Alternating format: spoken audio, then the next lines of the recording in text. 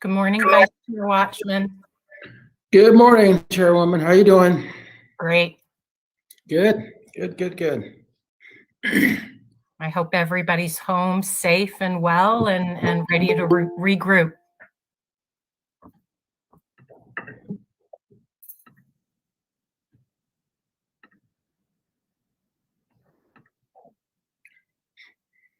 And welcome all of our guests. We're waiting upon 8 a.m. We can't start before then. And we're also waiting upon our 5th commissioner. And as soon as we get our entire team together, we'll get rolling. We have a very prompt group.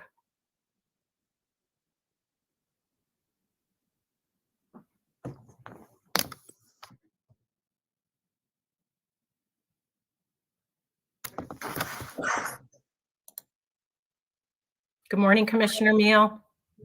Good morning.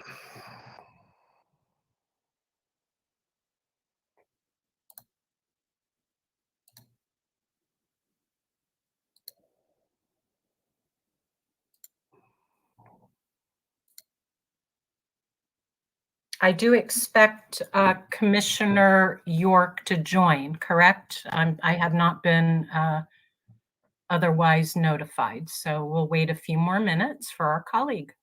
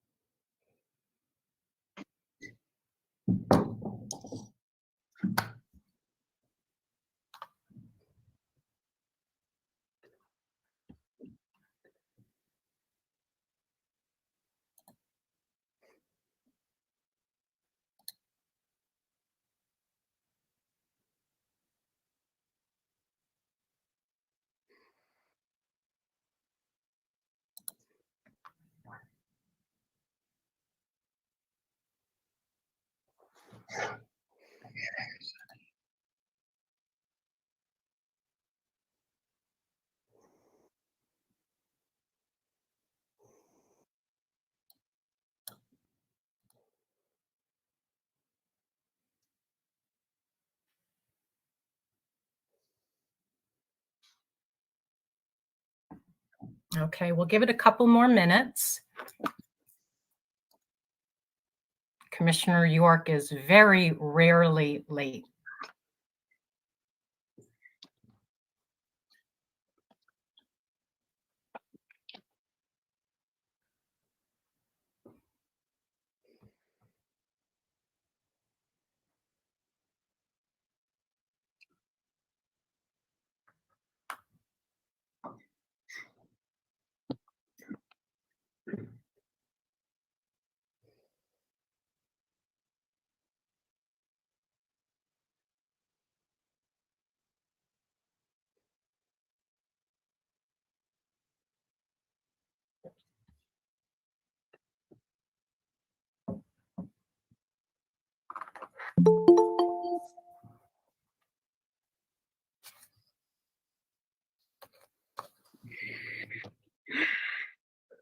Okay, we'll give it another minute or so.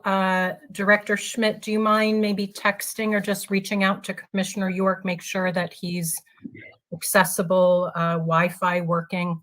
I did. I'll let you know where you're at. We all know that that sometimes is a challenge.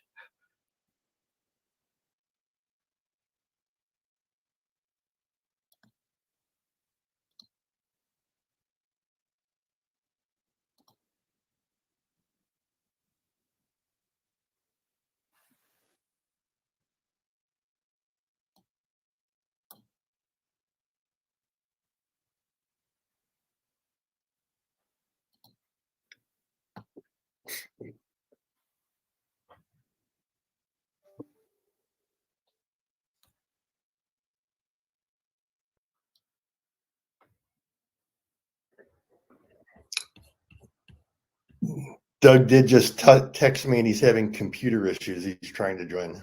Okay. We'll give it to 8:05 and we'll start. And, you know, I feel good that he'll hopefully be able to solve the computer issues when we get to the substantive issues. So at 8:05, we'll begin.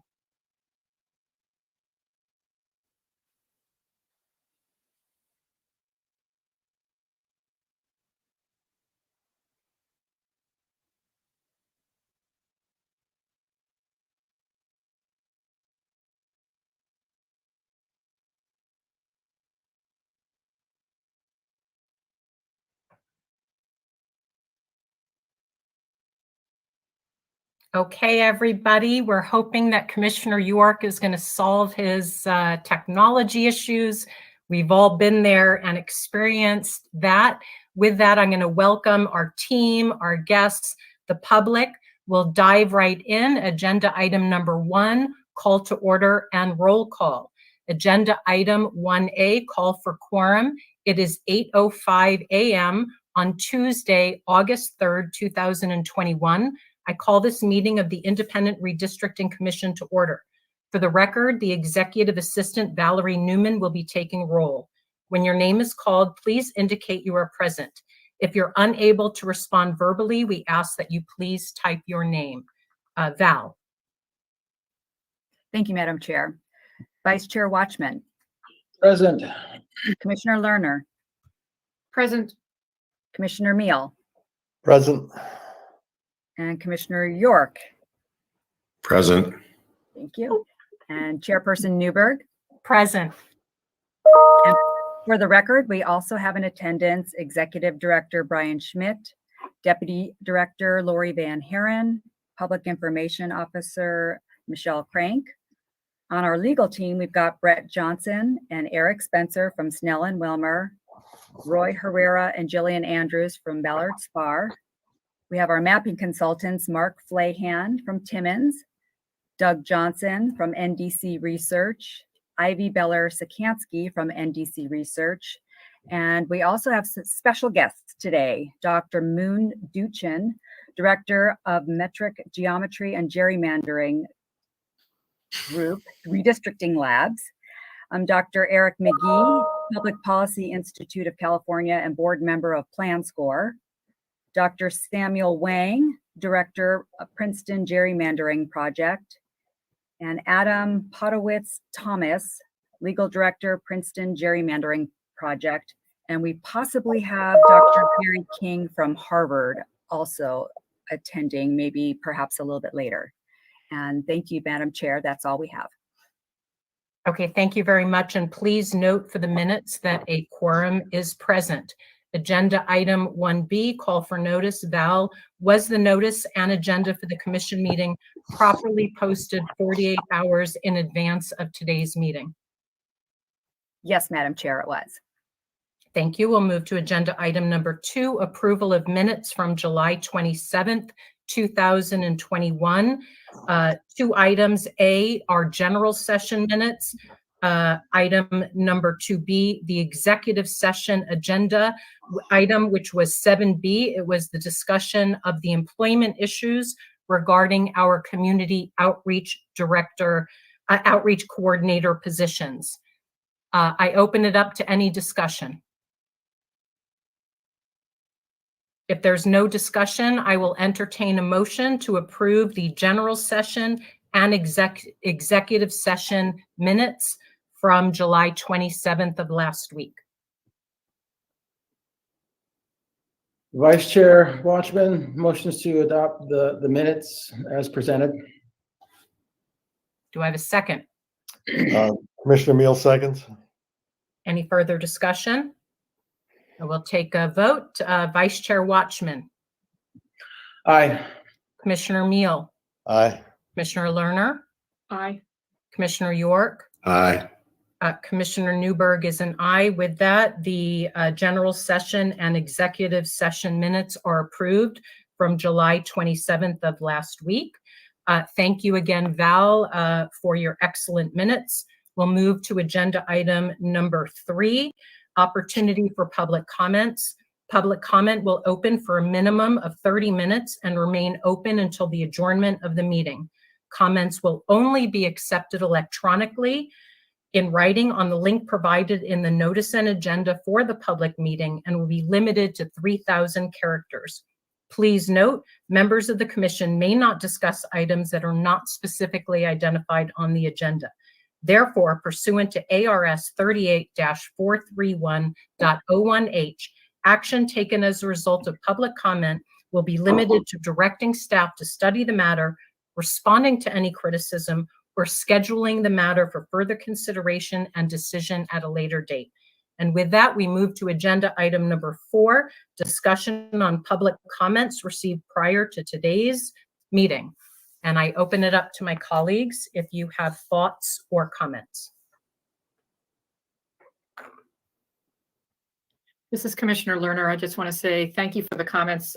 It's also it's interesting to hear from those of you who've been attending the sessions on your perspectives, things that you're picking up on, and then appreciate a lot of the advice that we're getting on things. There's a lot of different things that you're suggesting that we do, so certainly we'll take some of those things into account and appreciate your insight on that. I'm just going to keep it very general with that. I'd like to add that just, you know, the other public comments we've been getting obviously have been at our listening tour. And I think our tour has been very productive. And the substantive comments we've gotten at these meetings has been really significant. So I appreciate the public input that we're receiving. I was going to say, I think that the engagement level, either between the public meetings and also the response to viewing the public meetings and comments about them, are pretty exciting.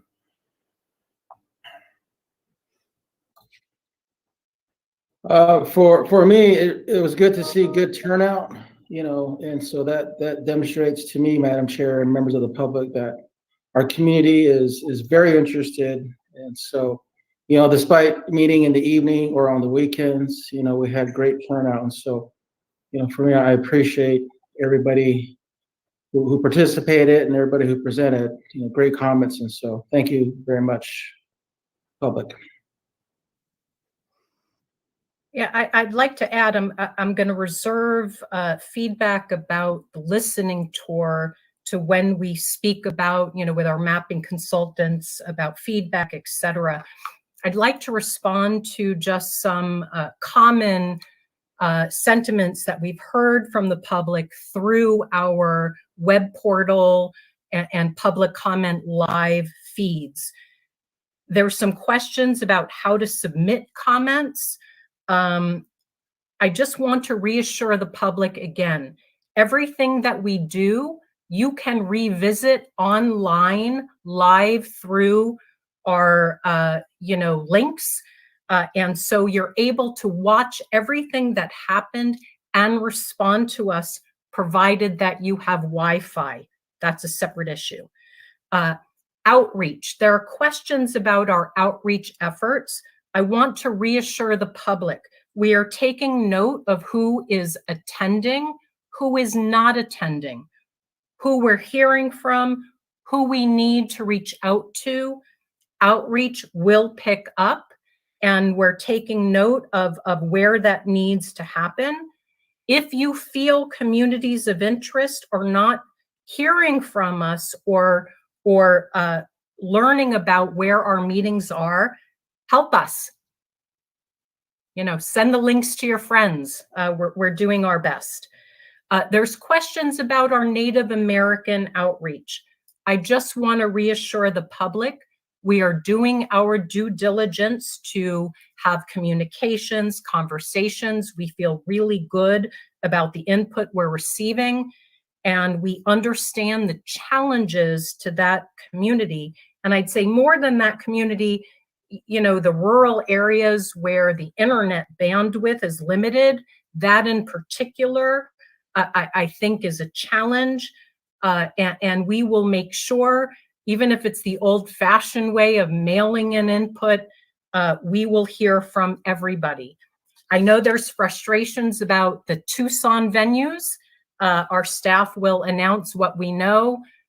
Thank goodness, within the Tucson boundaries, I feel confident that people won't have to drive much more than a 30-minute, radius. And so I think we're okay. And with that, I don't have further additions with the public comments. There'll be further thought on the listening tour as we hit that agenda item. And Madam, yes, please. I have a question. Yes. Are the listening tour videos available for people to see, or I don't think they are now. Will they be available, and when will that occur? Or transcripts of how can somebody go back and look at a meeting that has occurred? Commissioner Meal, we have them all recorded, and we're working on uploading them. Hopefully we'll have that done today. Thank you.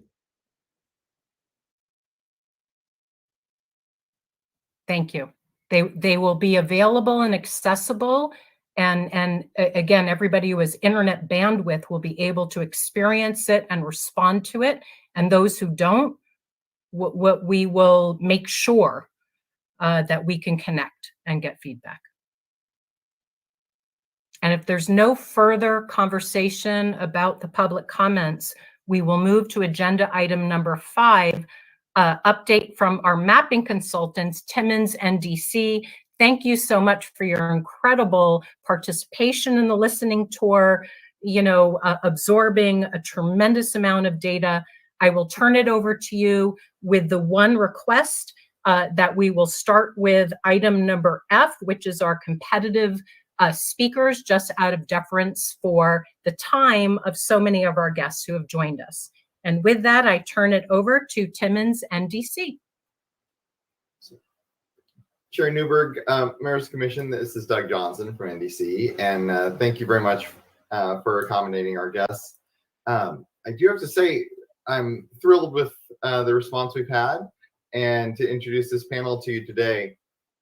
I would argue this may be the most impressive panel on competitiveness that's ever come together. It's certainly up there in the list. So thanks to our participants. Very briefly, I'll just take 30 seconds for a little background for those that may have not watched the earlier meetings. There are two key challenges that have been discussed with the Commission on the competitiveness question. One is what past elections to use when attempting to predict the future competitiveness of districts.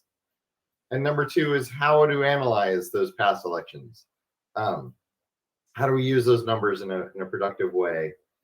And so you've already seen presentations by the legal team, by myself, and by Dr. Eric McGehee on competitiveness. And today we have actually 3 more speakers to talk about that. I've asked each presenter or pair of presenters in one case to take 10 to 12 minutes or so to present their ideas and their how they came to what they suggest for the Commission to consider. And I've asked them to take such a short amount of time, because that is very short given the complexity of the issue, to allow lots of time for a robust group discussion with the Commission. And I've asked all the speakers to stick around, so we'll have a group discussion at the end. First of all, we'll start with the pair, Samuel Wang and Adam Podowitz-Thomas, who are both from the Princeton Gerrymandering Project. Professor Wang is actually a neuroscience professor at Princeton and director of the project. He holds a BS in physics from Caltech and a PhD in neuroscience from Stanford University School of Medicine. He initially got into this field in 2004, started aggregating presidential election polls, which has now become a very common approach to looking at presidential polling. And as part of that effort, he started the Princeton Election Consortium. And then in 2012, he saw issues with what's described on their website as new systematic distortions in the U.S. House. And that led to his interest in voting rights and the creation of the Princeton Gerrymandering Project.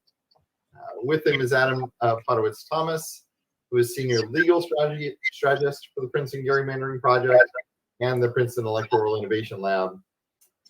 He helps dictate the team's role in redistricting and election policy nationwide, and works closely to build relationships with reform organizations and craft strategy nationally. As they put it on their website, he translates the team's data expertise into useful legal and policy analysis, which is exactly what we're trying to do here today. He holds a JD from Stanford Law School and undergraduate degrees in history and geography from the University of Georgia. Following them, I'll just do all the intros at once. Following them, we have returning, thankfully, Professor Moon Duchin from Tufts University. As you may remember, she spoke with us earlier about the census privacy disclosure avoidance issues. She's professor of mathematics and senior fellow at the Tisch College of Civic Life at Tufts University. She runs the MGGG Redistricting Lab, which draws from math, computing, geography, law, and policy to study a wide spectrum of issues related to census, elections, and redistricting. She has been recognized as a Guggenheim Fellow, a Radcliffe Fellow, and a Fellow of the American Mathematical Society. And the lab has enjoyed major support from the National Science Foundation. And then he presented initially to you already, but he has graciously agreed to return for the panel discussion. We again have Eric McGehee, Senior Fellow at the Public Policy Institute of California, where he focuses on elections, legislative behavior, political reform, surveys, and polling. He is co-creator of the Efficiency Gap, which we've talked about as a widely used measure of gerrymandering. And before joining PPIC, he was assistant professor of political science at the University of Oregon and a congressional fellow. And he holds a PhD in political science from the University of California, Berkeley, and serves on the board of PlanScore, which he discussed with the commission in a prior meeting. Lastly, as a note, we invited Dr. King. He was unable to make it, but I did have an extensive conversation with him, and as appropriate, I'll share some of his thoughts when we get to the panel discussion. So with those introductions, I again want to thank our guests for joining us, notably on quite short notice, and invite Dr. Wang and Mr. Podowitz-Thomas to kick things off for us. All right. Well, thank you so much, Doug, for that very kind introduction. And thanks to all the commissioners. Really appreciate what you've been doing, watching you with great interest from afar as you are pioneers in the active independent redistricting. Arizona has long led the way in independent redistricting. And so it's been a pleasure to watch you. And Sharon Newberg, it's a pleasure to meet you in person, as close to in person as we're likely to get under current circumstances. What I thought I'd do is I'd lay out some issues. Mr.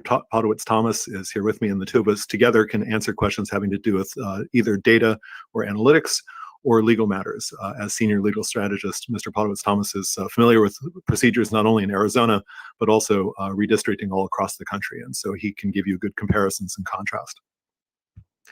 Let me just explain myself just a little bit. One, of course, might want to know why a professor of neuroscience is getting engaged in redistricting. I think this illustrates the degree to which redistricting has really come into the public eye. I'm sure that many of you got interested in redistricting in the last 10 years after seeing the kinds of battles that have become increasingly partisan over the last several decades across the United States, and the kind of difficulties that have come even with the best of intentions.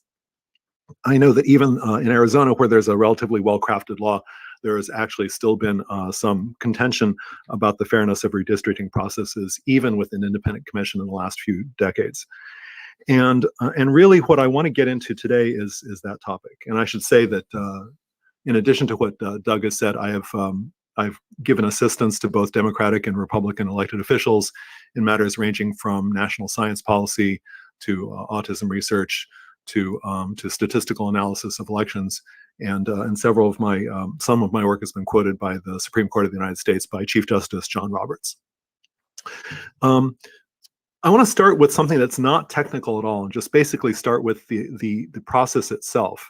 Now, you all, of course, are well at this point well versed in the process and the criteria that you're supposed to reach. You've got expert assistants, very fine expert assistants in the form of Doug Johnson's organization, and you have other assistants available to you. But what you may not have assistance in is assistance in dealing with the huge amount of public attention that is about to come your way. I'm sure the public input process has been really, in some ways, very illuminating. My understanding of the redistricting process, as an observer, from the confines of someone who doesn't have the responsibility of drawing the lines, is that you have a public input phase. Organizations like MGGG, Professor Duchin's organization, like representable.org, and others will be giving you input, and that's an input stage.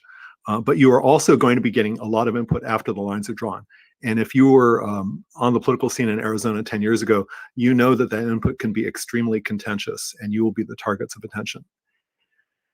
What I'm here to offer you today is not quite so much the math, which I think you can hear about from Professor Duchin and Dr. McGee, but also the idea that competitiveness can be a shield for you. That by building competition, by observing that seventh criteria of the 7 criteria laid out in Proposition 106, passed so many years ago, that can shield you to some extent for some of the public criticism you will encounter. And so you may be called upon to treat the parties fairly. You may each have your own views of what constitutes fair treatment of the two parties. But in addition to that, by building competition where possible, and that phrase "where possible" is doing a fair bit of work. By doing it where possible, you will build not only a good map, but you will also build a defense for yourselves. And I realize that I know that you have a public interest to serve, but in addition to that, you're going to get so many questions. And I think it's just really important to recognize all the hard work that you're going to be doing in the weeks and months ahead, and think about how you can carry out that duty.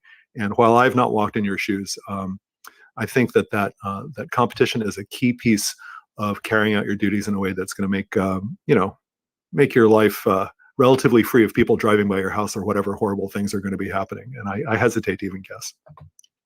Let me just show you a few slides, and then I'd be delighted to cede the floor to the next speaker. Let's see here. So, as I said, we are here at Princeton. If you can see my slides, is that right? Let's see. Yes. Yes. Okay. Yes. All right. So as I said, here at Princeton, we have an organization called the Electoral Innovation Lab, and we seek to repair and strengthen democracy using science, law, and practical strategies for nonpartisan reform. And we've been really encouraged by all the interest nationwide in redistricting, and we've been talking with organizations nationwide, including in Arizona. This is just a map to just show you, shown in this kind of bluish color, are states that have independent commissions, and Arizona really led the way and has more work to do than, say, some states that maybe only have a few districts. But in fact, Arizona has led the way starting several decades ago in redistricting. And this is just a reference if you ever want to learn about redistricting in other states that have followed the path that is led by Arizona.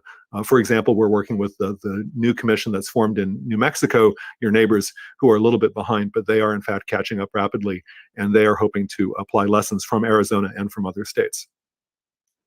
Now, just to dive right in, the issue of competitiveness in Arizona, just to remind you of language that you have already read, I'm sure, competitiveness is a criterion of Proposition 106, And our reading of it, and Mr. Potowitz-Thomas can answer more, is that it was key to the passage of Proposition 106 in 2000. And if you look at this analysis by Legislative Council, one of the things that's said here is adjustments made to maps to meet the following goals. And you've heard about 1 through 6, including political party registration, voting history data, can't be used to create district maps, although I will say watchdog organizations and external organizations are at liberty to find out exactly what the outcomes are of that, and we're among those organizations. But you have many criteria to follow, including communities of interest, whether from Native peoples or from other communities across the state, following geographic features, city, town, and county boundaries, and so on. But I want to call your attention to the last thing, which is what we're talking about today, which is competitive districts. And specifically, the language is competitive districts are favored if competitive districts do not significantly harm the other goals listed. And so the idea here is that competitiveness is an important criterion, and it figured prominently in the minds of Arizona voters when they voted for Proposition 106. And I wanted to start with that and just show you some things that were said at the time to emphasize that where possible, it is recommended to, in fact, work towards competition. So during the campaign to pass Proposition 106, things were said like, for too long, both parties have created legislative and congressional districts to protect their incumbents. Such gerrymandering eliminates real political competition and shortchanges all of us. Another quote is comparing this process with the current method, which is the method at the time, where legislators can create safe districts for themselves, ensuring little competition. And finally, the League of Women Voters, speaking for the idea of creating the opportunity for legislative candidates to face opposition in their bid for office. So this is all to say that that increasing the amount of competition beyond what a state legislature would do is in fact one of the criteria, and where possible, it is desirable to build such a map. Now, you're going to hear about different mathematical ways of defining competition, and despite the fact that I do data analysis in my day job, despite the fact that my stock and trade is data analysis, you have expertise available to you to gauge that, and you will have citizen groups who will do a bang-up job of identifying when a district is competitive or not. So rather than get into that too much, let me just show you how easy it is. So this is just an example of how one measures competitiveness. And I just want to point out that in our age of partisanship, voter behavior is easier to predict than it used to be. Despite the large number of independent voters and non-affiliated voters, people say that they're independent, but they often have preferences in how they vote. And so what that means is it's possible to take data analytics and actually predict within a few points of how a district is likely to turn out. This is just a simple plot of a congressional map that was enacted in 2019 during court battles in North Carolina. Because of gerrymandering disputes in North Carolina, they had several lawsuits, which consumed a lot of time of the legislators. And you can see on the right, this is a graph that just shows what the district map was like before the last redraw. And you can see here, there's a competitive zone. So this is a graph from no Democrats voting for the candidate to an estimated 100% of voters voting for the candidate. And you can see that across all these congressional districts in North Carolina, between 30 and 70% of voters vote for or expected to vote for a candidate in that district, anywhere from 30% Democratic or 70% Republican, or vice versa, 70% Democratic, 30% Republican. The point is that it's possible with data analytics, with voting records, with precinct geographies, with census block geographies, to use tools like Dave's Redistricting app, Esri Redistricting, Districtor, which is a tool developed at Tufts by Professor Duchin's team. All of these tools are able to predict competitiveness. And you can see here that the map before the lawsuit had districts that fell outside the shaded gray zone. And the point is that when the expected outcome is within 7 points, there's relatively little uncertainty. And that relative lack of uncertainty means a lack of competitiveness. And you can well imagine the way this graph is laid out, that it would not have been very hard to draw a few districts that were competitive here in this gray zone. And you can see this little jump here. And that little jump, I can assure you, was designed on purpose by people seeking to create a partisan advantage. And so I think the main point is that it's not hard to detect, and it wouldn't be that hard to build competitive districts. Now, in my last minute, I just want to show you something that is on a website that you can explore at your leisure. And the thing I'd like to show you now is something from the political handicapping website 538. And if you can see this, this is now current district boundaries in your state in Arizona. And I just want to show you here at the bottom, this is now a handicapping site that's good at telling when you have usually Democratic districts, highly competitive districts, or usually Republican districts. And they have a database of districts that are gerrymandered in either direction. So the current map has 3 competitive districts. As you well know, these competitive districts went in favor of Democrats in the last election. The same, one can draw a similar map for legislative. But it's also possible to draw a map that favors Republicans. So this is a way of drawing a map that favors Republicans. And some of you might be satisfied with such a map. And you can see here that Tucson is split. Phoenix is packed into a district that includes parts of Tucson. And you can see here this is a 7-2 map. In the other direction, it's possible to build a map that favors Democrats. And in this case, only 3 districts are safely Republican. So it's possible to draw these different maps. And let me just skip to highly competitive elections. And now you can see here that it's possible to draw highly competitive districts in which 4 out of the 9 districts are in fact highly competitive. And if you take a look at these, I encourage you to go over to 538.com and play with it at your own leisure. If you look here at this map pretty carefully, you can see that these districts are reasonably compact. And they don't do such a bad job of keeping counties and other communities whole. And so you may start with a grid type structure, but it would not be that hard to go to a map that is relatively competitive. The point being that, of course, you have to look after the other criteria, but drawing in competition is something that is possible and within your reach, and it is within your discretion to do that. Why don't I go ahead and stop there and give either time for an immediate question or turn it over to the other speakers. Yeah. If anyone has any quick clarifying questions, you can certainly ask it now, or we'll certainly get into a bigger discussion when. I have a simple question, which is that set of maps you just showed, is that a website we can access? Oh yes, if you don't mind, I'll drop it into the chat, and I can also mail it to your expert. Thank you. Yeah, you'll have fun playing with it, and depending on what you want, depending on your personal predilections, you'll find something of interest in all of the maps in that site. Let's see if I can. Let's see here. I'm putting it in the chat now for everyone, and you can look at that at your leisure if you have it. Commissioner Mill, it should be there. And just for those watching on the live stream who I know can't see the chat, we will add that to the commission website.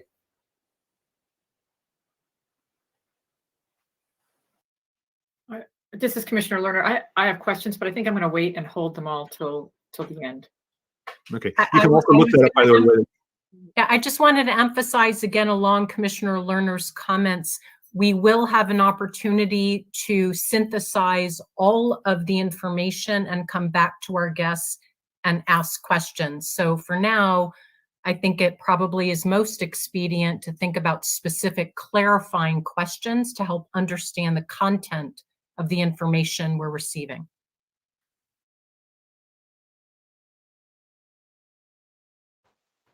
So if there are no more quick clarifying questions, I'll ask Adam to speak next if he's ready. Doug, I yielded my time to Dr. Wong, and I'm happy to yield to Dr. Duchin, who I believe was up next. So, okay. Yes, I hogged Adam's points. I'm sorry, Adam.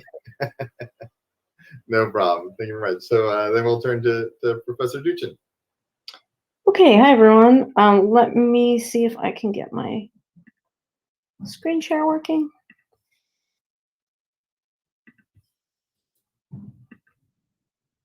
Okay, how's that? Can you see a full screen?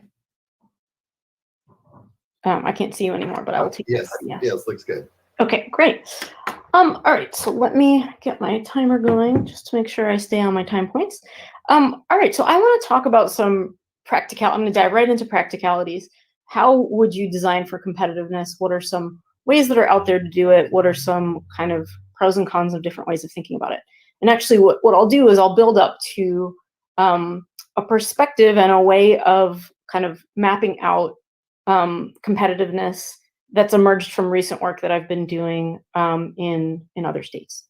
So to start, I'm not going to dwell on generalities, but I just want to point out that when we talk about competitiveness, there's already it's a multivalent term, and there's already some ambiguity about what it is, which definitely spills over into measurement issues. So after an election's been conducted, you can say, like, retrospectively that it was competitive if the outcome was close. That's one thing we sometimes mean by talking about a competitive contest. During an election, while it's being conducted, while it's being campaigned, you can say that it's competitive if the outcome is unsure. And for instance, political scientists have sometimes argued that this could be measured by campaign spending or by campaign activity and appearances. That might be a measure of how unsure the candidates are about the outcome. But you have a different task in front of you, which is not during or after, but before, right? And so if you're trying to assess whether a proposed plan should be called competitive, here you're talking about a plan, not an election. So no election has yet been conducted, and in fact, you're tasked with something that will stand up for 10 years and be able to be regarded as competitive over a long time span. So this presents a different kind of measurement challenge. And I think Eric McGee also referenced this in his remarks to you a week or two ago.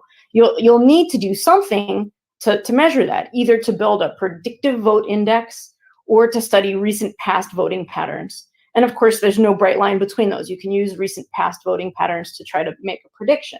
But just to observe, it brings back this question that Doug prompted, or kind of primed at the beginning, which is sort of which elections? How should we think about this?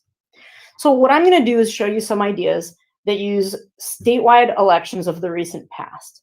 And many of these ideas would carry over if you chose to use a predictive vote index or if you chose to use lower level districted results. But I'm gonna confine my brief remarks to recent past statewide elections and show you a couple of ideas about that. Okay, so first of all, I have a paper about competitiveness in statistics and public policy from last year. You can get to it from my group's website, mggg.org/competitiveness. And these pictures should remind you a little of some of the pictures you just saw from Sam. We're looking here at Virginia. We're looking at the enacted congressional and state Senate plan, and just district by district marking the Democratic percentage. Sam showed you a gray shaded area that was close to 50-50. These diagrams that's in green, the area that's close to 50-50, and in purple is a band around the statewide average. So for this particular election, this was the presidential 2016 election, if I remember right. For this particular election, the statewide average was a little above 50% Democratic, as we remember. And then we get to see how the districts cross through that. And so one thing that you might want to do is look at how much time those dots spend in the bands, right?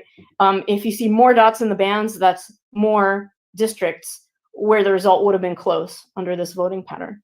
Something that cuts through the bands more quickly might be seen to leave some opportunity for competitive districts on the table. And in the paper, we go through and do this for a range of states: Massachusetts, Virginia, Wisconsin, Georgia, Utah. And in some of those, like if you look at Georgia's state Senate map, for instance, boy, that seems to take a really quick path through the competitive zone, right? And that looks like something that might be a sign of an intent to create safe seats.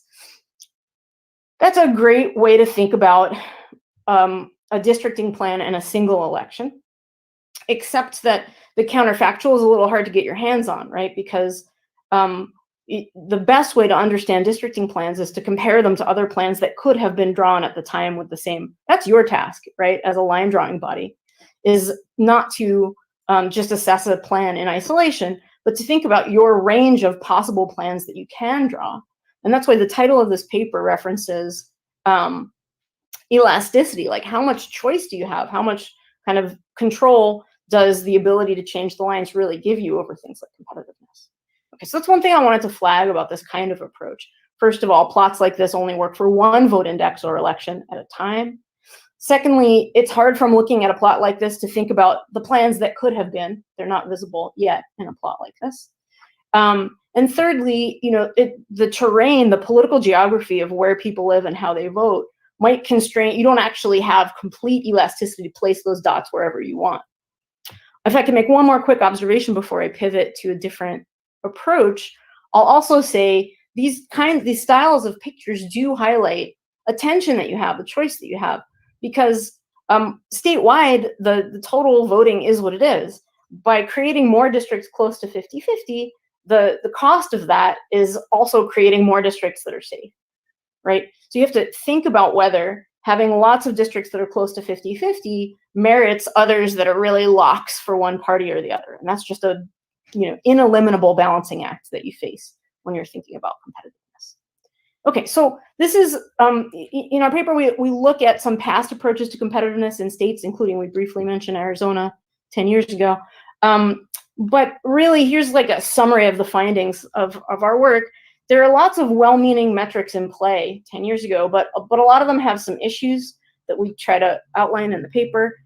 Many of them lack clarity about how to use multiple elections, whether you're trying to maximize closed districts, minimize safe districts, or tolerate both, and unintended consequences. So sometimes, as in the Clean Missouri reform that was passed at the ballot box in 2018, a rule in the name of competitiveness ends up, according to our analysis, being anti-competitive, as after the dust settles.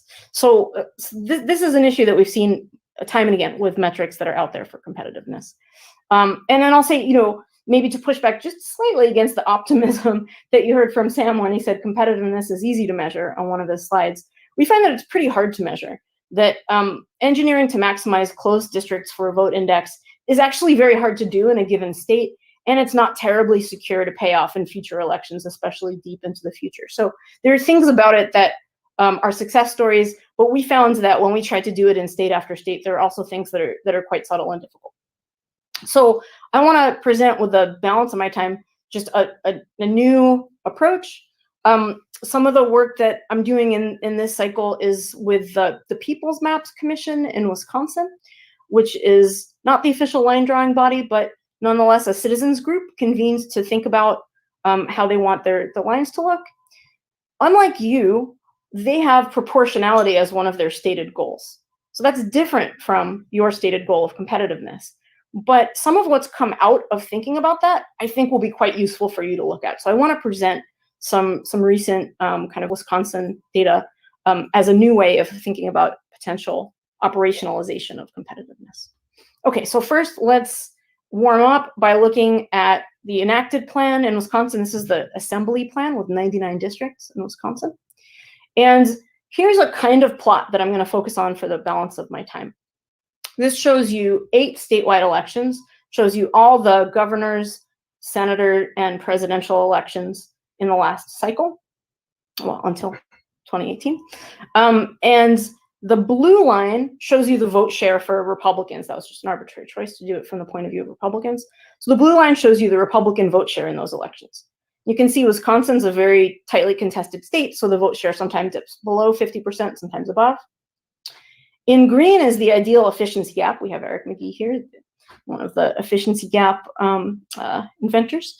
And efficiency gap is really similar to proportionality when you look at it this way. It's literally just twice as far away from the 50% line. So the highs are a little higher and the lows are a little lower. So you see here both the proportionality line, that's blue, the efficiency gap line, that's green, and the actual enacted plan, that's orange, sailing comfortably on the Republican side consistently throughout the entire cycle. Although it hits proportionality just in the Senate race of 2018. Everybody okay with what's happening in this picture? Because this is the style of picture I want to show you for a few more slides.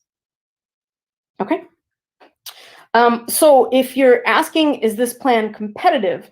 This picture doesn't yet give you a whole lot of evidence for whether this enacted plan in orange is competitive or not. It tells you that overall it tends to favor Republicans relative to either proportionality or the efficiency gap, but it doesn't say that much about district by district swinginess. So let's look at some plans that were made by like a random computer process. And I want to stipulate, as always, when I talk about algorithmic plan generation, these aren't plans that are suitable for adoption.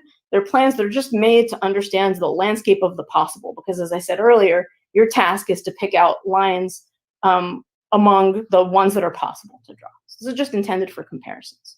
Okay, so now you see that enacted plan in orange and these random plans in red and green, and they sort of behave differently as the sea level rises and lowers over the last 10 years. Okay, these are just plans made with the basic constraints of population balance and contiguity and compactness.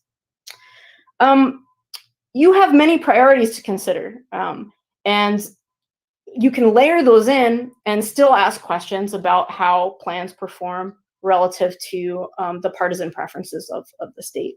So these are plans that are made, and actually let's compare that slide where these plans don't really seem to follow county lines very well. County lines are in black. To this slide where we've turned on some preference for county preservation.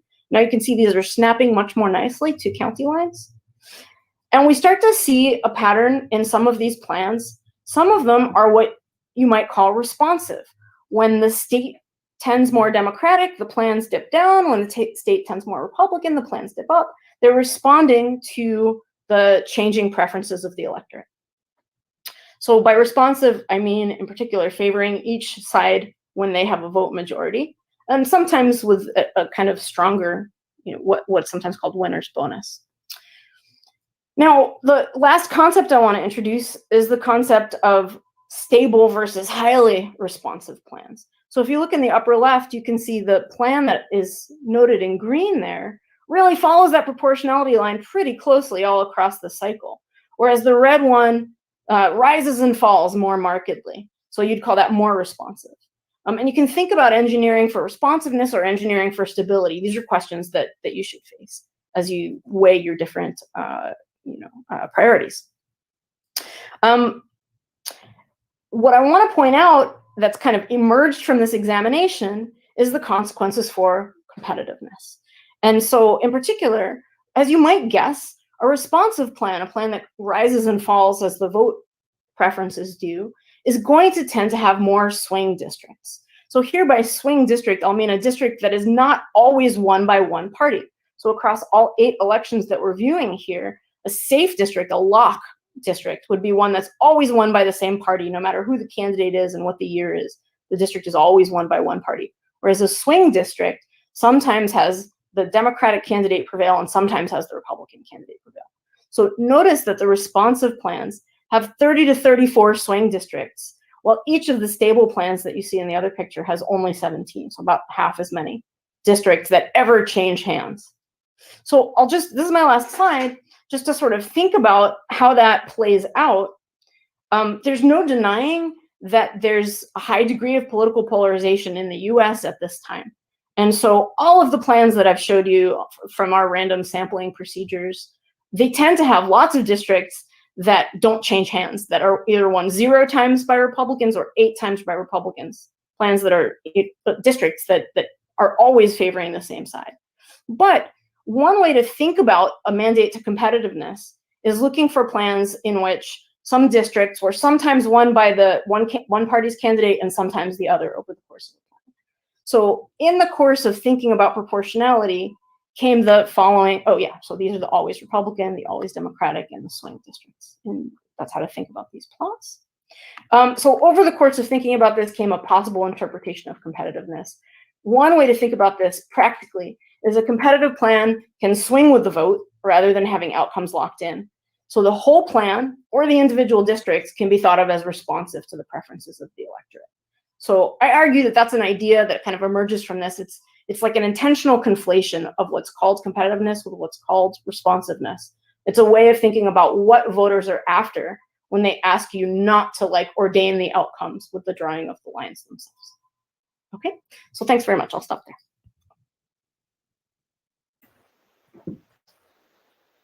Thank you, Professor Duchin. Definitely appreciate that. And that'll lead us into our discussion. I will note kind of a nice coincidence, actually, the approach Professor Duchin was just describing, where you kind of look at which districts have different winners in different election contests and switch from contest to contest, is actually the same thing that Professor King raised when I talked to him. The same idea. He kind of said, rather than looking at averages of elections, look at how many people win, who wins which election. So this may become known as the Massachusetts method. I don't know. Well, I think there's some crystallization of opinion around that, rather than trying to come up with one true vote index, just serially looking at past elections. Yeah, so it's great to have that thought represented, and appreciate you capturing that, definitely. So with that, I'll ask Eric to also turn on his camera. And just as a reminder, he gave you somewhat of an introduction of competitiveness last time, and also talked about Plan Score and demonstrated that website just to jog your memories about that generates some of these different measures. for each plan that's submitted to it. So with that, I will hand it over to the commissioners. But before we dive into the Q&A, I just want to help orient us into our thinking around two issues. Number one, we are hoping a week from today that the commissioners will vote upon a competitive measure that we are going to use. So I encourage us to ask specific questions. If you're creating algorithms, what are you inputting? How are you measuring R's, D's, and I's? I had some follow-up question from our presentation last week on independence. Logistically, how long do these measurements take? We have a compressed time frame. Do you create these algorithms in advance, and then after the data's there, is it a matter of, inputting it into a computer? So these have been wonderful presentations, but I'd like to see us bring this information into a very practical conversation about how we measure competitive. We've received our legal briefing about where competitiveness ranks in our constitutional requirements and how we think of it. Now we're focused mathematically, statistically, how we measure it and advance this. And so with that, I'll open the conversation to my colleagues.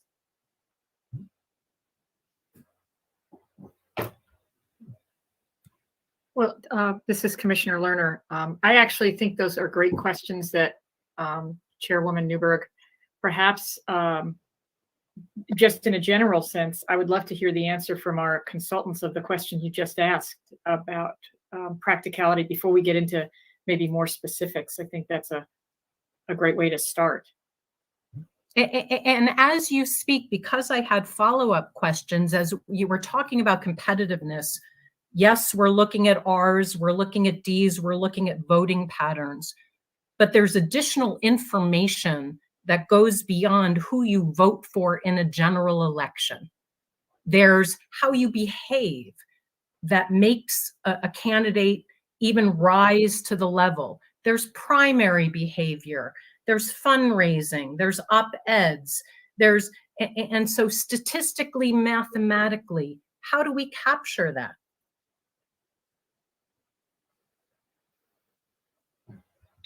Well, I could react. Also, Eric and Sam and Adam, please jump in. So a few practical questions that just got raised. So one is which elections? Well, the approach I just showed you was to look at all the sort of top of the ballot statewides for the whole previous census cycle. What's nice about that is that it gives you enough data points to look at that rising and falling sea level that I was talking about. So I'd love to see you put together a data set that spans over at least 5 years and preferably 10, and that that includes like a highs and lows. I think that's important. To the specific question about how to incorporate, okay, so first of all, what are the R's and D's and I's? So lots of people will give you different ideas about that. And for instance, Sam showed you the very cool Atlas of Redistricting from 538, which I love, I look at all the time. But the thing that they're doing to get their reds and blues and purples is they're using something called the Cook PVI. So they're making a predictive index out of how people's voting compares to the presidential average nationwide. So if they were doing that in the Reagan years, in order to rate as competitive, you'd have to actually be quite Republican. So just beware the way that R's and D's and I's are being counted. So the approach that I've advocated for is to not label people as R's and D's and I's, because the whole thing about voting is that we have agency and we can go vote based on different information and different candidates differently at different times. And that's why I really like the cast votes, the actual votes that were cast, as a way to understand patterns of preferences. it's true that if you do that only for one election or only for two, then factors like incumbency and strength of campaigning and just plain candidate availability and geographic parts of the state that someone's from, parts of the country, are going to matter a lot. But over the span of a whole cycle, you'll see enough variety that some of those idiosyncrasies come out in the wash. So I want to caution you against. And let me just ask a quick clarifying question. When you say the voting pattern, is that voting pattern in primaries and generals? You could absolutely do that. I showed you statewide generals because you can't use a primary to look at people's preferences between the two parties. Well, except in a state like California or Louisiana that has a open primary, but not in Arizona. I certainly think primaries are important. I think campaign spending is important. But when you try to bring all those things into a predictive vote index, I think you run into what the Supreme Court has memorably called gobbledygook problems, right? Eric can talk about that in greater detail. But the sort of more stewing together that you try to do to build like one composite, the harder it is to explain what you've done. And I don't think you get as much payoff for that as you do by just looking at the votes as they were cast. So I'm advocating for simplicity, partly because you're going to need to explain it to the public. And partly because I also think it gives you better results. So to that, and the last thing I'll say, I don't want to go on, is particularly I want to caution against using voter registration because that identifies people with a party. And we know that people's voting behavior varies enormously, whether they turn out, how they vote. Just one little data point. I believe it's still the case in Kentucky that there are more registered Democrats than Republicans. A fact that doesn't track with current voting behavior, but people once registered may not change their party registration. Okay, thank you. Yeah, I would just agree with a lot of what Moon has just said. First of all, in my presentation last week, I emphasized that there's kind of these three tiers of the approach in terms of what I would think of as a quality. Are you going to, any one of these three approaches would probably get you in the right sort of ballpark, I would say, but I think some are definitely preferable to others. So using registration has a lot of problems, not just the ones that Moon mentioned, but the ones that Sam also mentioned about what do you do with independence? What does an independent mean? Turns out when people say that they're independent, they actually vote pretty reliably with one party or the other. So you're not, in using that registration, you're not getting that information, right? The second would be to just use these statewide races, some combination or just presidential or just gubernatorial or what have you. I think that's preferable to using the party registration, but I think it still has its own problems because it's not the actual vote for the office that you're concerned about, the legislature or Congress, right? So the best, I think, is to use some of those statewide races, which you can reconfigure into your new districts. That's the advantage of those, is you can sort of reshape them into your new districts, and then you can use that to predict, based on recent elections, how those are likely to turn out. And as the other panelists have mentioned, these days, those kinds of predictions are more accurate than they were, say, 30 or 40 years ago. So you have some extra flexibility. There is also this element of incumbency and personality that comes into these contests. It definitely is still present. It definitely still exists. I think my read of the Arizona law, and I guess I would definitely pass off to the lawyers on this, so don't trust me, but my read of it is that you're not actually allowed to think about those things. You're supposed to think about competitiveness as a partisan consideration. And those other things become kind of noise or uncertainty in terms of the districts that you design and how they're going to turn out.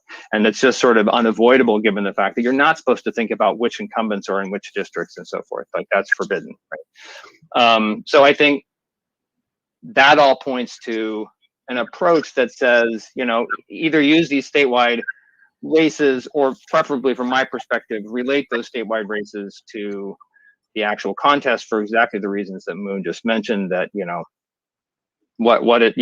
PVI indexes that they have on the 538 site are or just presidential vote basically, but relative to the nation as a whole.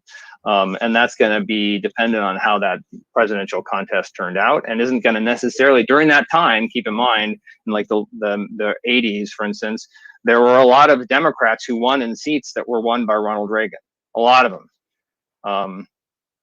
So you want to make that connection to the actual contest however you can, whatever your method of doing that. I definitely agree that using the actual contest is probably the best approach. And then trying to abstract it into a sort of more of a partisan question is a good idea as well. I wonder if I could just interject just for a moment, just to point out that as you've heard today, there's a really strong, let's call it an academics, intellectual theory for understanding what competitiveness is and how to detect it after the election has taken place. And so from the others and from people who are not here today, there's this excellent, I'd call it conceptual and theoretical framework, but that most of it in some sense doesn't concern you. You're the practitioners who are actually drawing the lines. And so consequently, you don't, you don't have to think about some of the things that have come up here. Others can examine it forensically years from now. The way I would put it is just to make it really concrete, what others have already said, is that you can instruct your expert to do the following. Obtain precinct by precinct voting behavior for a market basket of elections over the last decade, whether it be the corporation commissioner or Senate or president or and so on. And that basket will give you a sense for how much different parts of Arizona varied over the last decade. And then you can take your draft map, which you drew according to Criterion 6, not using party registration or voting behavior. You drew it from other principles. You can hand it off to your expert and say, okay, we didn't do that, but hey, can you take a look at this? And then the commission, and then your expert can take this and say, well, okay, I looked up, in my computer, the voting behavior of people for corporation commissioner, Senate, and so on, and calculate about how much the variation, this tide of that Professor Duchin was talking about, and you can calculate that amount of variation, and it's transparent. It doesn't require knowing. I would start talking about statistical terms like standard deviations. You don't have to do that. Okay, you could, but you don't have to. You could just say, you know what, we looked at these 10 elections over the last decade, and then you could find out how variable it is. And I think you could do it in relatively plain English, not too far from what I just said. The graph that you can look at is the graph that Professor Duchin showed you with the dots on the diagonal, and then my thing with the dots. And if that thing is kind of a bunch of dots on a diagonal, then that's pretty good. If it looks like a hockey stick, that's not so good. So I think a lot of the theory and fancy stuff, not to call what we do as academics theory and fancy stuff, but a lot of that is going to be applied by others around you. And that's definitely going to be part of the conversation. But in your act as a practitioner, you're the people in the arena. You can reduce this to these things. And there are important complications that you've heard about. And those of us out here on the outside are definitely going to be thinking about those complications. But I think there's just some simple stuff that, and I would say that all I've really done is, in some sense, rephrase what you've heard into very specific statements that I think that your expert demographer can do for you. And if I can, just for the public watching, just on a wording thing, but obviously these experts are all dealing with 50 states. In Arizona, the map that is not drawn using vendors is the grid map, and then the draft map shows reflections of that. Just so we're all on the same page with what Professor Wayne was referring to. That draft map that's drawn without the data is what we call the grid map. No, that's very important. Thank you. In that case, modify everything I said according to what you know better. It all still works. You just with that one word clarification. Thank you. But I know we'll get comments if we don't clarify that.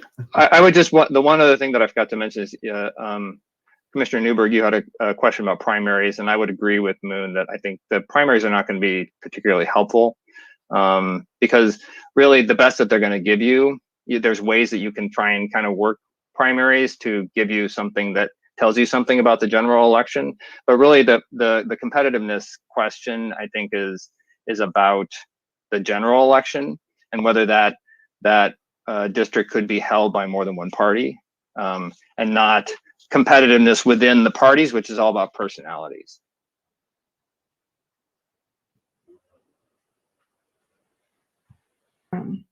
This is Commissioner Lerner. Could I follow up with a question? Please. I think this is I'm finding this really interesting and fascinating, and thank you for all of this.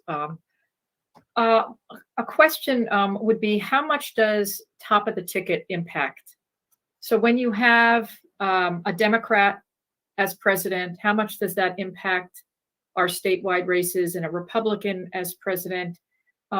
So when we're thinking about looking across several races over several years, how do we factor in that, you know, when there's a President Obama, people may have voted a certain way, because some people simply want to have a balance, right, in Congress. They say, well, if I've got a Democrat president, I may vote for a Republican in Congress because I want to have that balance of power, and vice versa then, right? If we have a President Trump, how much does that affect it? And how do we factor all of that in? And should we sort of take from both? Does that factor in? Well, let's see. So ideally, we believe that we as voters have agency. And of course, that's extremely important for us to be good citizens. But in fact, what you're saying is quite important, which is that there are broad patterns that are seen. Midterm elections usually go against the incumbent president. That's a broad principle that comes up year after year. Another broad principle that comes up is over the last 10 or 20 years, it is more and more the case that president and Senate elections go in the same direction. There are extremely few senators who are of a different party than who won the presidential election in the year that they were elected. I believe the only exception in the last election was Senator Collins, a Republican in Maine, who won her Senate race, despite the fact that Joe Biden won the presidential race. And so we must act as if voters have agency, but just like anything else, individual voters have some agency, but as a group, you can kind of tell what kinds of things they're likely to do in the aggregate, just as you might say control crowds at a concert and so on. And so I think that you can take this into account by assuming that voters have agency and then using the precinct information and just ask your expert to say, okay, here's a hypothetical district. How did they vote for corporation commissioner in this year? How did they vote for Senate in this other year? And what you can do is the statistical procedure that takes into account both agency and everything else is to say, draw your hypothetical district and then ask, how did that whole district, that hypothetical district that you drew, how did that district vote? And then do it for corporation commissioner, president, Senate, what have you, anything you want. And then take those estimates, and they represent different ways that means tide comes in, right? And then you can then, and so all of this is, you know, important political science, and then you can figure it in without worrying about it too much. So that would be my recommended way of dealing with it. Yeah, I think the way I would phrase essentially the same reaction is you take it into account by not taking it into account, namely by taking like a long enough time span of longitudinal elections to see conditions change, right? So that no idiosyncrasy dominates your whole data set. When you try to do something fancier to control for various patterns, you get yourself into sort of trouble with simplicity and explainability. And I just think simplicity and explainability are at a premium here. And you just don't get enough advantage from cleverer approaches to merit sacrificing simplicity and explainability. I had a couple other thoughts from the earlier questions about algorithms, how fast, pre-programmed. Maybe we can come back to that when the conversation trends back that way. I would also just say, I think in my presentation last week, I said much the same thing, that so what I advocated in that presentation was coming up with a prediction for like one particular prediction for a particular race, mostly just to get a sense of what the rank order of the districts was. So which one is the most Republican and the next most Republican and so on and so forth. But then you definitely want to move those results around according to what you have seen in the past from partisan tides, and see how vulnerable those particular outcomes are to the kinds of shifts that we see around from one year to the next. Because those shifts, you're absolutely right, those shifts can be quite significant and can, especially if you have a competitive plan, can make a lot of seats flip. And other aspects of the variability of elections are real, but I would say probably not even as significant as those up and down swings. Actually, I'd like to just riff on that for a second. So to move results around, nobody has used this phrase yet, but there's a really popular idea in the political science literature called uniform partisan swing that hasn't come up yet as such. And there the idea is take an election and then like add 5 points to Republicans in every single precinct, or take 5 points away. So it's called uniform because you do the same rising and lowering everywhere. And it's a way of taking one data point, which is maybe an observed election, and then moving it up and down. And lots of people do this for various purposes when they're trying to do election modeling. And I guess the thing I wanted you to notice about the approach that I was outlining for you is that it's completely free of swing assumptions. Because we kind of know, even if uniform partisan swing might be helpful for thinking about swings, the advantage of using 10 years worth of observed elections is that you're naturalistically seeing like how voters in the wild behave, right? You're actually making observations that show you rising and lowering levels and can actually capture something about the geography of the way tides rise and fall, rather than doing something artificial like pushing votes up by the same amount everywhere and down by the same amount everywhere.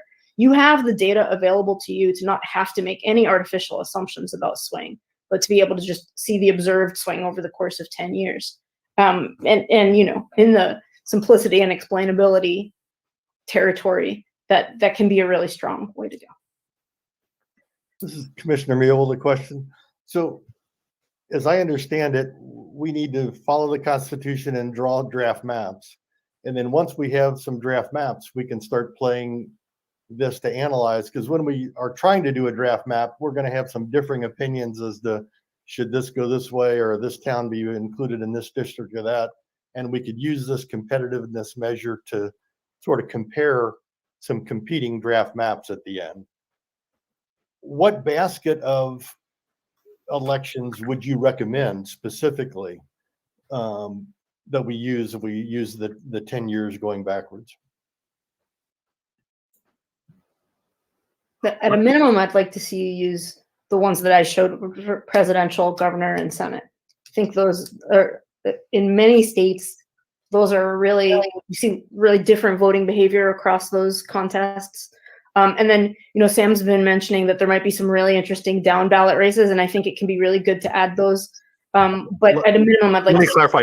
The reason they're important is that they're not interesting. Yeah, So- there are lots of views on this. Absolutely. No, So, but the point is that have like when you Tom go into Hoffler, for most people don't instance, have strong views about Yes. those down tickets. So they're interesting from an analyst point of view. So to us, they're super interesting. But most voters just go in and say, oh yeah, I'd like to vote for the, you know. Yeah. So Tom Hoffler, for instance, who is the sort of notorious redistricting consultant whose discs got turned over by his daughter to Common Cause. He had some particular views on that. There are folks who have like really strong views that like the tax assessor race should be the one that tells you everything. Opinions vary. For me, that doesn't matter so much. What I care about when I look to the inclusion of elections is that you're taking naturalistically observed results and not kind of combinations of elections that try to control for various factors.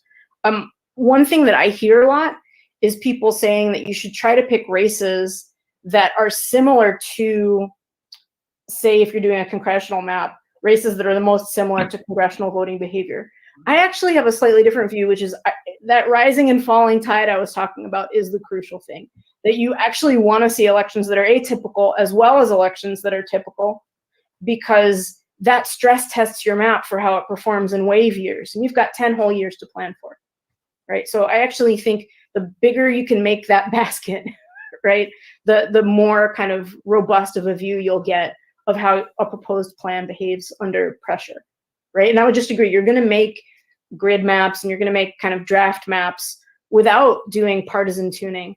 But then you could make a plot like the ones that you were seeing from us, and see how many districts are actually swinging to one party or the other over the course of the time period, and use that as a metric. Just the number of districts that ever change hands can be a metric that guides you in the direction of more competitiveness. I'd like to just interject. Can again. I just raise one point really quickly? Please. Because I have a slightly dissenting view on this point. My feeling is, so when we've looked at how the different top of the ticket races relate to the U.S. Congress, state legislature, say, the presidential contest is far and away the most predictive result. There are a lot of personality issues that come into, particularly like gubernatorial races, have a lot of personality issues that come in. The Senate still, to a large extent, has personality that comes into it, and competitiveness in terms of whether you have a candidate who is well funded, who can run against the incumbent, for instance. And those things don't end up trickling down to those down ballot races. What does trickle down is that presidential contest, and that's the best predictor. These other things can predict at the margins, but that presidential contest is really going to be driving most of what you're looking for. The swings up and down are very real, and definitely something you want to take into consideration, though. So that's definitely a factor. But I think it's important to try and you don't want to just add in races, in my view, without any sense of how much they're contributing because to your prediction that you care about, because you might end up getting something that is misleading one direction or another. So that's where I dissent a little bit from Sam and Moon. Well, just to be clear on that, it depends if your goal is prediction or if your goal is kind of like responsiveness and durability, right? If your goal is prediction, I agree in many states, not all, like Utah's an exception, Alaska's an exception. In many states, the presidential contest is particularly valuable for prediction of these districted races. But I think here the goal isn't exactly prediction. At least that's my, kind of point of view that I'm expositing. That competitiveness has to do with how a map responds. That's the point of view that I'm at least trying to describe. And so for that, actually, if you just focused on the most predictive, you wouldn't be seeing the kind of behavior. If, for instance, look at Pennsylvania in 2017, 2018, there was a lawsuit and an expert, Nate Persley, was brought in from outside, brought in by the court to draw the map. So he drew the map in 2018, which was immediately subjected to the 2018 wave year of voting, which would have been quite hard to predict. So if you're being narrowly predictive, the map's ultimately going to be judged not only by typical but also by extreme years. And so I think you really need to see both in the data set. And could we hear Dr. Wang's perspective as well on that? Because that was. Well, I think that to the extent that the three of us are not in full agreement, I think the points of disagreement from your point of view as end users, I think, are relatively small in the sense that we're all saying use real election data, use as many elections as you can. The last decade of elections will give you lots of swing if you are paying attention. 2018 was a really terrific year for Democrats. 2016 was a really surprisingly good year for Republicans in some ways. 2014, if I remember. The point being that you use that whole basket of things, and make sure that you make use of that information. Because of this tide effect, you need to make sure that precincts get combined with one another to make your estimate. I'm not sure that I'm saying something that's very much different from the others. I think that we are very engaged in a lot of these details, but you're looking forward in time to see what surprises may come. I don't know that you're going to like what I'm about to say, but one thing you can do is you can harness the public to help you. I'm not sure you want that input, but to the extent that these maps become publicly known, there'll be plenty of super interested people who have lots to say to you. So that'll be another approach. But certainly you have it within your reach to basically instruct poor Doug to collect a decade's worth of statewide elections, and he'll like run off after all that stuff and like collect it for you, and you could say, okay, dude, I want to know the average and standard deviation, or I want to know whether this district is going to turn out for one party or the other 90% of the time. And poor Doug and his staff are going to run off after that. And from what I know about him, I'm sure they can do it. You know, I'd like to again just inject a thought. This is so informative, remarkably educational information we all need to learn, absorb, and understand. I'm also hoping to take this 30,000-foot view, bring it down to our job and a decision we need to make next week. That is, and if you're all willing, and maybe, you know, I'll leave it up to you if you're willing, we'd like to hear specifically, what's your recommendation? What's your algorithm? What's your mathematical formula? What's your suggestion about how to measure competitiveness? Along with that, is there a time element? How do you do that? Do you do it while we're working on grid maps? Is it something to be done after the fact? Let us know, based on your years of experience, what you specifically recommend and think.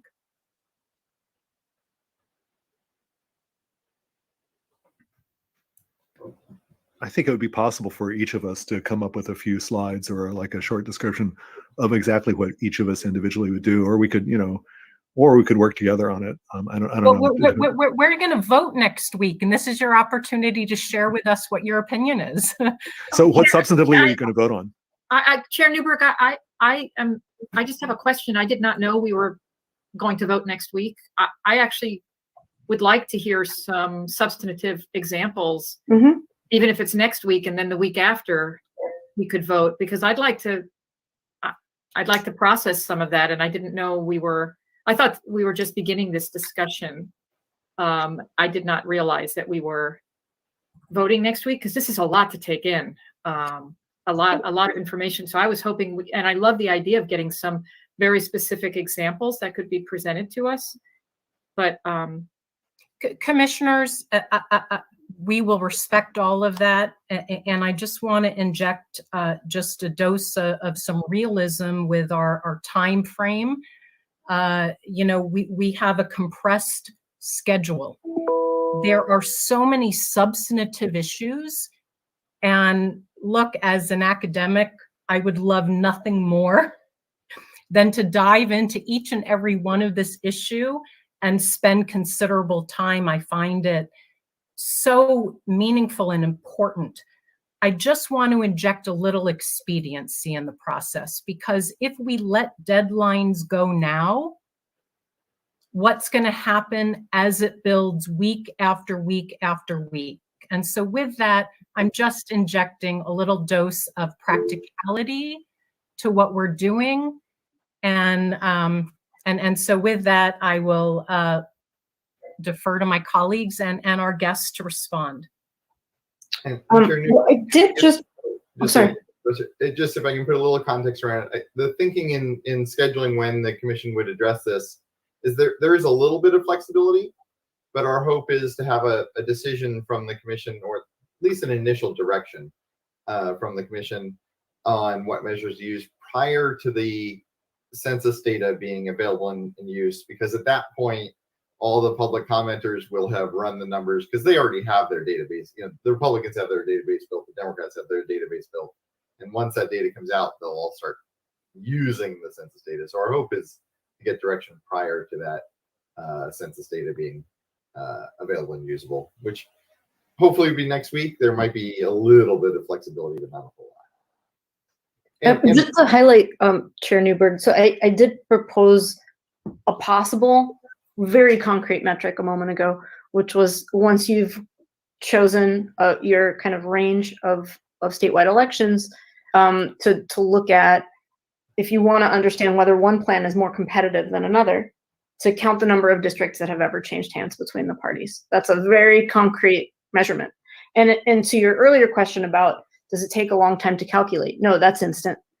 That's an instant calculation once you've got your data set together. So let me also take this opportunity to disambiguate. So where's the algorithm here? There's two different separable pieces of this kind of analysis. One is just the calculation piece, which is, as I said, instant once you've got the setup in place. There's a second place where, at least in my slides, I was showing you some algorithmic outputs, and that was making lots of plans by computer that you can use to as a baseline for comparison. You don't, let's keep those apart in our minds. Both of them are great tools, like calculating a metric in a static way. Here's a plan, here's a score, or sort of comparison against a lot of other lines you could have drawn. I'd love to see you have both of those in your arsenal, but just to distinguish. One is computationally sophisticated, which is generating a lot of competitor plans. And the other is computationally simple, which is calculating a given metric for a particular proposed plan. So also, I think probably all three of us would say, but certainly all four of us, but certainly I would say, what's so beautiful about independent commissions like this one is it's, just to wax poetic for a moment, it's deliberative democracy in action. We get to see you think about what matters and how to interpret it and how to make it operational so that you can quantify it. I think the role of someone like me, the proper role that I try to aspire to, is to help point out issues and make these ideas into something measurable so I can describe alternative scores. But I try never to sort of advocate for one best way of doing something, but to help you take your deliberation and turn it into something manageable. So, I and I'm sure the other visitors are on hand to help with that and to give you advice. But ultimately, it's a really important decision for you to make transparently and in just the way that you're doing. This is Commissioner Meal with an observation. I mean, I think one thing we're hearing is it's going to be pretty easy to see that we have a few races out of the legislature and Congress that are going to be very predictable and going to be one-party races. And there's going to be a whole mishmash in the middle where we can sort of kind of tell whether something's competitive and whether it's not. But there's no exact measure that's going to nail it to where we really know. And let's not forget we're in a growth state where we have 7.25 million people roughly right now, and we're going to have 8.5 million people or something in that range by the time this decade is over, and these maps apply. So we have to use our best judgment and bring it to the table and use these measures. But we're not going to find a mathematical model that's going to tell us exactly what's going to happen. Yeah, I would say I think you're absolutely right. There are lots of metrics. No single metric is going to be perfect. And I also think, on a more optimistic note, that all of these approaches that we've mentioned are going to point in kind of similar directions, right? So we're not talking about necessarily massive gaps. Each one may produce its own sort of result, if you will. So if the question is, what should we do specifically? I can give you my answer to that question. If the question is, could we take any one of these approaches or an ensemble of these approaches, and they would all generally point in the same broad direction. And when you factor in the fact that over the next decade, there is going to be a lot of uncertainty. Things are going to happen that we can't anticipate. And so it's always possible that that the predictions of any of these methods are going to surprise us and not turn out to be right. Then yes, that's absolutely true as well. So I guess if you ask me what my own approach would be, I would say go use Plan Score. That's why we built it. It uses the presidential vote largely for this kind of purpose. It does use a more kind of complicated methodology behind the scenes, but we tried to make it behind the scenes so that you didn't have to worry about that part. And you can upload your maps and take a look at how we would predict each of the races would go, and then do this sort of swing them around and make sure that they're not, try and look how they would behave based on the kinds of swings and changes that we've seen over the past 10 years, or longer if you want. That would be my approach. But again, I do want to emphasize, I don't think that that approach is going to produce a result that's radically different than if you just sort of take a large number of statewide races and see how the district has performed in those over the past 10 years. There's these days, any partisan race statewide is going to be doing a reasonably good job of predicting how that seat is going to go, and to maybe tell you something about how it would behave in different conditions. So a lot of these measures end up giving you sort of a percent. And Moon, in your presentation, I think it was, you were using 46.5 to 53.5% being defined as pretty competitive. No, I think that was us, but I think Moon had a more complex thing that actually had a middle zone and then like little zones above and below, which was more, I think, more carefully thought out. Well, so how would you define what is competitive? So there's two standard things that people often do. One is to have what we call vote band measures around 50%. So often 50% plus or minus 5, say. And the other is, which I think is less well supported by the logic, but another commonly observed way to measure is to do a band around an average, either a band around your statewide average or a band around like the national statewide average, the way the PVI works. So a vote band measure would be some level plus or minus some fixed amount, such as 50% plus or minus 5. That would be a vote band approach. And what I was telling you from the paper, the research paper that I wrote with my colleagues, DeFord and Solomon, is that we found that that is a very difficult measure to engineer for. That if you try to find maps that do well on that metric, it puts a lot of pressure on your vote index. And so instead of trying to get into a band around 50%, that's what kind of led to the point of view that you can instead look for how the map as a whole holistically responds to the rising and lowering levels across a range of elections, right? And that doesn't require you to specify 50% as the target and 5% or 6% or 4% as a band, because you're looking holistically at how the whole map performs. Does that make sense? Do you see what I mean? Let me guess at it. So you're talking, when you're talking about the different approaches, the one that puts more pressure is kind of the average of the elections. Yeah, trying to combine them into a single vote index, and then aiming for a target of 50% in that vote index, which is the 538 approach. It sometimes works really well predictively, but it puts a lot of pressure on the way that you've chosen to combine all the elections.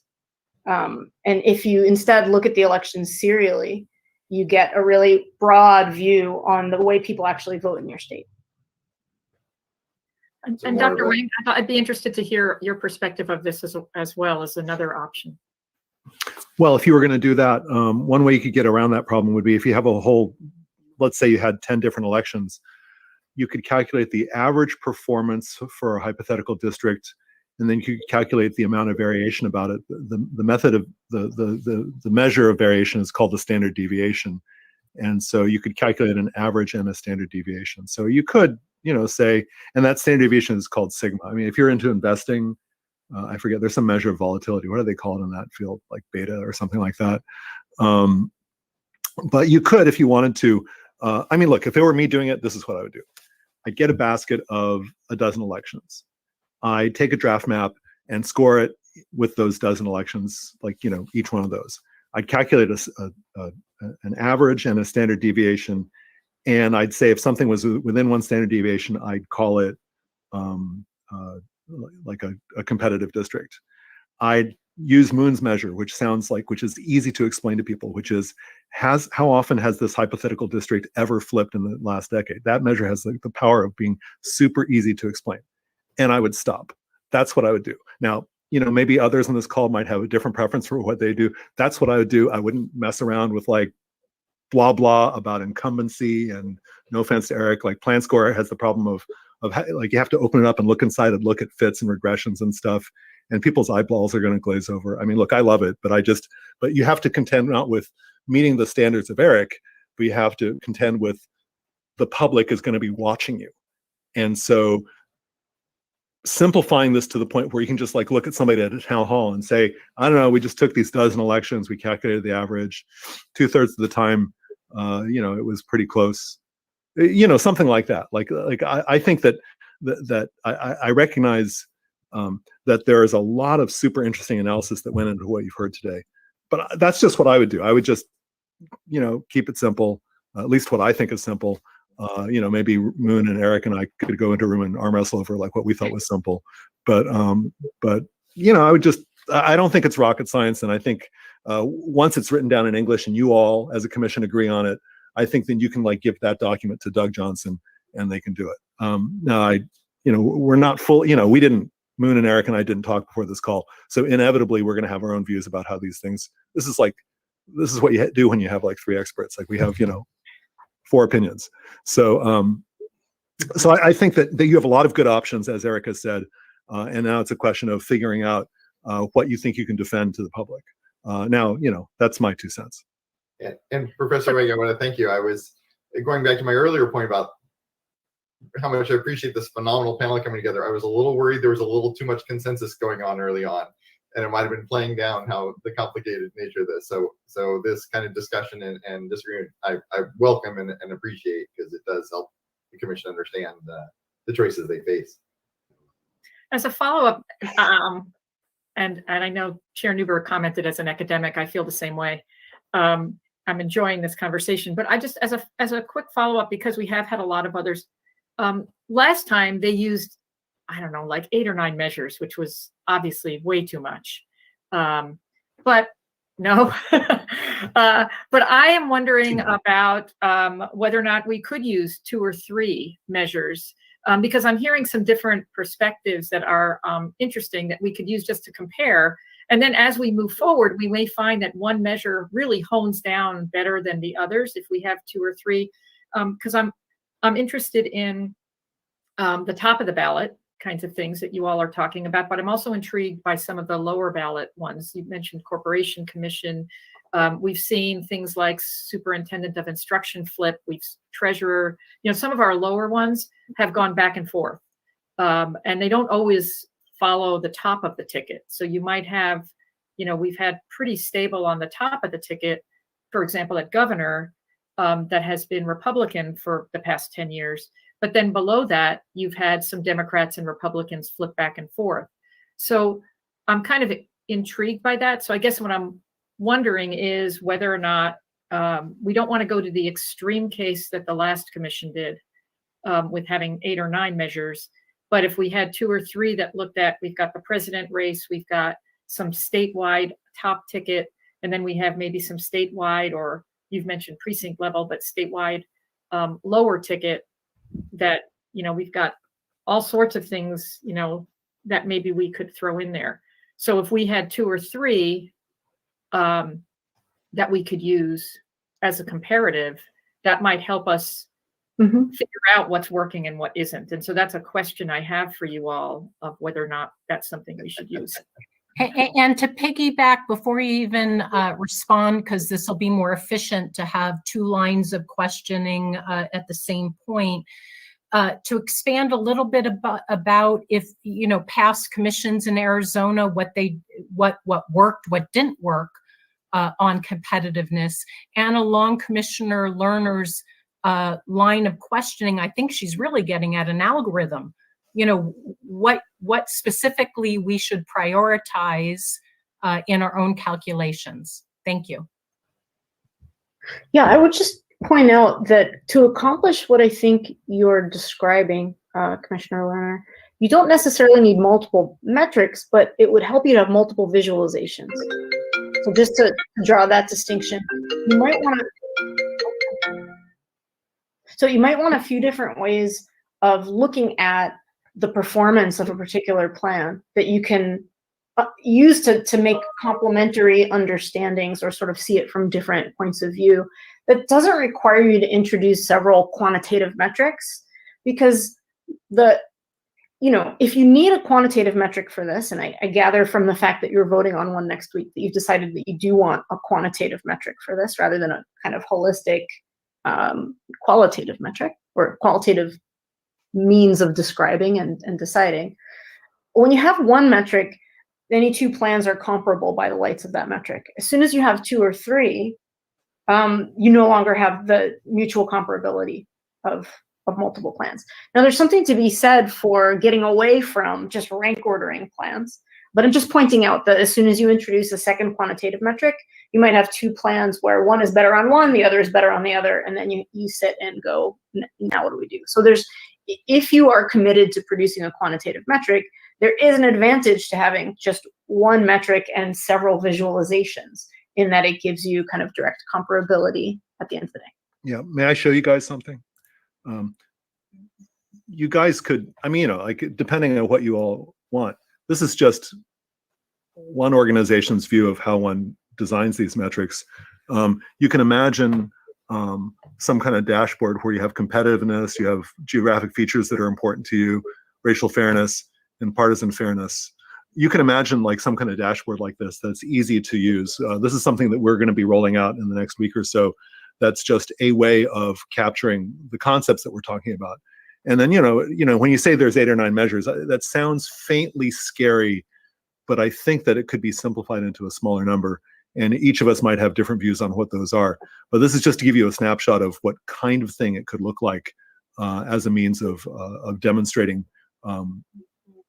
what such a dashboard would look like.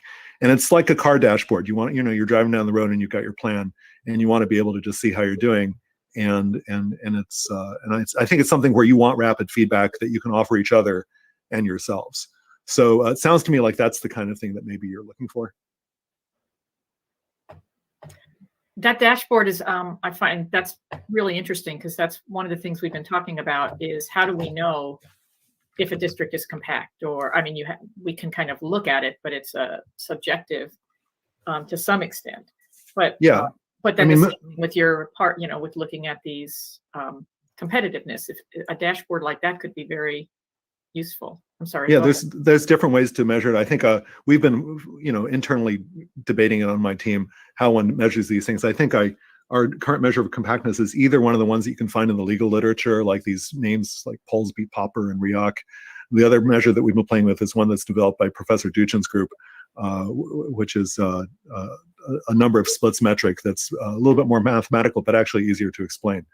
So there's different ways to do it.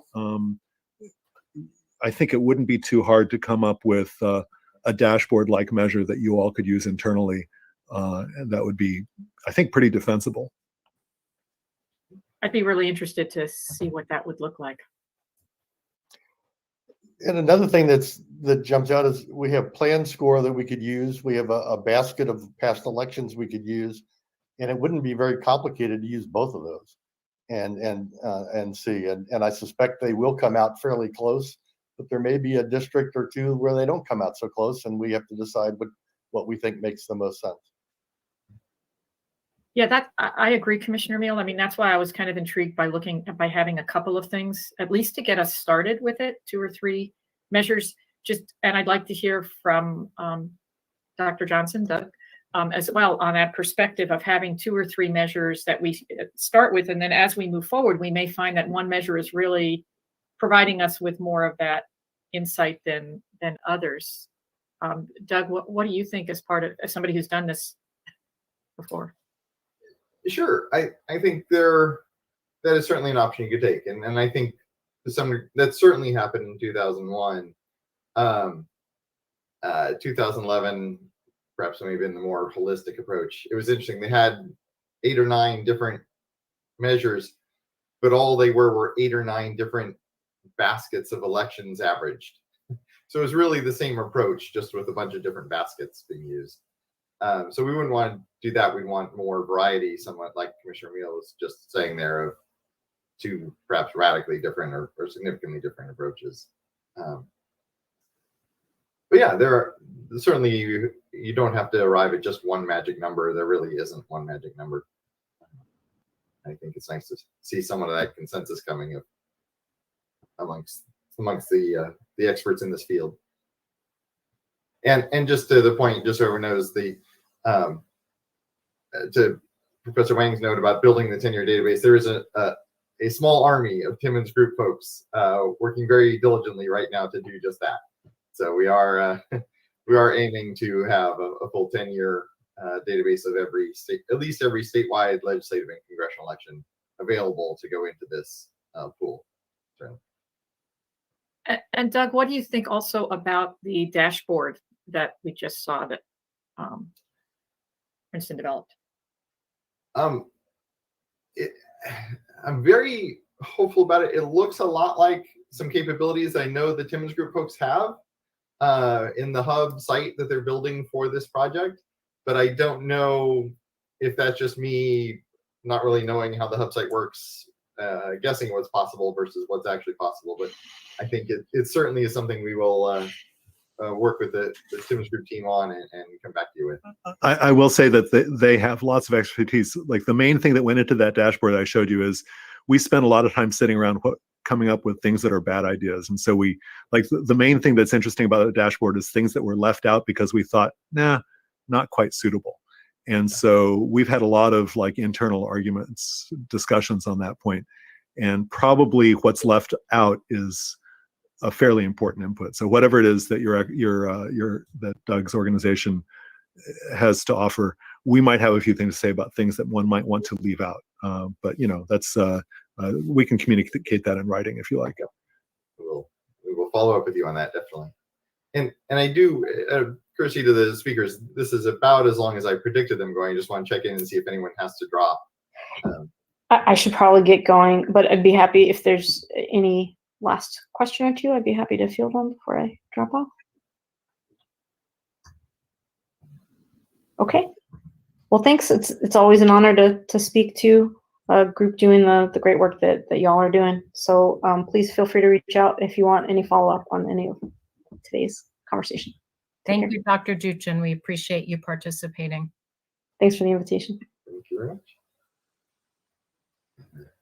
And I too, I think on behalf of the commission, want to thank those for sharing with us. It is a great opportunity for the commissioners who are going to be intimately studied by all these folks to hear in advance the types of studies that they're going to be doing on the work that you do, as opposed to just having your work probed afterwards. So, and Doug, if there is additional information you would like to send the commissioners' way on behalf of our guests, on behalf of you before next week, when we do hope to, move forward a specific method, please share that data with us. We're obviously, receptive to learning. Yes, and I will certainly follow up with everybody, hopefully by the day after tomorrow, and get any additional thoughts. I think all of us, the moment we hang out, we're like, oh, I should have mentioned that. So I'll follow up and hopefully by Thursday get materials from everyone if they have follow-up thoughts to share with you as you go into next Tuesday.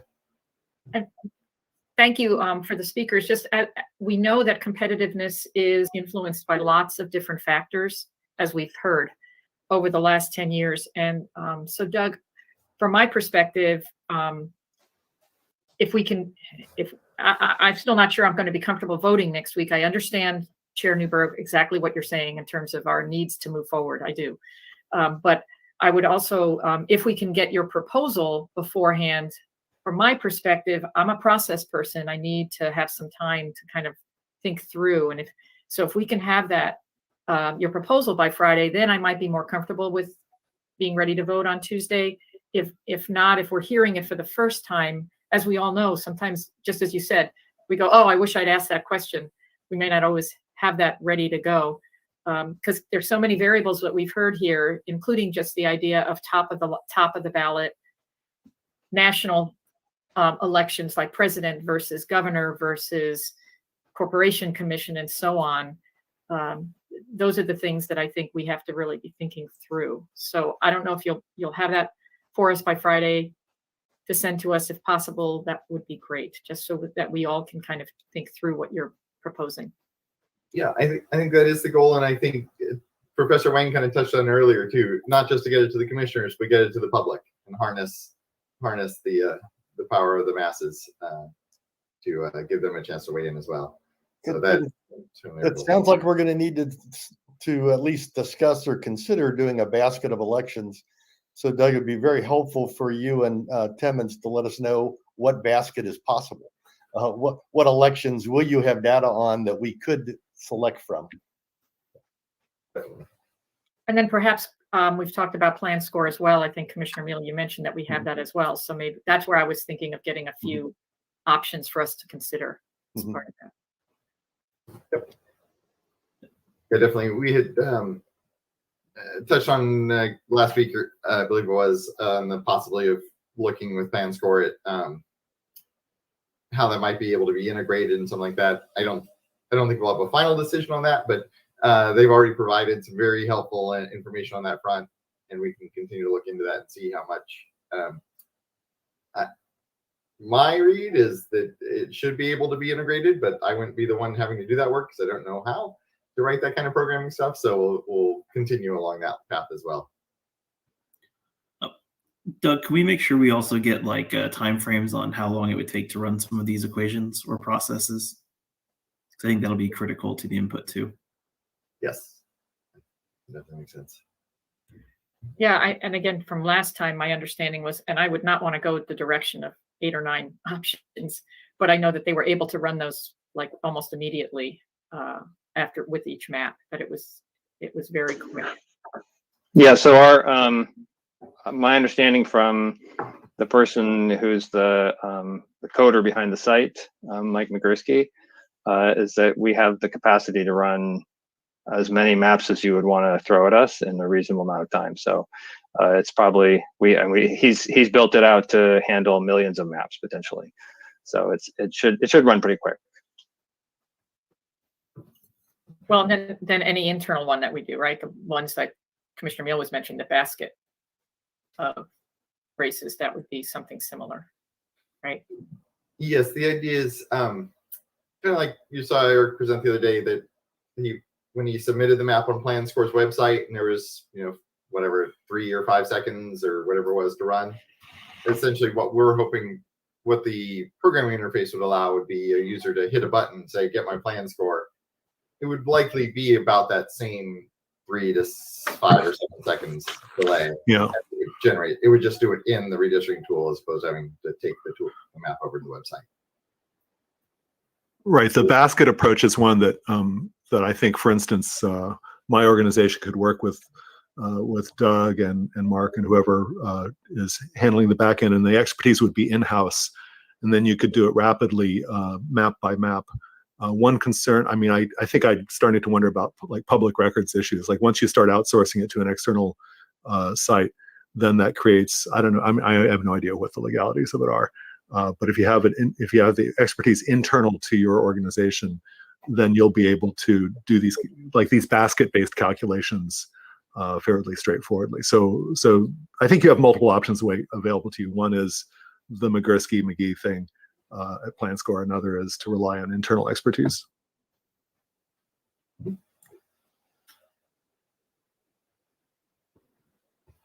Do what we can in terms of putting together both a list of options and a suggestion or recommendation, and getting that public ahead of time.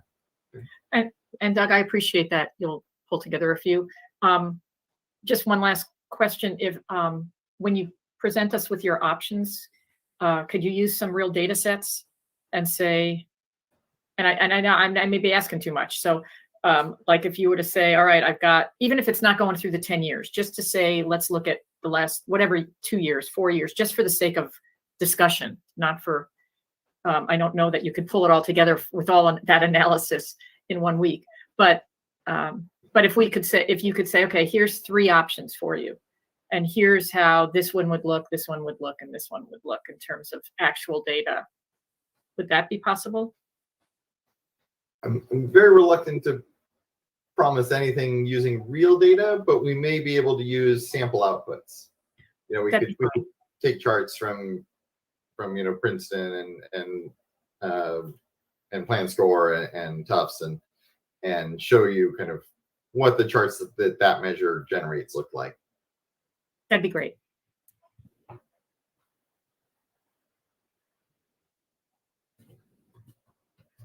If there are no further questions on competitiveness, before I turn it back to Doug to take over the other areas and thank all of our guests, I just want to, there was a public comment and it relates to this specific agenda item, why we are spending so much time on evaluating competitiveness when it is F on the constitutional criteria, where we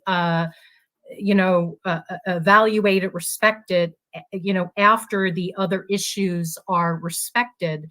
It's because it's so complicated to quantify and evaluate, just like our communities of interest, why we're on the traveling tour.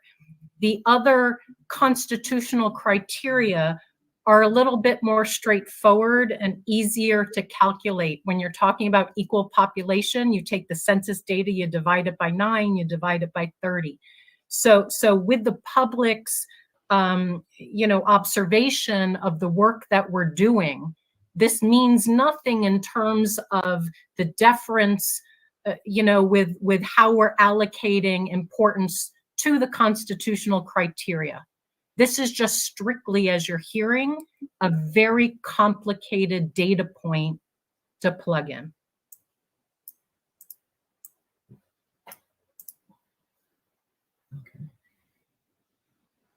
Any final thoughts from our remaining three? If not, on behalf of the commission, thank you very much for spending your time, and yes, we will definitely follow up with all of you. Thank you all. We deeply appreciate your participation and involvement. Very helpful. Thank you for having me, and thank you for your service to the state. It's great. Yes, thank you, and we admire what you're doing. Thank you.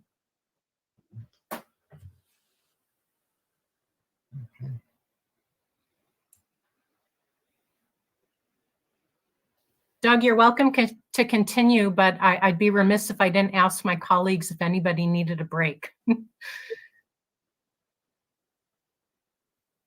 And if nobody chimes in, please feel free to continue. I will defer to Mark and Brian about if they had a list that they wanted us to cover the different questions today or topics. Well, we're on agenda item 5, and we started with agenda F, which is competitiveness. So we can go back up to 5A, travel schedule meetings update, and then B, C, D, and E.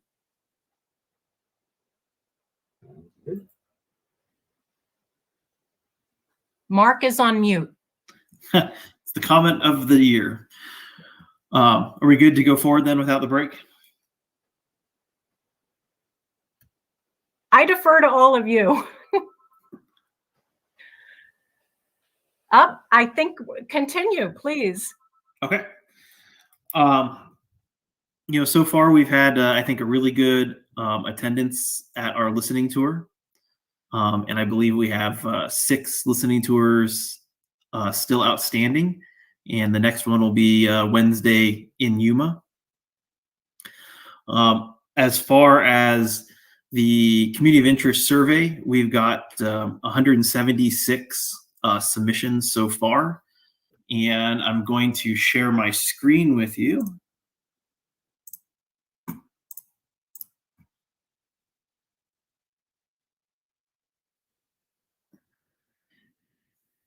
And here is our submission dashboard for all the 176 that have been submitted online. This does not include the paper forms that were submitted at each listening session, but we will work on getting the paper forms into this digital product. We just haven't had time to exactly work on that just yet, and now we're starting that right now. The other thing to notice is it just changed from 177 to, or 176 to 177 live while we were doing that, and I didn't even plan that. That was pretty good. So we can see that people are continually using the product and submitting us more data. This dashboard is open to the public. Brian has added it to the IRC website under the Community of Interest survey. So you are able to go today and look at it and see all of the Community of Interest surveys that were submitted to us. There's a couple ways you can interact with this tool. You can either come over here to the left list here that's right under the big 177 numbers, and this is ordered by the most recent comments. You can come over here and you can click one, and it will zoom in and highlight the polygon that we're talking about, and you can click on it, except this is a hard area because there's 11 that are sitting on top of each other. And you can start to go through the 11 that are in that exact place. And as you go through, you can see all of the different comments that we received from that community of interest survey. And you just keep hitting the arrow. The other way that you can interact with this map, if you close this, you can hit the home. You can zoom in to an exact area. Say you are interested, over here in the Gila County area. You can start to see that the numbers change that are displayed on maps. So right here in the middle of the screen, there's 37 of the 177 shown.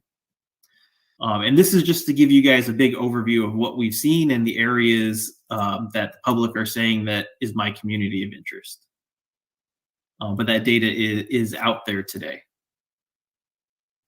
Part of the community of interest survey, we will look at sort of simplifying the data set for you, but this is the raw data that's out there right now. Mark, this is really great to see how much participation there is. I was going to just ask, you just said you're going to simplify the data for us. Can you tell us a little bit about how you will do that? Because there's going to be a lot, there's so much information right there it's great from the public. I'm just curious how we will process that, or you will. So we're gonna, and don't quote me on this 100%. We're going to work on, there's been a lot of different acronyms that have been thrown out at the listening tour, Copper Corridor, Green Valley. We're going to work on trying to take these polygons and see where the overlaps are, and see where people attempt to agree on different areas and see where the changes are and provide that data back to you. And then we've taken copious notes on what people have said, and we can sort of summarize that and provide that back to you. Doug, jump in if you think there's a couple things that I'm missing. The only thing I would add is we are looking at methods to, and I think the Tunes team is on top of this, is where different people have tried to draw the same community, by drawing in the same area and using similar descriptions. There are ways that we can summarize those descriptions to give you an easier to view take on that. But it's been great to see the input. One other thing that has been mentioned, some folks have mentioned they're drawing their maps in a website called Representable, rather than using this tool, which complicates our lives. But we have reached out to the Representable folks, and we think we'll be able to get a download of those submissions as well. But we do recommend using the States tool just to make sure that all comments do come in and get processed in a way that everyone's expecting them. And as has been mentioned, we've been talking a lot about competitiveness and taking a lot of time, but this is the heart and soul of the input we really need as we take a look at drawing our first draft map. Is really trying to understand where people think their communities of interest are and how can we combine them in the most reasonable fashion and meet the equal population and other tests, and then test them later for competitiveness. I've got a question, Mark. Do maps quantities go up after we do listening tour date at each site? I haven't actually put in the analysis in that. I was just noticing like Yuma didn't have much, but I'm assuming once we go to Yuma, we'll have more, right? Yes, I think from looking at it, we get some before the meeting as people are looking, they want to attend that meeting, and the link right there to provide public comments is available. I have not looked that much afterwards, but we talk about we're going to Yuma on Wednesday, and this is the Yuma area. So we got 4 areas that sort of influence the Yuma area.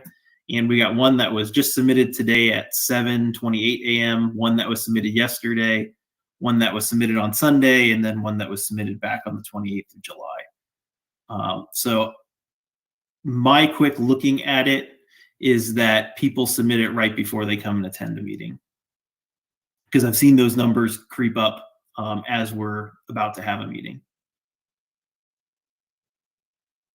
And we can just click on one, like here's Yuma, right? Here's the exact community description. We are majority Hispanic, Latinx community that is very family oriented. Our community festivals bring together all people from our community. Additional comments, we are majority Hispanic, Latinx community that is presently gerrymandered into a district that is led by a congressman. Okay. So you can see the exact comments that they submit for us. Right This there. is Ivy. I might add as well that if somebody has pre-submitted a map, Mark does show that on the screen in the live meeting if they're there. Yeah, Ivy brings up a good point here that if people submit the community of interest survey ahead of time, and when they come up to speak, they either let us know before they speak, or we can find their name in the submitted entries. We bring up their map live on the screen. So when they're describing their community of interest, we have the exact boundaries that they drew in our community of interest survey.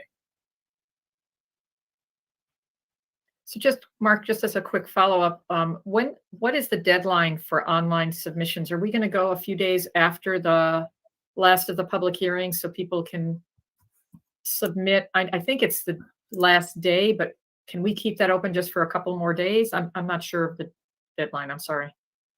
Right now, we've set it to August 10th, the day after the last listening tour meeting, at 5 p.m. Mountain Standard Time and 6 p.m. Mountain Daylight Time. So is that just so you can start to process the information? Is there a way we can extend it by a couple of days, or can you maybe just exactly what you were thinking with that? Twofold. One, that is because we're going to have to take all the data and process it after that it's all submitted. And then the second piece is we are on the hook to deliver you guys the community of interest report by August 31st. So we do need a couple weeks to process that. If the commission did want to push the date a day or two, that could happen. But the more time that you guys take away from us in the back end, the harder sometimes it is to generate the different data points that you would want. So for right now, we have it as basically 24 hours after the last listening tour starts in Mesa on the 9th. Okay, thanks. Mm-hmm. And you can see on the community of interest survey, the submission dashboard link is right there. So if you want to get to it, just click on that, and it will fire up the dashboard.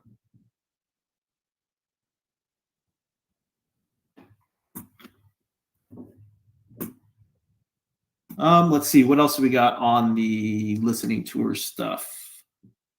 I think we've been very happy with the turnout that we've had from the listening tour. We've had a lot of people attend, so that is really good for our side. Other than that, for the meetings update, I don't really have anything else. Doug or Ivy, do you guys have anything you want to throw out in the meeting update topic? I would just say I've been very impressed with the substance of the input coming from the public. It's been great to see how kind of focused on the exact community of interest and neighborhood definitions people have been, which is what was the goal of this tour. And I would echo that as well. It's been phenomenal to see the turnout and the passionate input. And I guess I'll jump in with the numbers. So far, we've had almost 900 folks attend in person. We've had about 300 attend online. So we're looking at about 1,150 people participating so far. And so not to be competitive with 2.0, but we have surpassed them on attendance, and we still have 6 left. So it's been a great turnout so far. And Brian, is this the right time to update us on Tucson locations, or do you want to do that on your later report? No, I can do it right now. Our first location on Saturday is going to be at Weston La Paloma. And then on Sunday, we're still working with Mayor Romero's staff. It's either going to be at El Rio Community Center or JW Marriott Star Pass. So we'll have those posted with all the details this afternoon. And, before we dive into more of the details of the traveling tour, I would just like to thank our staff and fellow commissioners. It was a remarkable tour. I have to say, on a personal level, it was one of the highest honors of my life to just meet with our state, our communities of interest who had such levels of confidence in us to share their sentiments. The mapping team, who day after day was absorbing an inordinate amount of data that I think you're probably still going to be sifting through. And we're just starting. And so it was an incredible experience. We're learning. It wasn't perfect. We're digesting all of the pieces of feedback and information, how to make it better. But it's a great start, considering we don't even have data yet. So I'm remarkably enthusiastic and excited.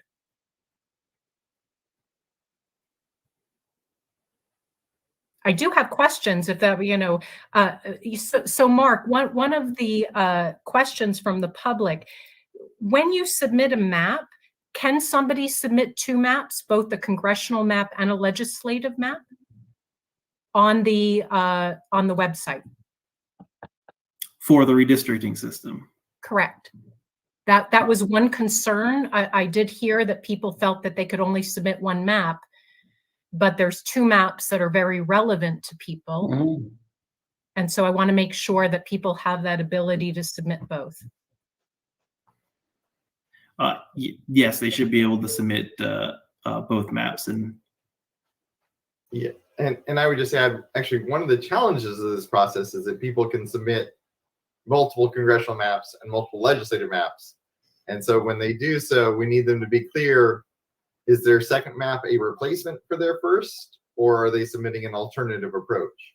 So it's good for the public to be aware that when they submit their maps, they need to clarify if it's a replacement for their previous suggestion, or are they taking one, throwing out an entirely different suggestion. Is there confusion because on the community survey on describing their community of interest, is that where they can only submit one map? They can only submit one map per community of interest survey, but they can submit multiple community of interest surveys. And in fact, there has been people that have submitted multiple community of interest surveys. So at this point, they're focused on the community of interest surveys, and then eventually they'll be doing or are they already submitting congressional and legislative maps in that? Because there's a couple of different places for them, right? I have not looked through the community of interest survey for if they're trying to submit us congressional or legislative district maps. But they can only submit one polygon. So they should only be submitting as community of interest data right now. Yeah. And the community of interest maps, the survey 1, 2, 3 maps don't generate population counts. So they wouldn't be population counts. It is just tell us where your area is and tell us what makes your area special. Some people, Mark, have had trouble utilizing the mapping tool online to create their lines, and they're concerned that their verbal feedback won't be considered if they're not able to create that map. So just two thoughts, and I believe this is on your radar. One is just making the site as user-friendly as possible. Some of us are maybe a little geographically challenged. And the other is just making sure, I understand, I think the maps are critical information because it's taking not only your verbal data, but it's making it empirical for us. So we're not interpreting your words. When we hear the words of the community, we translate that. Our mapping folks are looking literally at lines, and I think it's a little bit more specific information. But I want to make sure that the public, who maybe is like my age and above and, not so good online, that we're able to give our verbal feedback. And even I would say, and this is a reflection of my time with Vice Chair Watchman, with the Intertribal Association of Arizona, making sure that those that don't have Wi-Fi are able to mail in a physical map, and just the old-fashioned way communicate data to us that you will translate. Well, I know if you've come to listening tour meeting, there has been paper documents that are available to the public to fill out. And I know staff has been gathering that and turning it over to us. And that's part of, the process that we're going to have to take that paper document and digitize it. The one caution that I would say out there is, you already brought up the point about, map-based data, is that we will be interpreting what they say in words and looking at the maps to try to find the lines that match their exact words. So the map portion is nicer in the sense that we're getting an accurate representation of what their community of interest is, because now there's no translation of what are they trying to tell us versus what the lines are drawn on the map. So it's a little more accurate that way if they could fill out the map for us.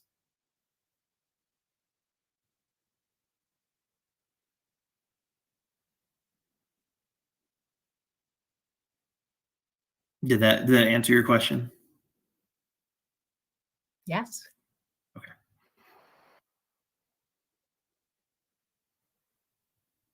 We're looking forward to seeing you in Yuma and Nogales and Safford and Tucson. Yes, we will be there with you guys. Not a problem.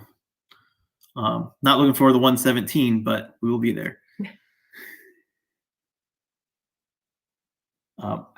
I believe that is all the update we would have on the travel schedule and the listening tour for right now.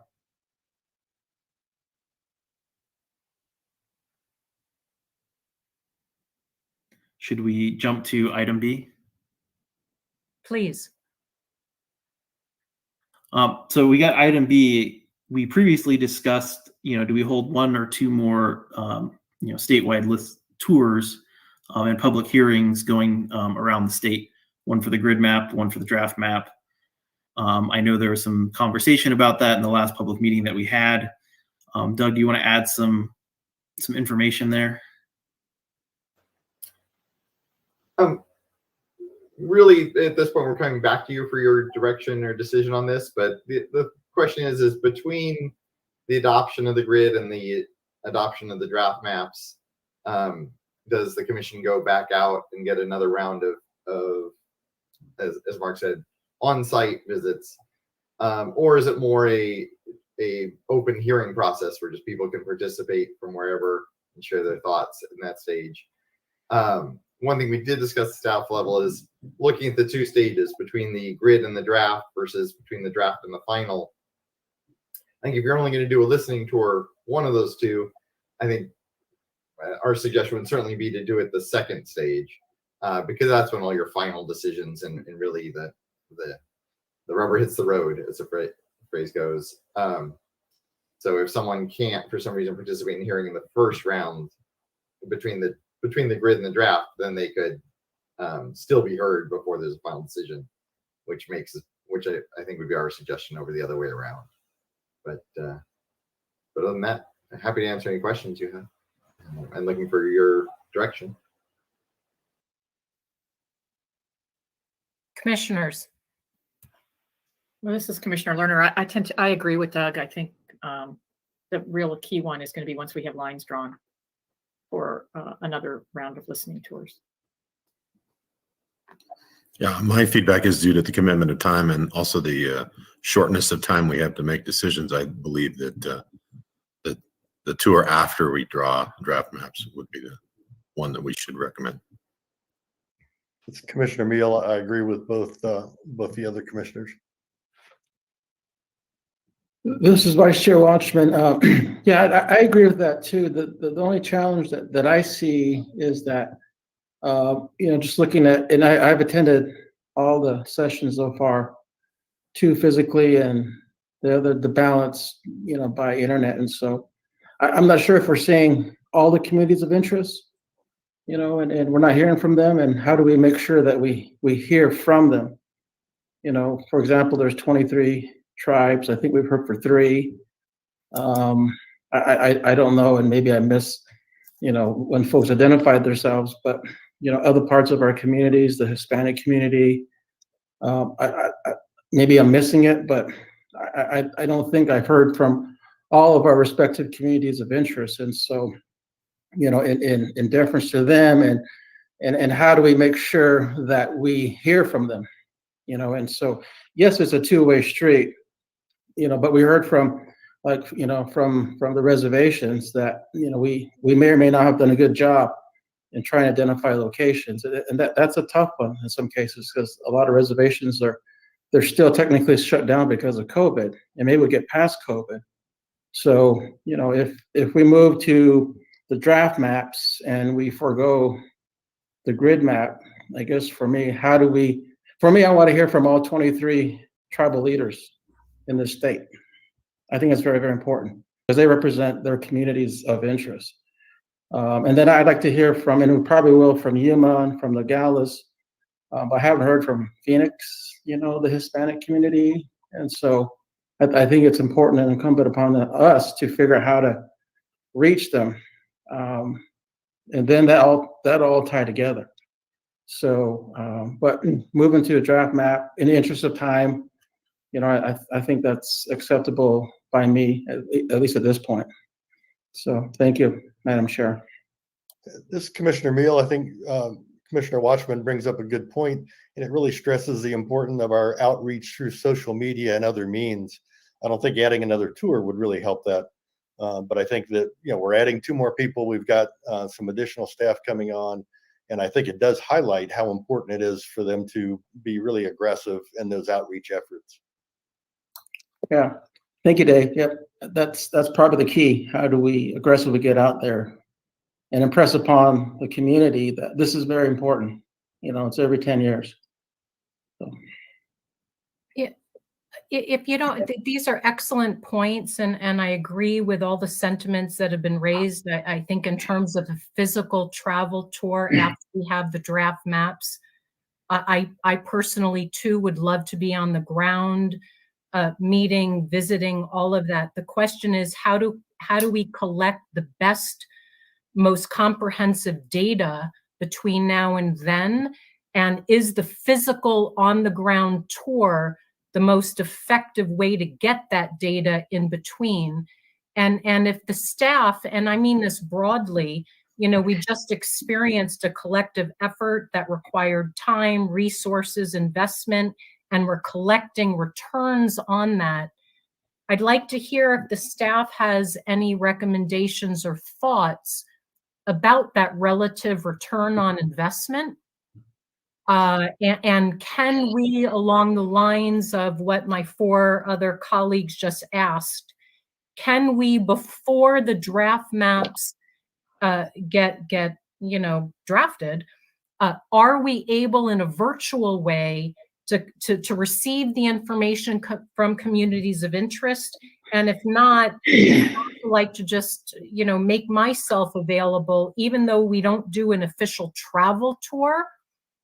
I believe that some of us are willing to be very accessible to communities of interest. If you can't come to us, reach out to us and let us know, and we will make a way to come to you. And so with that, I'd just like to see if the staff has any thoughts or feedback to share on this conversation. Sure. Thank you, Chair Newberg. The tour has been, from my perspective, really great so far. We've gotten great feedback. Folks really appreciate that we've been there in person or virtually and had the opportunity to share their thoughts and opinions on what their communities of interest are.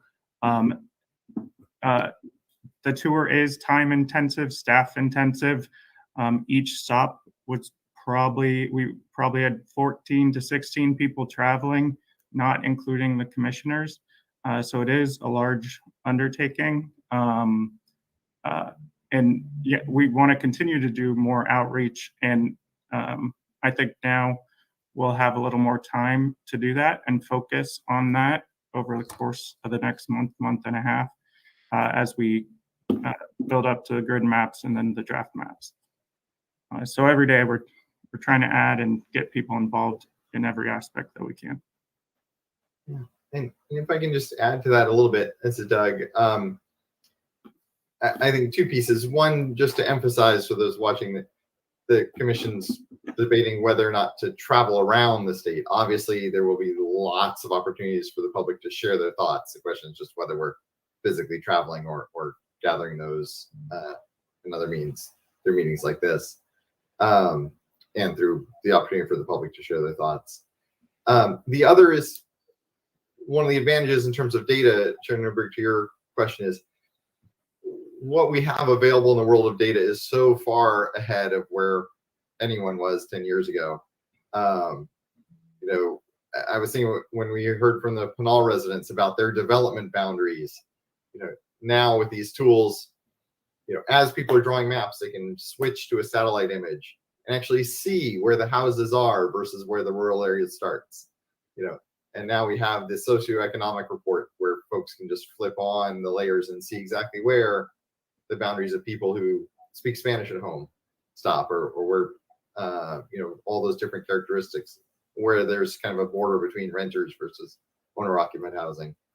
So I think in the terms of data, it's easier for the public now to share their thoughts than ever before. If people define their area as a development or as a socioeconomic characteristic, they just need to let us know that, and we can tie the data to that far easier and faster. And the public drawing its own maps can also reference that data far better than ever before. I'm very optimistic about the utility of all the comments and input you've been getting, and the ability to tie it to actual maps this time around.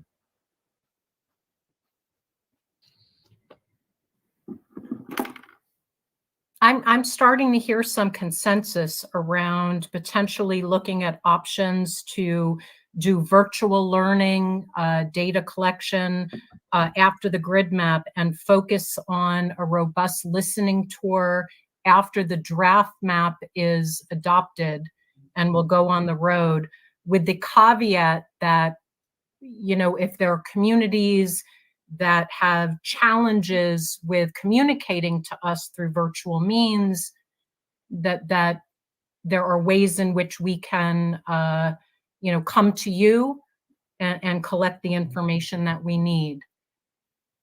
If there's disagreements or further debate, please share.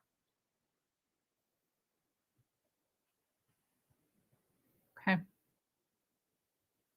Thank you. I think, you know, we're embarking on, you know, a tremendous amount of data collection, thanks to the state and to our staff. Please continue. So item number 3 is training options.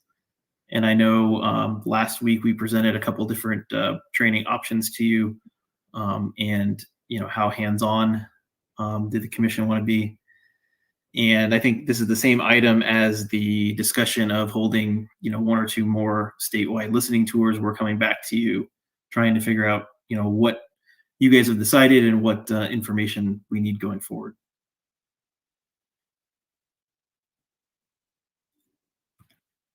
Well, I know this is Commissioner Lerner. From my perspective, you know, I'd love to get hands-on as soon as you're able to get us in there, so I can begin to understand more of what's going to be as part of the maps that you're producing. So I'll have a better way of looking through them. And I think we had talked about that, the training. I know I'd like the full level of training. I'm interested in that full level, again, not because I want to be producing maps, but to understand the maps that are produced, I would like to understand how they're produced. So it helps me to have that full understanding of, because we are going to be receiving a lot from the public, which is going to be great. So it's as soon as you're ready to create the schedule for training, that's my perspective anyway. Okay. This is Vice Chair Watchman. I agree. Whenever you get it ready, you know, that I can pop it on. I don't know how you plan it, but some sort of webinar, just self-paced maybe as one option. And then I can go back and if I had some challenges, I'll work with you all. Okay. Yeah, I think we're ready next week. I think we need some S3 training, if I'm pronouncing it properly. I think the good news is that I can report that it has been successfully installed. That was today, so that was very exciting. So we have moved definitely forward. So I will work with Esri on getting a list of training points and topics, and then we can work on setting time aside for that.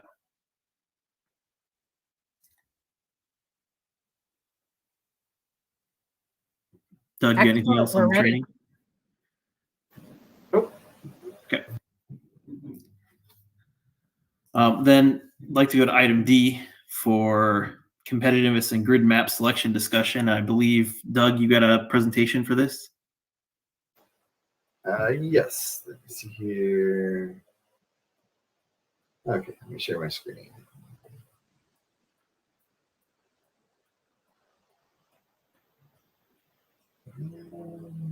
No. Real quick, does anybody need a break besides me? How about we take a 3-minute break? Commissioner York, you give us the the time estimate. What is it? So, 37. You got it.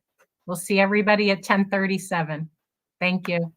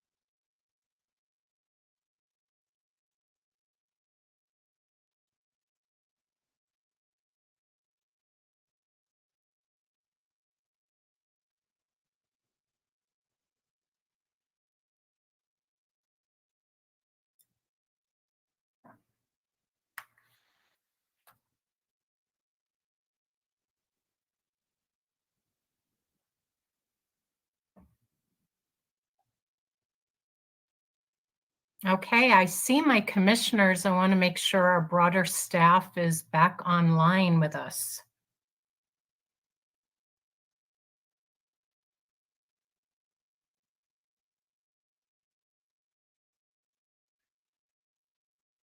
Okay, I believe I see our team.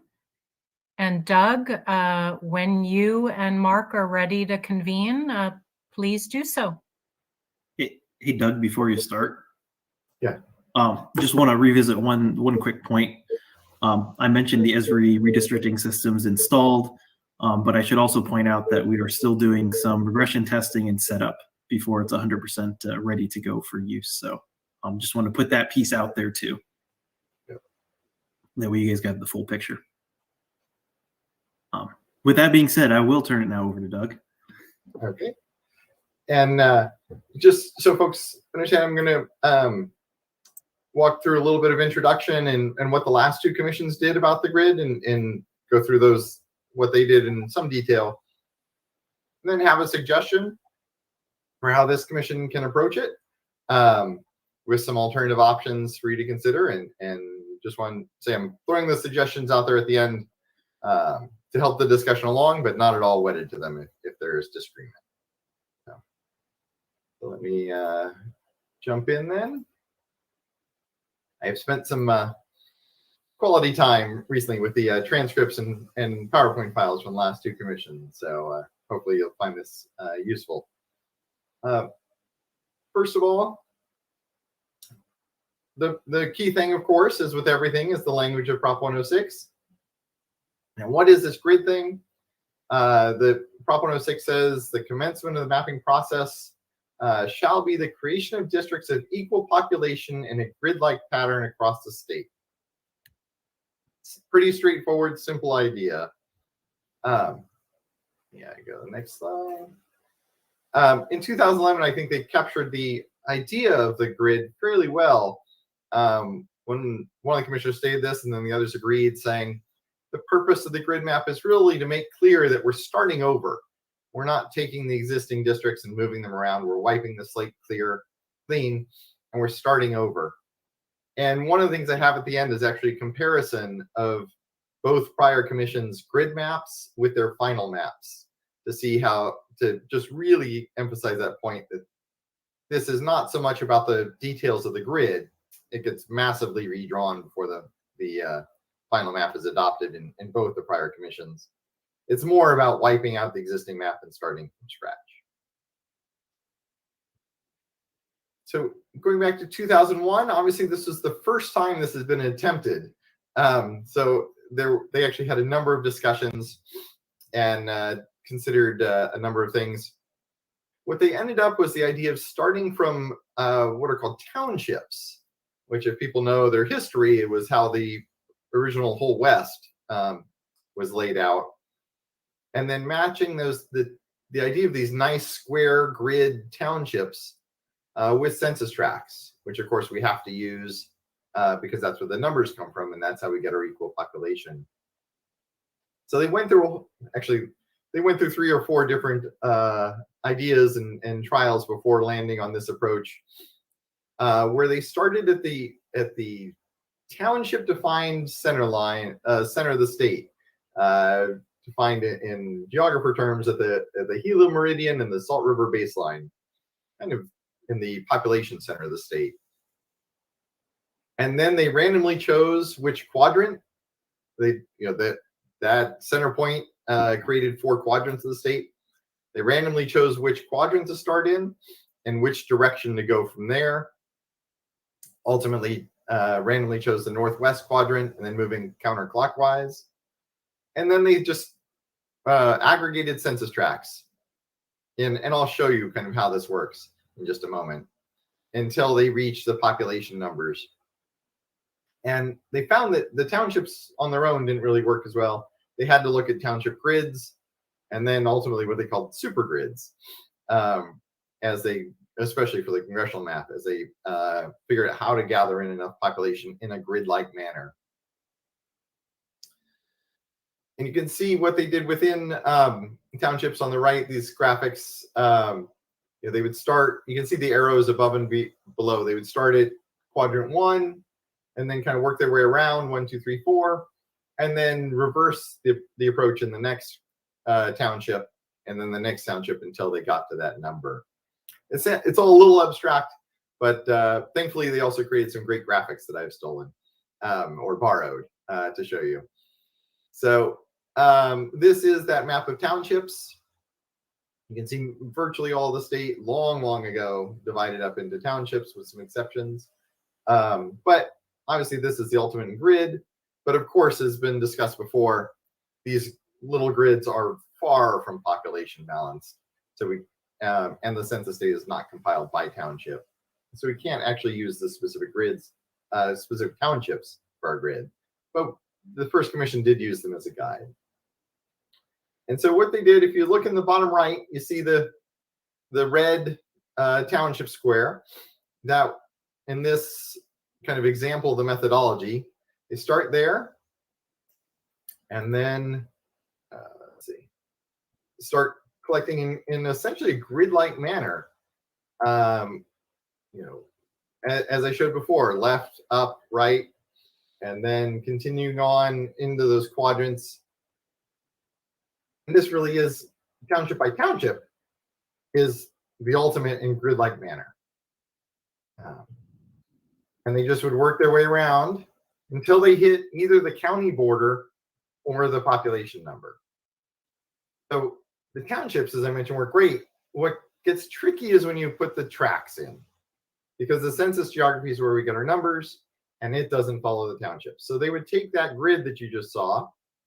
It really starts, and it really is powers of 2. So it's 1, and then it's 2 wide, and then it's 4 wide, and then it's 8 wide, and then it's 16 wide.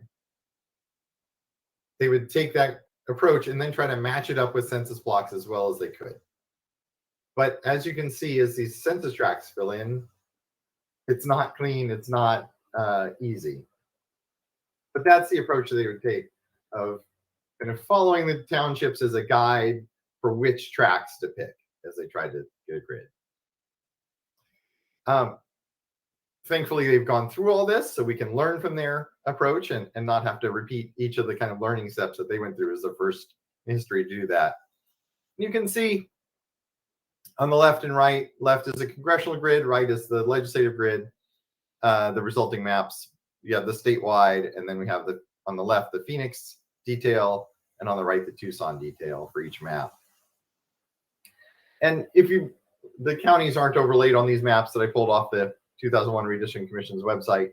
But if you know your counties, you can kind of tell they did roughly follow county borders. Although, of course, each county would need to be split once as they moved for population balance from one county to the next. So in that way, we got this somewhat grid-like, and that's about as close to grid-like as is possible. I should note at the top the population deviations. Keep in mind, we talked about constitutionally, you've heard about 10% is the max that is presumptively constitutional. The legislative map on the right, the deviation was at 7.45%. Essentially, they get, within plus or minus 5%, trying to not be too close to 5%, and then stop for their legislative map. For congressional, as you've heard before, the population rule is really perfect balance. You can only be off by one person.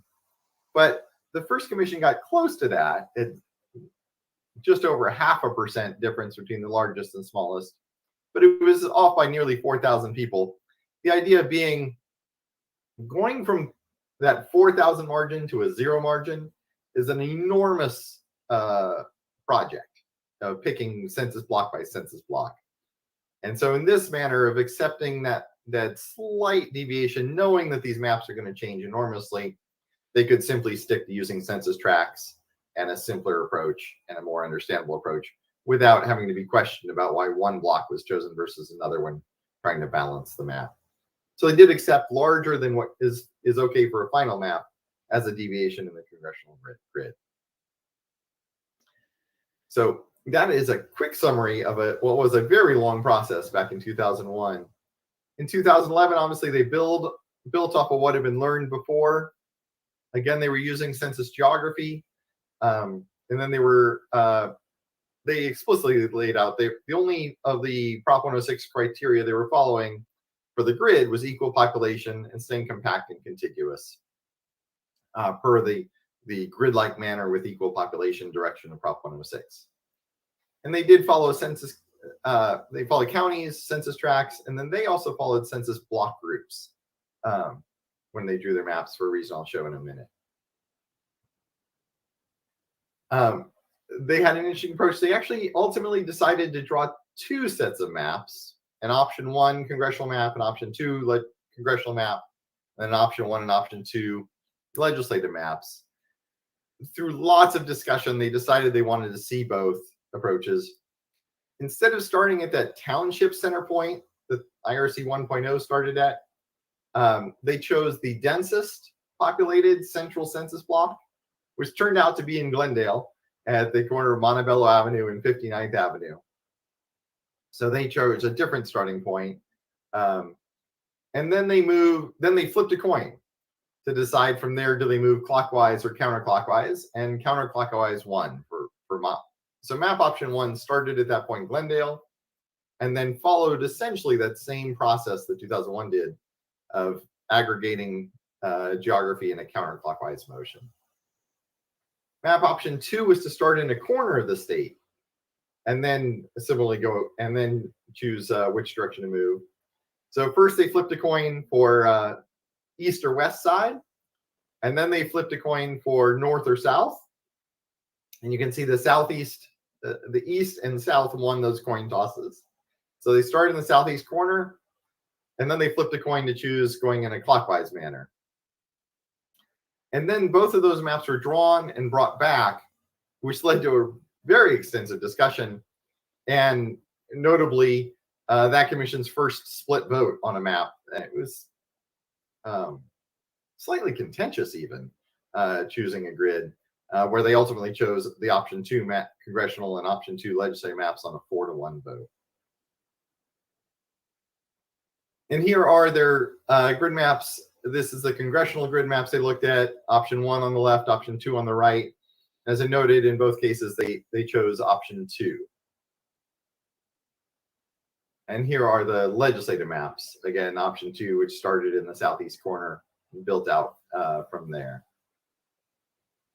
Let me go back to the congressional maps for a moment. They did, 2011 did decide to get perfect balance. So part of the reason there are a lot more small county splits in this map, I believe, I wasn't part of the drawing obviously, but I believe is because of that pushing for perfect balance, which would require taking a little bit of a piece here or there. Whereas if you're allowing more deviation at this stage, you have a little more flexibility to stick with whole tracts and whole counties. But they did take that time and go down to perfect balance, even knowing the maps would radically change going forward. Other alternatives we have looked into, now we have various options for automated redistricting.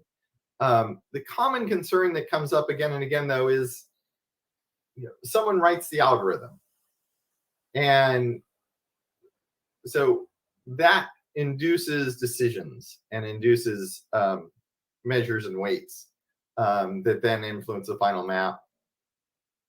Also, for example, the Maptitude software, redistricting software, has the ability to generate maps automatically, but it needs the user to designate seeds, starting points, either 9 if you're drawing 9 districts or 30 if you're drawing 30 districts. And then it works from those seeds, and obviously picking those seeds would influence the result and leads to complicated choices. So the automated approaches may not be as independent or pure as often are considered. Along that line, one thing I did note was the 2011 Commission staff did highlight that one of the thoughts is a grid-like manner that implies compactness. And so they ran various compactness formulas on the option 1 and option 2 maps. And which one was defined as more compact depended on which compactness formula was chosen. So if you built a compactness formula into your algorithm, that would influence which map was chosen. There is an alternative approach. Actually, Professor Duchin that we heard from earlier has one of the programs that does this kind of thing, where you could generate 100 or 1,000 maps optimized for compactness, then randomly choose one of them, or randomly choose one of the group in that batch that's considered most compact. So that's possible. It would be a new approach. But I don't know that it really gains anything over the traditional approaches that the previous commissions have taken. And of course, there may be other ideas that you have or that others have suggested to how the grid might be adopted that I haven't thought of or come across. I do want to highlight, though, that point I made early on about how much the maps change. So this is the 2001 on the left is a congressional grid. On the right is the final map adopted by 2001. So you can see, every district has major changes to it in this map. Similarly, in 2011, the selected congressional grids on the left, the final map is on the right. And see, it's hard to imagine that one came from the other for either of these commissions, but that is the beauty of and the value of all the input and guidance and criteria that you will be applying after the grid map is adopted. So just to emphasize that the grid map is a starting point mainly aimed at wiping out the previous map as a reference point, but it is nowhere near the final map. So in terms of suggestions, again, I'm not wedded to this, but to give you some concrete thoughts to think about and react to, could really start with 2 or 3 random picks. Number one, you could either choose to, or you could randomly choose whether you start in the center townships point or in a corner. I think given the 2011 Commission's decision not to use their grids that started from the population, the densest census block by population, it's probably better to start at the township center point. That's a little more understandable for the public as well. So you can start either at township center or in a corner, and you can randomly make that choice or choose it for whatever reason you wish. If it is a corner, you could randomly choose which corner, and then randomly choose clockwise or counterclockwise. When we are implementing those directions, my suggestion would be to use counties and whole census tracts. That does involve accepting slightly less than perfect congressional district population balance at this early stage, but that can easily be adjusted as the whole map gets redrawn anyways. It also benefits from there is the Proposition 106 criterion to use whole census tracts as much as practical. And then similarly, as I showed, kind of that powers of 2, taking 1 and then 2 and then 4, as you can see in the top right graphic, revisiting that, you have 1 red, and then you have 2 by 2 orange, and then 4 by 4 yellow, and then 8 by 8, and then 16 by 16. Taking that approach, what we found looking back in 2001 and what 2011 really concluded is the townships weren't that important. It was more that square 1 by 1, 2 by 2, 4 by 4, 16 by 16 approach. Could easily be done just using miles. Go over 1 mile, up 1 mile, go over 2 miles, up 2 miles, over 4 miles, up 4 miles, or in the urban areas, it may be fractions of miles. But that kind of powers of 2 pattern, I think, makes sense. I think we can certainly just use miles and distance rather than township squares, and we're fine. And ultimately, as I mentioned, these are just suggestions for you to react to, not wedded to them if you have alternative thoughts, because the key thought is that how much whatever grid is drawn is going to change before you get to your final map. So with that, I will stop sharing and then welcome your discussion and direction.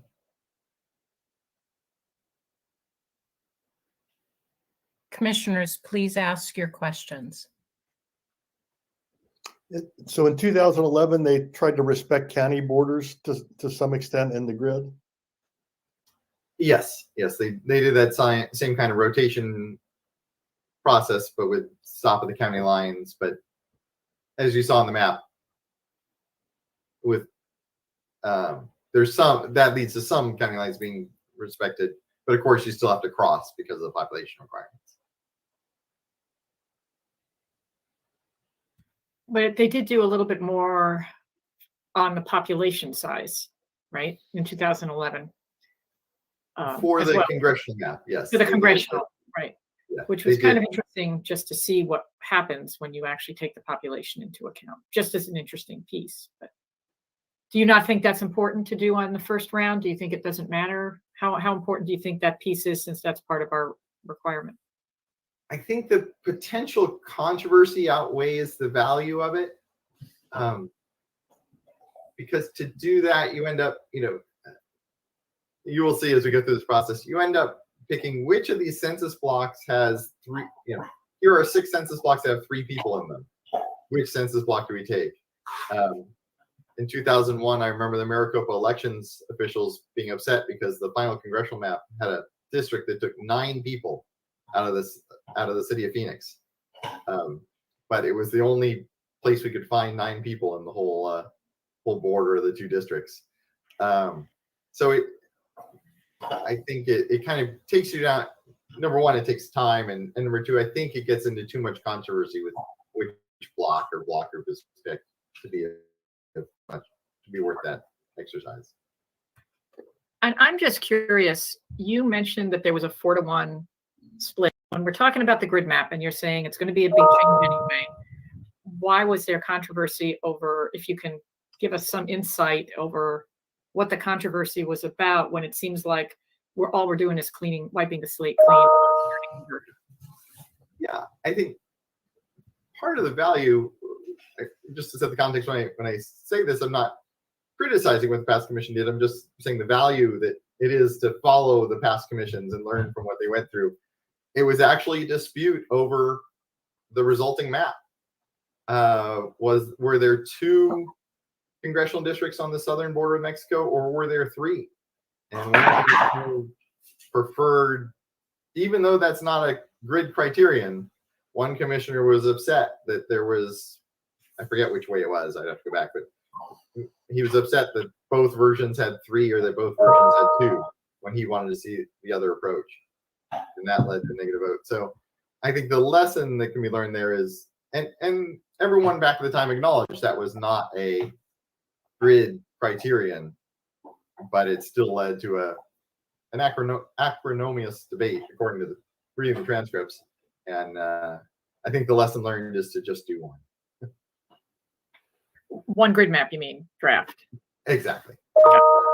And since it was going to change from, that 3 or 2, whichever it was, ultimately that was going to change anyway, right? As the maps were laid out. So this was just a draft. And then it may not have been 3 or 2, whatever that was in the end, right? Correct. Actually, it did flip. Looking at from the grid to the final, it did go the way that the one commissioner preferred. Again, not criticizing the last commission, just lessons we can all learn from the past experiences. When you have 2 maps in front of you, it's almost impossible to not start looking at other factors. I suspect that first commission in particular, they weren't quite sure how much the draft map would resemble the grid map. We can look back at the last 2 commissions and see it dramatically differed, and can be, I think, quite unconcerned about what this grid map looks like, other than the fact that it wipes out the old line. Yes, and just for the record, folks may be wondering why I don't have more insight onto it. I did work for the 2001 commission, but I didn't start until July. So I came on after the grid had been adopted, so I wasn't privy to those. But looking back at their record presentations, they actually, being the first, they first adopted actually about 10 rules for how the grid should be adopted, and then had to come back and say, well, those rules didn't really work out. Here's why, let's revisit this. Here's the challenges we ran into and choices we had to make. So I think it was actually the third approach that was the one actually used. Doug, do you see any advantage of starting in a population center versus starting in a corner of the map? Or not that came clear to me. I think the first commission started in the middle, the second one started in the corner, and I think both worked out.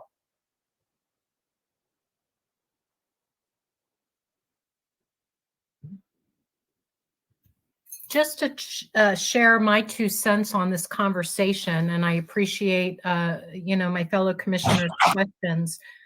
I actually don't want that much dialogue on these random maps, because too much dialogue implies that we're applying knowledge to a random map. And so my recommendation, and I'm going to defer to my colleagues, is that we pick one and we move on.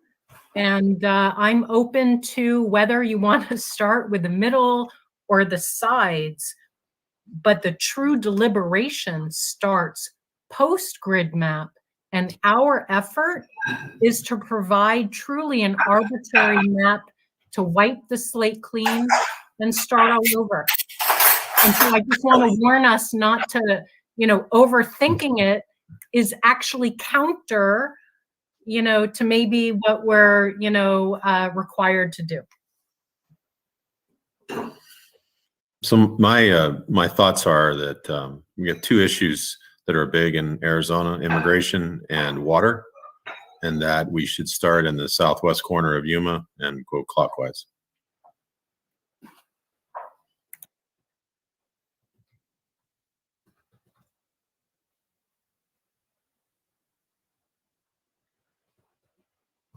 And I don't have an opinion, Commissioner York. That could be a good way to start. I'm wondering, I agree, Chair Newberg, that we don't want to spend a huge amount of time, but we have a 3-week period after we select this. So I guess that confuses me a little bit about that piece of it, of why we have this 3 weeks after. Is that just so people can see the grid and now begin to draw their maps, right? Just want to make sure we're all on the same page, so that people aren't commenting on the grid map per se, but they're commenting now that they have a grid map, they can actually provide input, because I don't want there to be confusion from the public. Yeah, it's a sad task, but you might almost look at it as the grid map is drawn to be hated. And a super simple, I mean, the fact that immediately jumps out at everyone is that tribal reservations are not respected, and there's no Voting Rights Act considerations in this, and there's no competitiveness. It is clearly drawn to trigger people giving thoughts on, because it's really easy to make it better. So it's clearly drawn to generate those discussions of how do we make it better.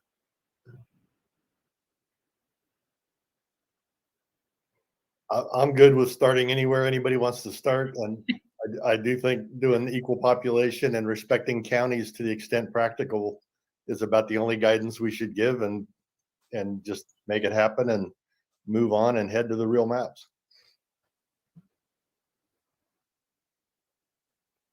And Commissioner Mule, I'll agree. I think if we can add in respect for the counties into that, that would be great. And I agree with that. And I don't know if we want to, just for the sake, because the other commissioners looked at it. I have no real preference at this point. More, I just enjoy the curiosity of anything. Unless we have to decide if you'd be coming back next week to show us our grid map, correct? Is that right, Doug? Yeah. I did not have a chance to check the schedule. I'm not sure if we have because we need the population data, so it won't be next week. But as soon as the population data is in the system, then yes, we would generate it and bring it back. So just again, I have no issue with the southwest corner of Yuma, but it might be interesting to do a southwest and a northeast, just to have 2 maps to look at. One which starts up on the northeast part with the Navajo reservation, maybe, and then do one on the southeast with Yuma. I don't know how people feel about having 2 to just look at. I know it's not a big thing, but it might be interesting. I understand this. I just want to pose a conceptual question. If we start beginning to ask for multiple grid maps, is that not us applying the constitutional criteria already? Does that not make mute the random aspect of this? I also think just by having 2 maps, we're going to invite disagreements on something that we're we're gonna have enough disagreements later. I'd rather not have disagreements on something that doesn't matter. So I don't care at all whether we start in the northeast corner or the southwest corner. And I have no opinion on it, but I do encourage us just to do one grid map, and therefore not have anything to discuss or debate, which emphasizes my understanding of how unimportant this grid map is, other than wiping out the old map. Yeah. And just if I can add to that debate a little bit, it was interesting going back to the transcripts of the last commission.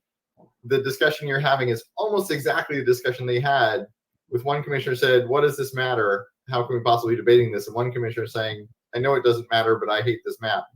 And just for the record, those two commissioners were the same party. So it wasn't a partisan split coming out. It was just that. So I think given that lesson learned, they shared the same curiosity about seeing two maps, but I would lean towards not doing two maps unless you're really wanting.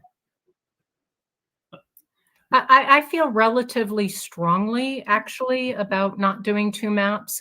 Not again for the, I love intellectual debate, and I could do this endlessly. But I feel that it's meant to be random, and so therefore I don't like the idea of debate. And so with that, I would like my colleagues to decide. And we don't have to, my understanding is we don't need to decide today, but we do, well, I believe we're slated to decide next week. But there's really no reason to not to decide, because there's not a whole lot more to debate. So for the interest of moving forward, I will make a motion. I make a motion that we do one grid map for Commissioner Leo. I apologize. It's on this agenda. I don't believe that we have the ability to do a vote today on the motion. If you want to make your motion for consideration at the next meeting, so be it for sure. And then you are also allowed to get public comment for that week period. But I don't believe we can do a vote today. I don't know if Roy disagrees with me. No, I completely agree. It's not on the agenda, so we would have to agendize it for next week if we were going to have a vote. But it could, as it sounds like from Commissioner Meal, it would be a pretty quick, simplified matter, but we'd have to put it on the agenda. Then I will suggest for us to ponder for a week the following motion, that we authorize our mapping consultants to do one grid map for each of the legislative and congressional districts or maps, and that they do it by using miles, whatever is most convenient for them as consultants, and that they respect counties to the extent that they can, and equal population, rounded reasonably. And I will let Shireen add to my suggested motion where she wants to start. So, I don't care. I don't have a strong preference. I'd like to hear from Commissioner Watchman too on that. I don't necessarily have a strong preference. I was just throwing it out there as another option. So I'm not trying to take away the Yuma beginning either. As much as just... Thank you. There's two reservations in Yuma, by the way. There's the Kushan tribe, and then the Kokopa. They're right within the city limits of Yuma. I at this point, I don't really have a strong feeling. I think I'd like to listen to the next agenda item that's coming up about the Native American or the Voting Rights Act, and then that'll probably help me decide on whether or not we have two grid maps, one grid map, where do we start. But I think we as commissioners should identify a spot, and if we all agree to it, and then we work from there, and then we direct our consultants to move forward on that. So, but listening to the next agenda item will help me, and then next week we'll, as Commissioner Meal is pointing out, we'll have a chance to vote on it. So. And at this point, I don't think we need to formalize the motion, but we've at least outlined a direction we can go. Let's get on the agenda that we will have a vote on this next week, and we can all stare at the ceiling and decide what we want to do with it. But I'll bring my darts. yeah, there we go. And Commissioner Beal, I agree with what you've outlined, by the way, miles, counties, and equal population. I think that's a great start too. Well, if I could though,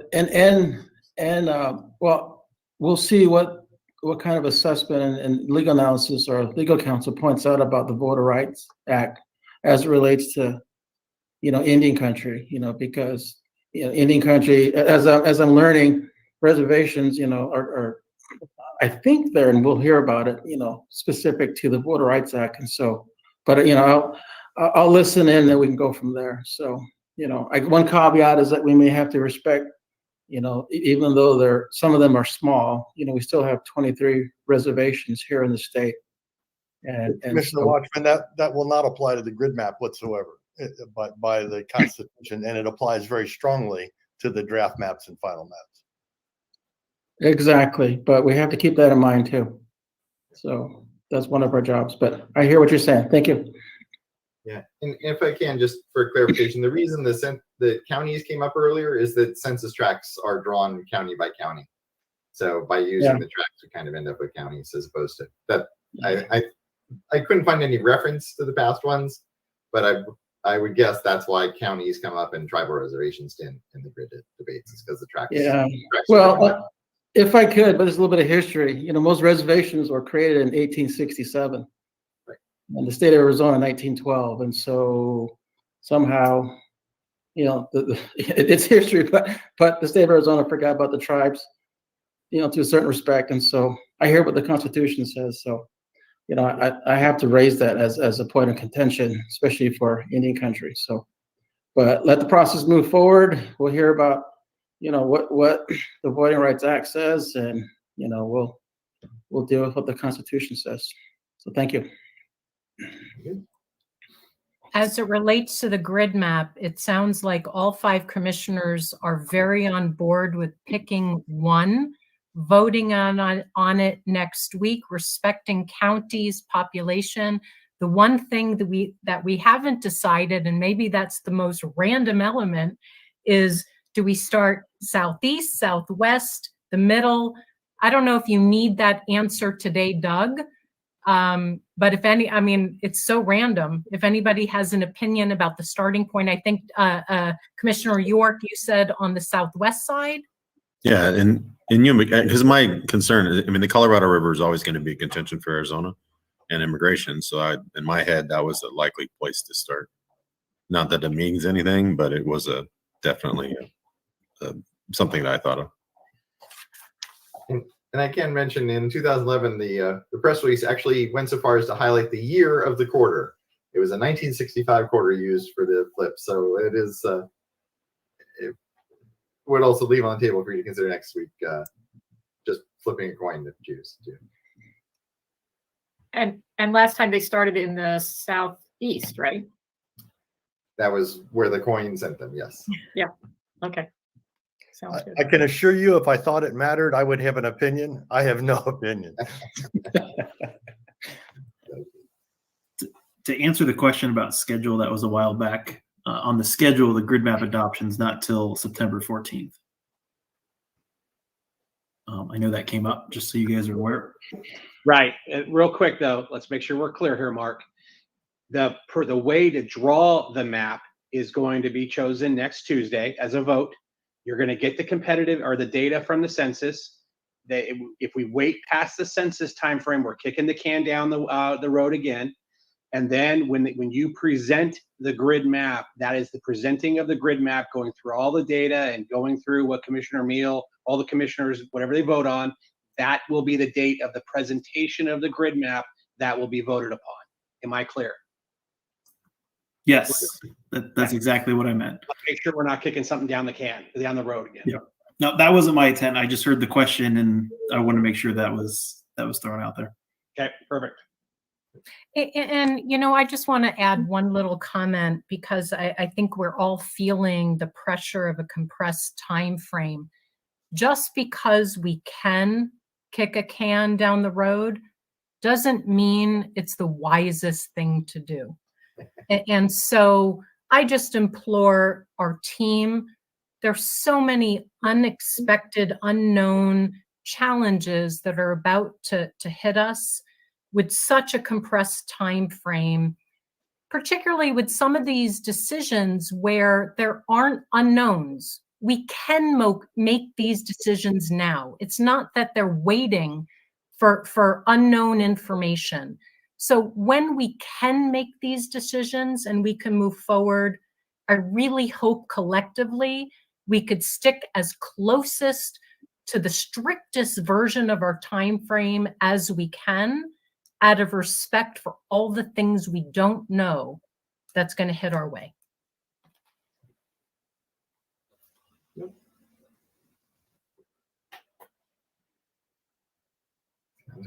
I think, and unless the legal team has any feedback, I think we have good direction on what to bring back. And yes, we can come back with the agenda, the commission making a decision on this, and you can decide where the starting point is and direction at that point, unless legal has any guidance on that. Beyond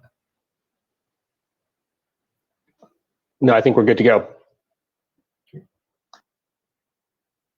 Okay, great. Mark, you're not done.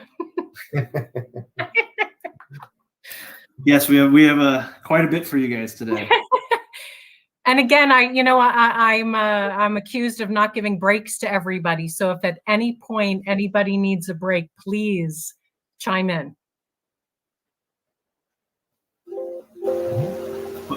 Well, if there is nothing, then let's move to E, the practical voting rights session by Doug. I think he has a PowerPoint for us. I was going to say this is my day in the spotlight here. Very briefly, as setting groundwork for this, the idea here is to not revisit what Roy already very ably presented previously about what the law says, the specifics of the law. This is really to give you a commissioner's practical view of what you'll see and the decisions you will face related to the Voting Rights Act as you go through this process. So with that, let me share the presentation. And I thought, Chair Newberg, you made a very good point earlier, which is these are things we know. There will be lots of surprises. The only thing that's expected is the unexpected through this process, I think.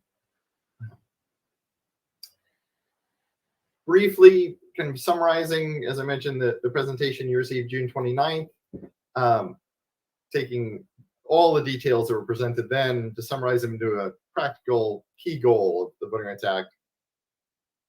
It's to ensure the creation, where possible, of geographically compact majority-minority districts where the protected class is reasonably assured of being able to elect the candidate of its choice. So there's a lot more detail and a lot more substance to that idea in that June 29th presentation that I'll refer you all to. But that really is the big picture goal of giving an equal opportunity to what the law defines as protected classes. So we're talking Latinos, African Americans, Native Americans, and Asian Americans that are the generally universally defined protected classes. One thing to think about when you hear talk about the Voting Rights Act is there are different focuses of the Voting Rights Act in the literature, depending on whether the literature is aimed at the potential plaintiffs or whether the literature is aimed at the jurisdictions, in this case, the state. So, as was talked about back in June, to bring a Section 2 challenge under the Voting Rights Act, the potential plaintiffs must be able to prove that they can draw a district where the protected class is a majority of the expected voters, among other things. There are lots of other considerations. But you hear a lot of talk about the law requiring the drawing of a district where the protected class is a majority. I just want to put that in the context. That is a requirement for a plaintiff to bring a challenge. I think the term is standing, to show standing. But I'll defer to the attorneys on those types of terms. From the perspective of the state, what the state has to show when you're drawing maps to show that they're legal is that they are effective, that they give that opportunity to elect to the protected class, among many other things. And as I'll talk about, and a district does not necessarily have to be a majority district to be an effective district, but it often does. And sometimes it might even have to be a little higher than a majority. So what is effectiveness? How is that looked at? Number one, how many protected class voters are there? Or if there are a majority of the expected or potential voters, that's pretty clearly an effective district. You can also go too far, as was talked about back in June, you can pack. But when we're measuring, does a district reach that effective level? That's what we're looking for. Number one, is it if the protected class is a majority of the voters, that's looking pretty good. There is a second factor, though, of how cohesive are the voters in that protected class. Do they vote as a block? Do they often split internally? You know, if there's a clear history of splitting internally, well, then that they may need to be a higher percentage to be effective.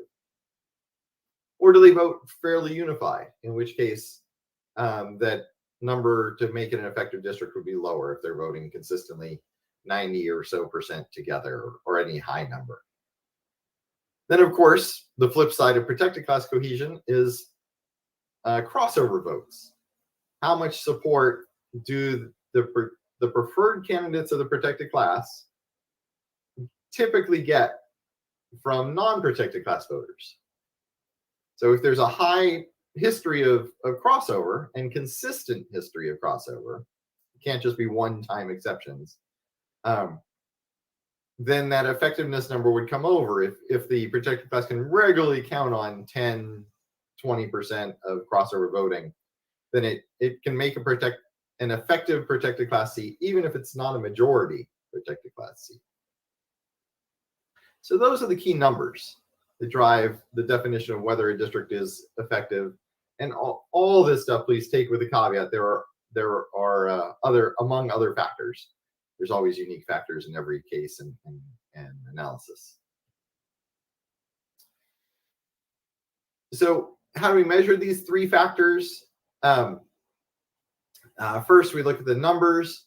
There are various measures of ethnicity and surnames you'll get. Total population, voting age population, both come from the decennial census. Citizen voting age population data comes from the American Community Survey. We already have that data. And then there's also surname identified voter records. All these different numbers will be in the data set. The key one that is almost always the focus is that citizen voting age population figure, because it is the what the courts, at least the Ninth Circuit Court, has looked at as the best measure of the potential voting block. But all the other data can help give the full picture of whether a district is effective. And then both the protected class cohesion and the typical crossover voting percentages are determined by that polarized voting analysis of past voting behavior. So that really highlights how important that is. That analysis also plays another role if a lawsuit is brought by a plaintiff, but that's separate from our discussion today. When we're looking at numbers that you need to try to aim for to meet the requirements of the Voting Rights Act, we're really looking at identifying that cohesion level and identifying that traditional crossover level. Challenges when you're looking at this is regional variations. Even within the same protected class, so amongst African Americans, Latinos, Native Americans in one part of the state, there may be higher turnout, historical turnout levels, things like that, than in another part of the state. So those different areas would have different effectiveness numbers. Similarly, the political cohesion can definitely differ. One thing historically, I'm not talking about Arizona, but historically just everywhere, when a protected class is first getting close to electing their first representative on the city council or their first representative in Congress, there's enormous cohesion rallied by that. And then once that becomes routine, there tends to be more dissension. So depending on the history of a given area, the level of political cohesion may differ from that same protected class in a different area. Similarly, crossover voting levels can vary greatly from one part of the state to another. And the thing to be careful of, and the reason this is always a bit of a gray judgment level analysis, is there can be sometimes huge year-to-year variations in turnout. And it can be hard to do similar to what we're talking about competitiveness. Looking back, it's easy. Looking ahead to predict how these districts you're drawing will perform, it can be hard to predict what turnout levels will continue.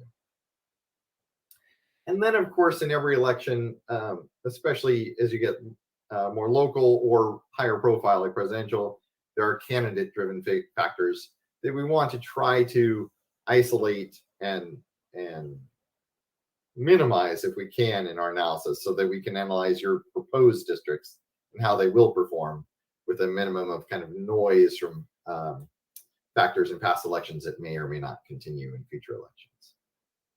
So those are challenges we face in coming up with these numbers. So if there are these regional variations, how do we analyze region by region? How do we determine the regions? Typically, that's based on population patterns.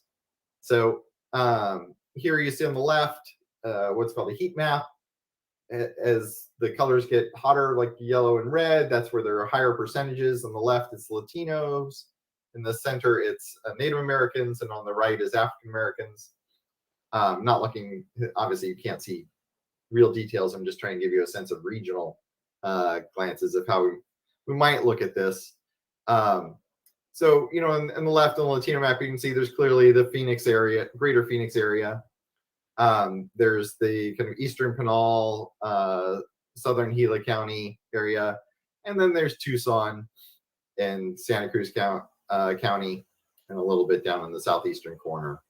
So those might be different regions that we would need to analyze. Oh, and then of course Yuma.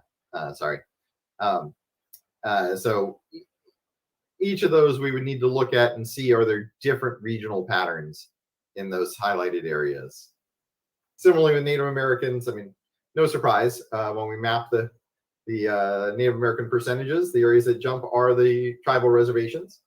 And so you can see those areas, and we would want to look at, are there different levels of cohesion and different effectiveness numbers, say in the Navajo Nation, than among the Tohono O'odham. So, and then for African Americans, you can see really the only concentration, geographic concentration where they pop at all, and they're still below 50%, is in Maricopa County in that South Phoenix area, where that you can just barely make out, hopefully, a little bit of blues in there. But we're that is not a population that is any longer a majority of any given area. But they may still elect sometimes, so it's worth we would still want to consider that. So we do this region by region analysis. We get kind of targets, and these are not precise targets. This is a gray science, not a precise science. But we get targets for what are those effectiveness numbers. And then, as in all things this commission will do, numbers are a piece of the puzzle, but they're all subject to community input, community analysis and requests, and other, what the Voting Rights Act calls totality of circumstances factors that you can see in much more detail at June 29th. For example, if an area is a historic area with a long established history of generating Native American or Latino or African American candidates, well, and those candidates being successful, well, that's going to factor into this analysis differently than an area that is more new arrivals, whether they're immigrant arrivals or arrivals from California or wherever. An area that's more heavily new arrivals may have less history of electing, may have a different effectiveness number than the first area described. So those are all the kinds of things we try to get from community input and community feedback, in addition to the numbers. This is not purely a numbers game. So that is kind of an introduction to the practical side of how we approach this and what you'll get as your reports and the decisions that you'll face and the input you'll be seeking as we go through this these deliberations throughout the state. Happy to answer any questions that may have triggered. There's no action needed by the commission. This is really just to set the stage for what will be, as Commissioner Watchman noted, what will be a big and important topic as you move forward from the grid. This is Commissioner Meal with a question. Doug, I think one of our challenges is going to be that we have a number of districts today, both congressionally and the legislature, that are majority minority districts, but we're going to need to add a bunch of population because of the change in population of the state. And there's not a lot of minority population to add to those places. So how do you determine a crossover voter's propensity to vote for a minority candidate when you're bringing in an area that's never had them on the ballot to test whether they are or not? Is it party registration, or how do you look at that? That's a great question. This was a huge issue back in 2001 when there was a legislative district that had historically elected Native Americans, but it was actually the smallest district. It was 25% underpopulated. So where did you go to get that population? And it's a very hard question. I think you nailed it on the head. If the areas around there have not historically had Native American candidates running, or use the exact legal term, Native candidates preferred by Native American voters running, we can't really do a polarized voting analysis and a cohesion and crossover analysis numerically. That really comes down into community input and where does that testimony say makes sense to go. There may be some analysis possible in terms of if we have a statewide election where there was a clear preference of the protected class population in question, we might be able to look at where that candidate also did well. But it's definitely a second choice analysis numerically compared to actually having a head-to-head traditional voting rights analysis. But yeah, I would say that there may be some numbers we can add to that, but primarily it's going to be community input guiding those decisions. I was hoping you'd have an easier answer than that.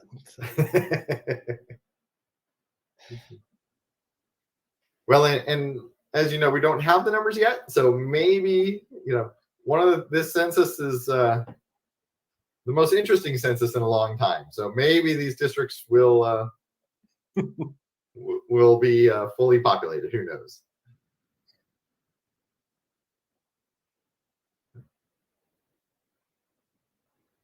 Other questions? So one of the things, actually, that question somehow triggered a thought that I didn't include in the presentation, but it's probably worth mentioning, is that I noted that an effective district may not need to be fully 51% or 50% plus one, and you can get into trouble with packing. The big question you run into in that line is where else can you put those voters? If you have the option of having a seat that's say 59% or 51%, if you put the community in question in another district, do those voters have the ability to elect their preferred candidate in the second seat? In which case that makes sense to move them over there and give them a shot at that second seat. And keeping them in the first seat might be packing. Versus if you're putting them in the second seat and the analysis is that there's really not a significant chance of electing their preferred candidate, then it may make sense to keep them in the first seat, where even though they're not vital to make it effective, they could still be with the voting bloc that's electing their preferred candidates. So to your point about it being complicated and not simple, this all gets very complicated down the line, certainly.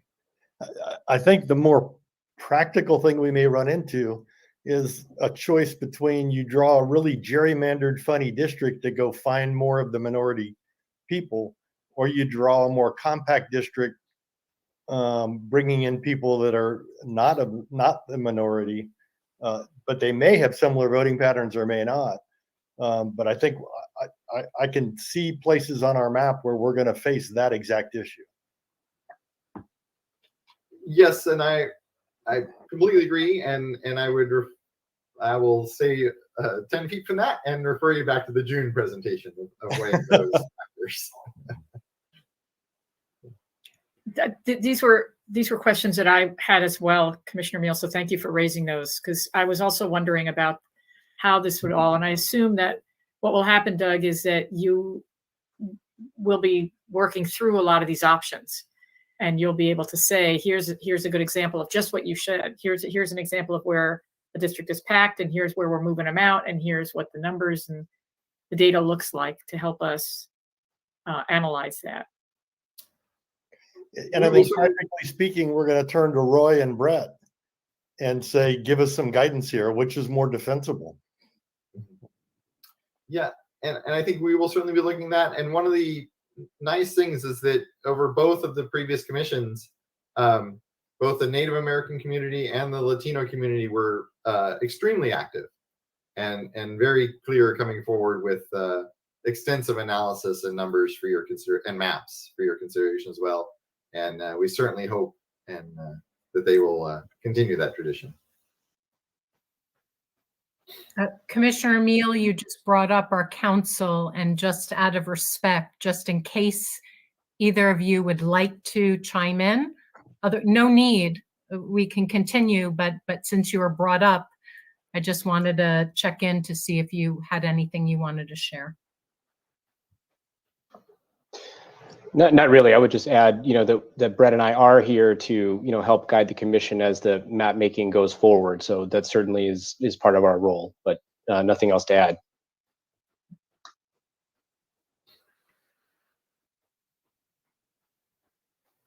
Okay, continue. It was all I had, unless there are other questions from the commission. Obviously, this is a topic we will be returning to a lot as this goes forward, both in open and in closed session, I suspect. We appreciate, the amount of work, time you've put into our collective project has been tremendous. Thank you for all of this. We look forward to next week, hopefully voting on our grid map, hopefully voting on our competitive measure tests.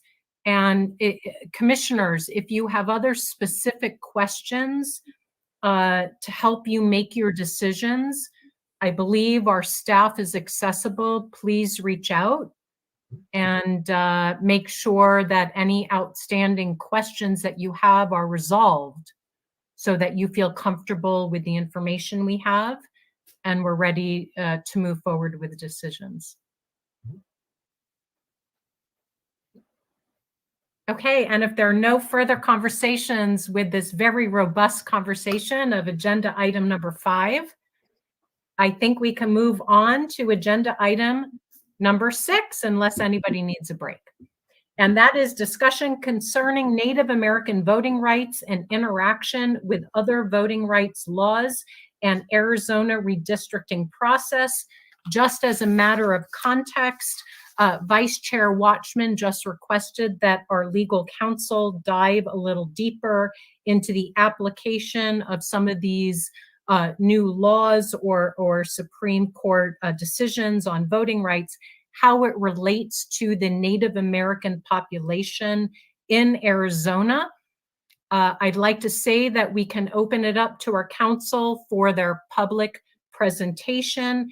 After that, if there are specific legal questions as it relates to the application of this information to our efforts in redistricting, we can vote to go into executive session. The rationale for that is that it is for the purpose of obtaining legal advice to further implement and or advance the legal issues related to this VRA presentation pursuant to ARS 38-431.03A3. And with that, I will turn it over to Roy of our council. Thank you, Madam Chair. So I'm going to try to share my screen here, which is always a daunting task. So sometimes the technology is tough. All right. Can you guys see the presentation? Yes. Okay, and of course, I have it at the end, which is not helpful. So I'll go back to the beginning. But I think the purpose, as Madam Chair noted, is this is a continuation of the discussion that we've had back in June, as Doug referenced, when we did an overall presentation on the Voting Rights Act and some of the requirements under Section 2, which of course applies to redistricting and overall voting procedures. So what we wanted to do here is, I think, do a deeper dive into how those laws are particularly applied to Native American populations in the United States and in Arizona.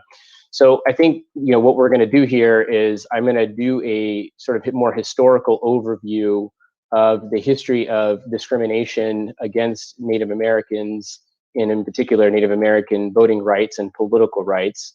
And then after that, I will talk through some specific, you know, areas where Native Americans have litigated, you know, particular and alleged particular discrimination.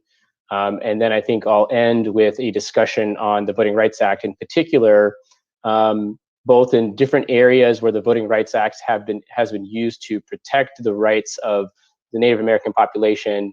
And then more specifically at the end, I'll talk about how it's been applied to redistricting. I think you'll notice that a lot of this presentation is, I think, helpful background information and contextual information for the commission, but a lot of it isn't directly relevant to redistricting, but it does, again, sort of inform, I think, your decisions when thinking about Native American population as a community of interest, for example, and some of the other decisions you'd have to make during the map making process.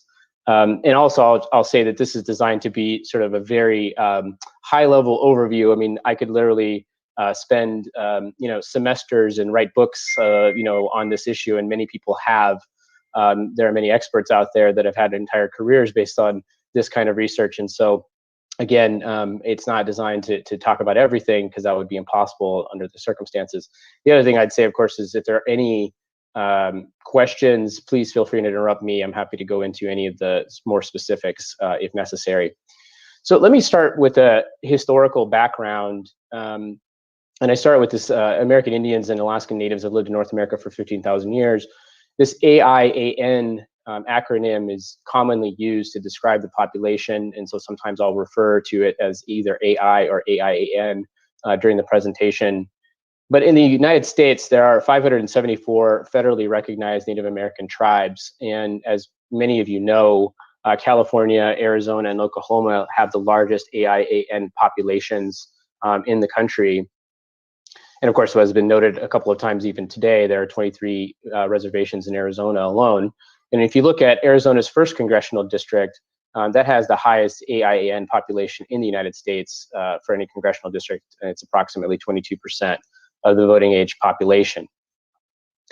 And then this next slide, you know, it's going to show the more specifics of the state and the various, on the left, you'll see the map with the various reservations and where they're located. And of course, on the right, you'll see the names of the various tribes. So this is, again, just to show you where they are. And you've seen in prior presentations, in particular in Apache County and the Northeast, with the Navajo Nation being the largest reservation in the country, you know, particular concentration there. And I will do a little bit of a deeper dive into Apache County a little bit later. But again, this is just to give you sort of some context. So again, continuing on in the sort of historical analysis, you know, and this is a story that I think is familiar to you already, but important to tell, which is, you know, again, the subjugation and displacement of tribes during the settlement of North America. You have the Indian Appropriations Act of 1871, which ended the U.S.'s recognition of tribes as a sovereign nation, and it began treating tribes as domestic dependent nations subject to federal law. What's notable about that is that reservations were not subject under that act to state law, and are still not subject to state law to this day. And it's important to note in the context of when we're talking about VRA and in various discrimination against Native Americans in the voting context, because oftentimes this idea that because reservations are not subject to state law, that fact has been used as a justification for some of the forms of discrimination we've seen, and I'll get into specific examples. But that's a notable thing. And then I also have an excerpt here from the U.S. Constitution in Article 1. And this is the provision that has to do with apportionment.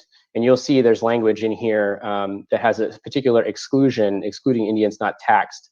And again, that's another basis historically that we've seen states in order to justify the various discriminatory laws that they have passed, by pointing to this idea that because Indians or Native Americans are not taxed, that somehow that sort of discrimination is justified. Going to the next slide, you'll see, again, which I've already touched on, is the AIAN population has often been denied citizenship, let alone the right to vote, unless they assimilated into, whatever the sort of state government is said is the sort of overall culture. And there's some specific, I excerpt from the Minnesota Constitution, for example, which it basically created a cultural purity test of whether individuals adopted the language, customs, or habits of civilization. And it wasn't until assimilation occurred that citizenship would be possible. Again, and that was, of course, from 1858. There's a Swift v. Leach case from more recently, 1920, where a group of American Indians could vote only because they, quote, lived the same as white people, are Christians, and have severed their tribal relations. So again, the marker has always has sometimes been assimilation in order for citizenship to be given. And on the left-hand side of this slide, we have an excerpt from the 1860 census. This is instructions to the marshals gathering data. And you see this dichotomy between Indians that have renounced tribal rule and who are under state or territorial laws are to be enumerated, are to be counted. And that is different from Indians that are not taxed, which are not to be enumerated. And again, this is the sort of justification for the discrimination that we saw. And going forward, as things have progressed, we finally see in 1924 that Congress passes the Indian Citizenship Act. This formally granted U.S.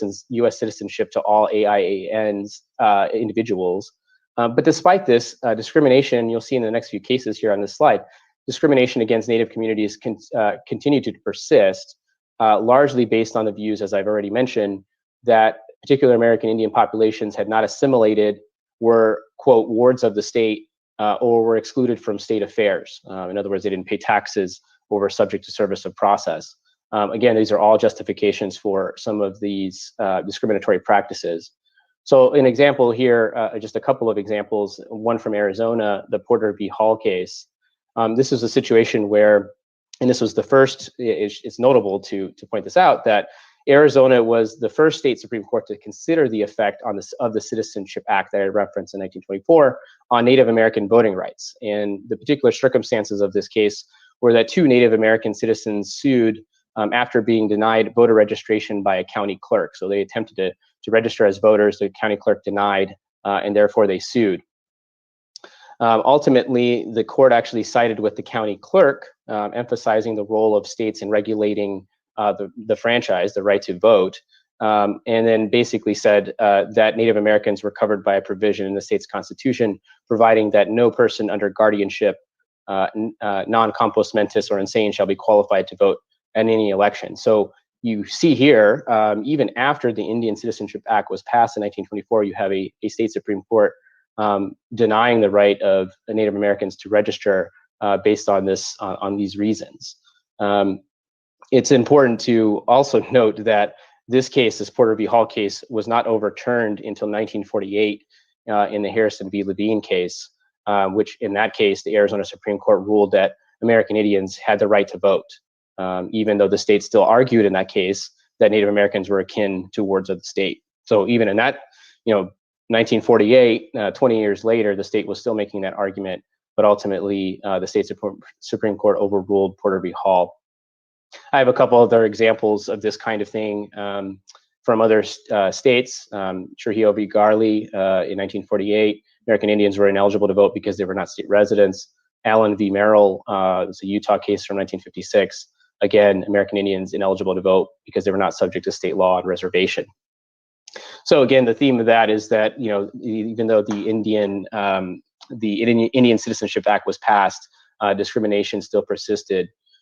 I'm going to talk now more about Arizona specifically, and I mentioned earlier about Apache County because it is a unique county. Of course, the Navajo Nation is in Apache County. It's the largest American Indian reservation. There's also the Apache and Hopi tribes in Apache County. And so I think it's a good lens through which to view the history of electoral discrimination against Native Americans. And, as we know, and Commissioner Watchman knows in particular, the county is very large. It's sparsely populated, but 76.9% of its residents are American Indian. And it's also one of 3 counties in the United States where American Indian as a language is the predominant language group, the largest, of course, being Navajo language. So here's a couple of cases that I think, again, are instructive in this area. The first is the Shirley v. Superior Court case. This is a case where a Navajo tribal member won election to the county's Board of Supervisors, but was denied certification of his election because he was immune from service of process while on the reservation and did not own any real or personal property subject to taxation by the state. The state Superior Court actually upheld the denial of the certification of that individual's election, and it wasn't until the Arizona Supreme Court reversed that case where the certification of that election was allowed to go forward. So that was in 1973. In 1975, we have the Good Luck v. Apache County case. This was a redistricting challenge case where, again, there was a 3-district Board of Supervisors map. And then Navajo voters in that case sued under Section 2 of the Voting Rights Act and the 14th and 15th Amendments. The county defended that lawsuit and argued that the Indian Citizenship Act was unconstitutional.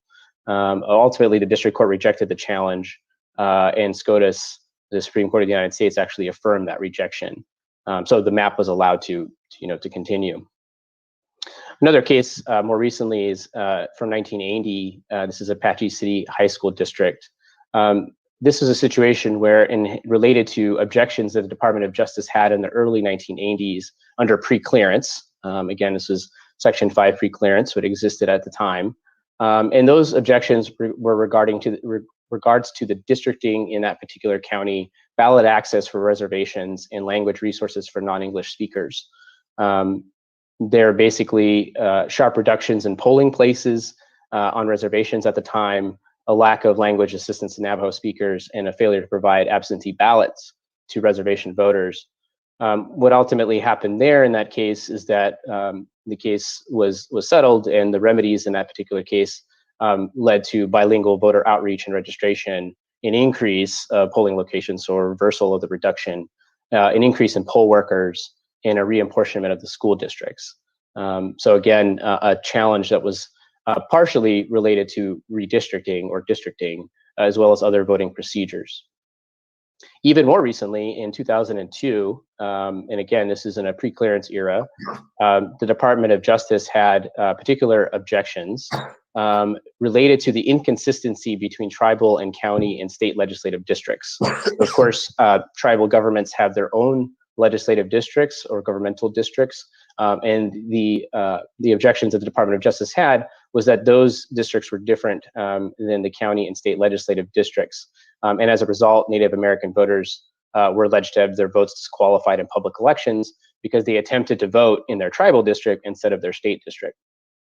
As a remedy to these particular objections by the Department of Justice, the government recommended that the state provide election officers in polling places near district lines with registration lists and train them in instructing voters on where to vote. So that was the proposed remedy in that case, so that so Native Americans had their votes counted.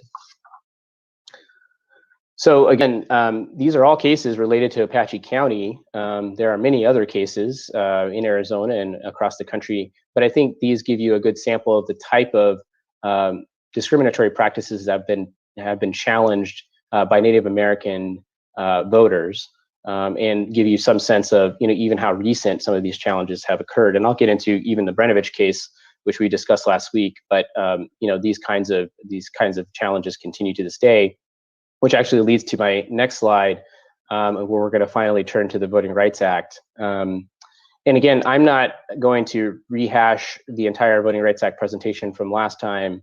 For example, Section 2 and the jingles test and all of that. Doug actually mentioned quite a bit of that in his presentation a few minutes ago. But instead, I'm going to talk and summarize some of the forms of disenfranchisement that Native Americans have faced and then have challenged under the Voting Rights Act, with the idea being that the Voting Rights Act is designed to protect voting rights, and in particular voting rights of Native Americans. I will add, by the way, that there have been proposed Native American Voting Rights Acts, meaning that there are, and this is as recently as the last Congress, proposals in Congress that would be very specific to expand voting rights and voting access to Native American populations. They haven't passed, but oftentimes they're referred to in the media and election law reports. And so I just thought I'd mention that. What they would do, just to summarize very quickly, is create a separate pre-clearance process for voting procedures that would affect Native American populations. They would also create a Native American Voting Rights Task Force, things like that. So there is something that is called the Native American Voting Rights Act, and it's been proposed in Washington. So back to the Voting Rights Act, and again, I'm going to talk about this in buckets, so different areas, different voting procedures or voting issues, and how Native Americans have challenged those particular procedures or issues under the VRA. The first is language assistance. As I kind of alluded to in the Apache County example, and even earlier, more than 25% of single race AIAN persons speak a language other than English at home. And 2/3 of those speakers of AIAN languages live in predominantly Native communities and are often geographically isolated. That's certainly true in Arizona. But Section 2 of the VRA offers protection. We have this case from 1984, Harris v. Craddock, which required jurisdictions to recruit poll workers who speak minority languages, again designed to help predominantly Native speakers or other individuals who speak minority languages in helping to vote. The idea being that poll workers who speak those languages could provide the assistance at the polling locations to those speakers.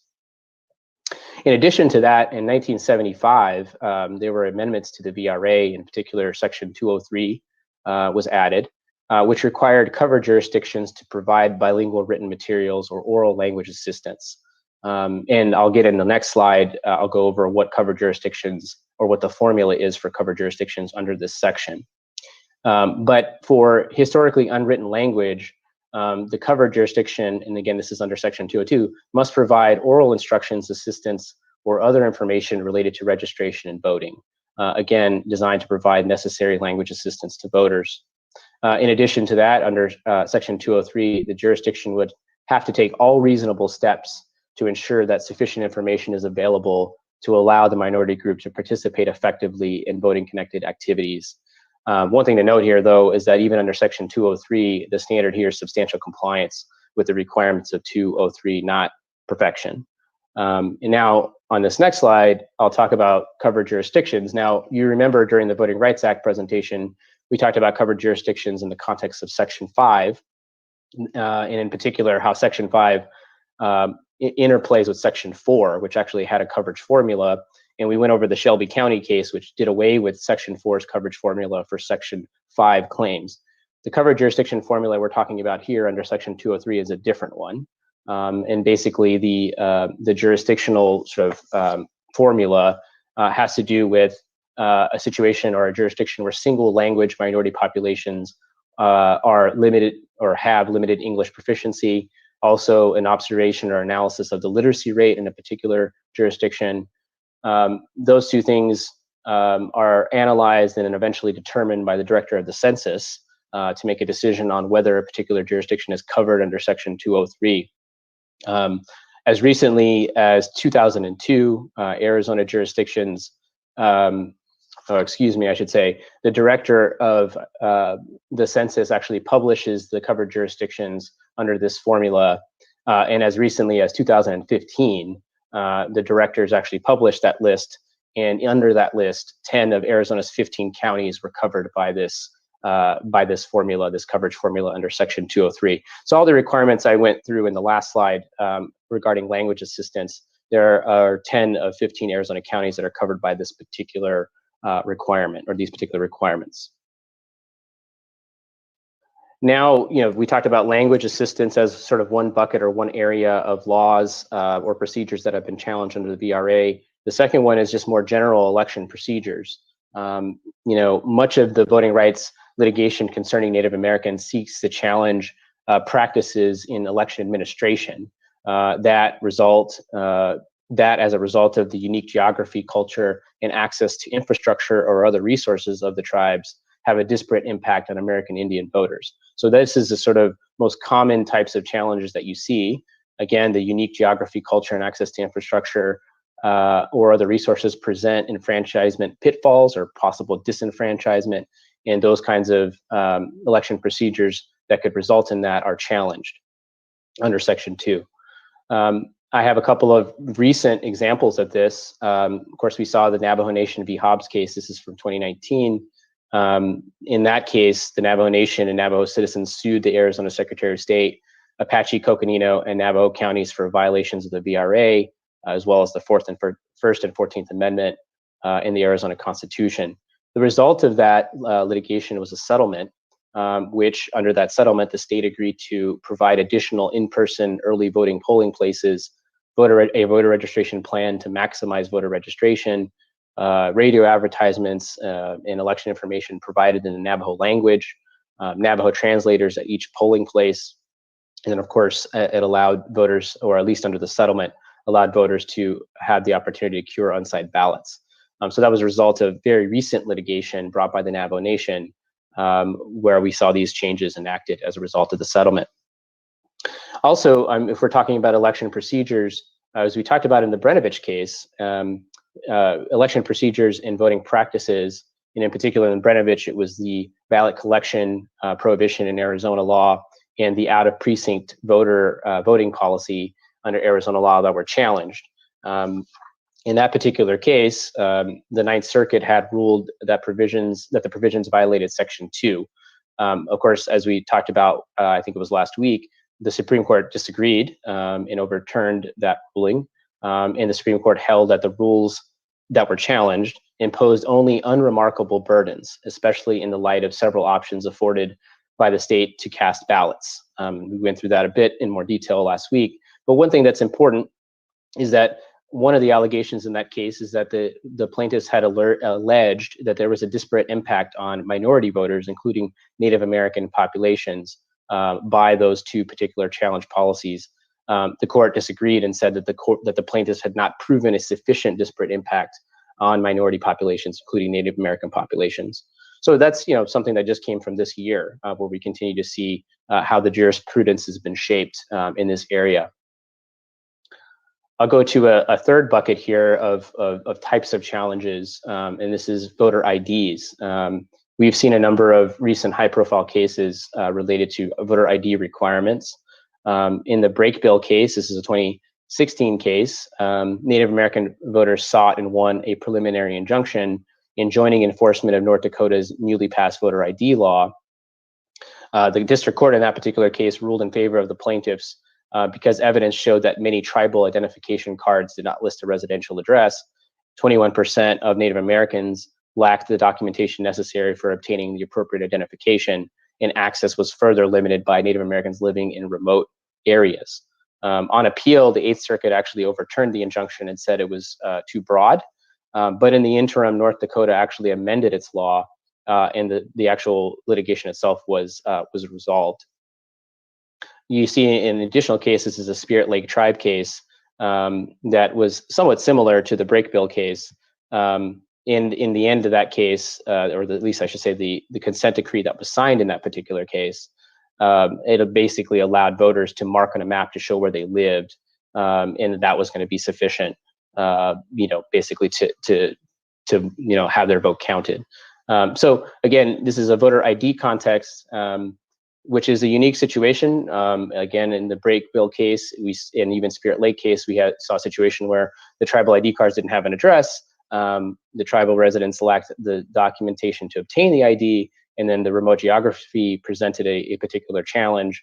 And then ultimately the settlement was that they could mark on a map where they lived to settle this case. So another type of challenge has been brought by Native American voters due to some of the unique circumstances there. Finally, sort of the last bucket of VRA types of cases that have relate to or been brought by Native American voters is in redistricting. And of course, that's of primary interest here to this commission. It's important to note, as I mentioned when we talked about the Brenovich case and when we talked about it in the Voting Rights Act presentation, in a redistricting context, the type of challenge you normally see is a vote dilution claim. In other words, a minority voter's voting power has been diluted. That is the typical claim you see under Section 2. That is different than vote denial cases, and I won't get into all of that. But typically in redistricting, we see that kind of thing. Well, it's important to note that American Indian voters have won vote dilution claims under Section 2. I'll give you an example here. This is the Laura Fremont case from Wyoming in 2010. You had 2 tribes challenge the at-large elections for county commissioners in that case. This is a good illustration of how Section 2 analysis is done in a vote dilution context. We've talked quite a bit about the Jingles test, and the Jingles factors. Well, the court went through that entire analysis in this particular case. So going through the first 3 factors under Jingles, the court found that the tribes were geographically compact and politically cohesive, that white majority votes sufficiently blocked minority candidates, that the elections themselves were racially polarized. Turning to the second part of the Jingles test, which is totality of the circumstances, the court went on to do an analysis and find that there was a history of discrimination in education, employment, and health, in political participation. There were racial appeals and campaigns in that particular jurisdiction. There were very few elected tribal members. And then there was, of course, a lack of responsiveness to tribal needs that was established. So that's a good example of the kind of overall analysis you do under Jingles, but I thought I would mention that. We have an even more recent from Utah 2017 challenge. This is a situation where Navajo voters challenged county commissioners' districts and school board districts on different grounds. They first challenged it on the basis that the districts are constituted an unconstitutional racial gerrymander, and that they violated the 14th Amendment, one person, one vote. And then, of course, ultimately, the type of challenges most commonly brought that the reapportionment or the map, I should say, violated Section 2 of the VRA.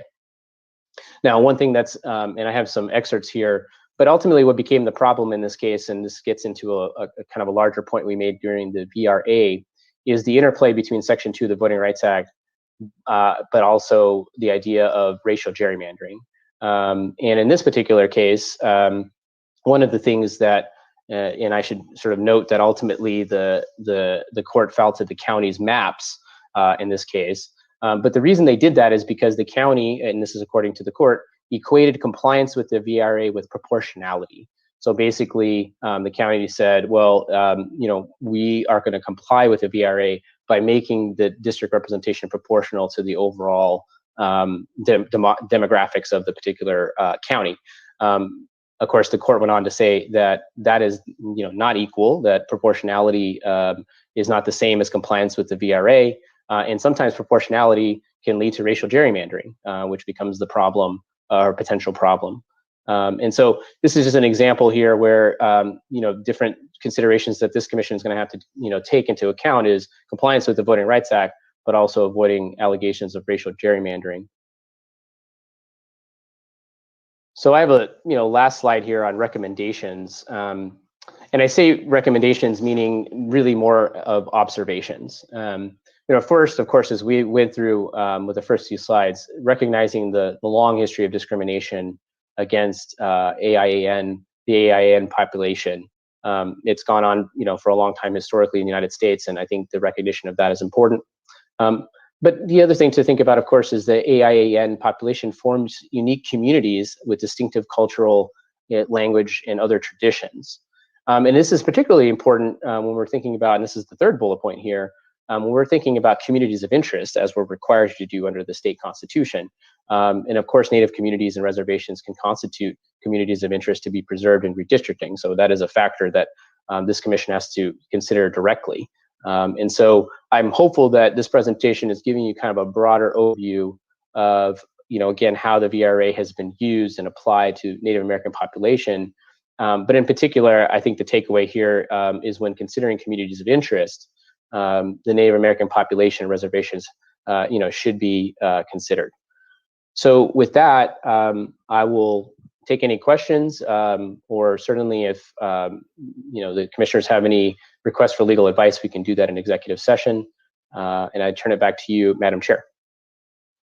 Thank you, Roy. Outstanding presentation. Absolutely helps us understand this community of interest. If there are specific questions related to the presentation, I open it up to my colleagues.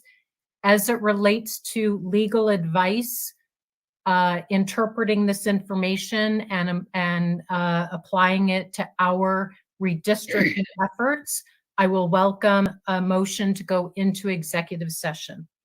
And with that, I open it up to my colleagues. Thank you, Roy. This was real interesting. I don't think either of these require us to move into executive session. I was just curious. You said there were 10 of Arizona's 15 counties that have the language assistance requirement. Which are the 5 that don't? I actually don't have that in front of me, but I can certainly get back to you on it. Yeah.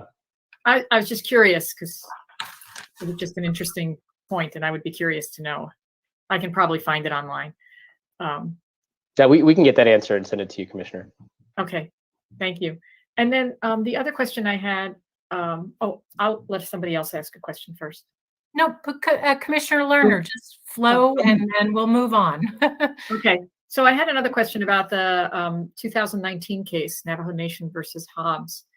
There have been some, and I don't know if you've looked at these now, there have been some new recent laws that have been passed by the legislature. How do those impact sort of that one which had the violations that you mentioned, providing, and the decision was to provide more opportunities. The new laws that have just been passed by our legislature, are those affected? I mean, I guess I'm not sure how to ask the question, but I guess I'm wondering whether those laws now, do they go back to that case and look at that case and say now those new laws are violating the decision that was made in 2019? Where does that all fit in?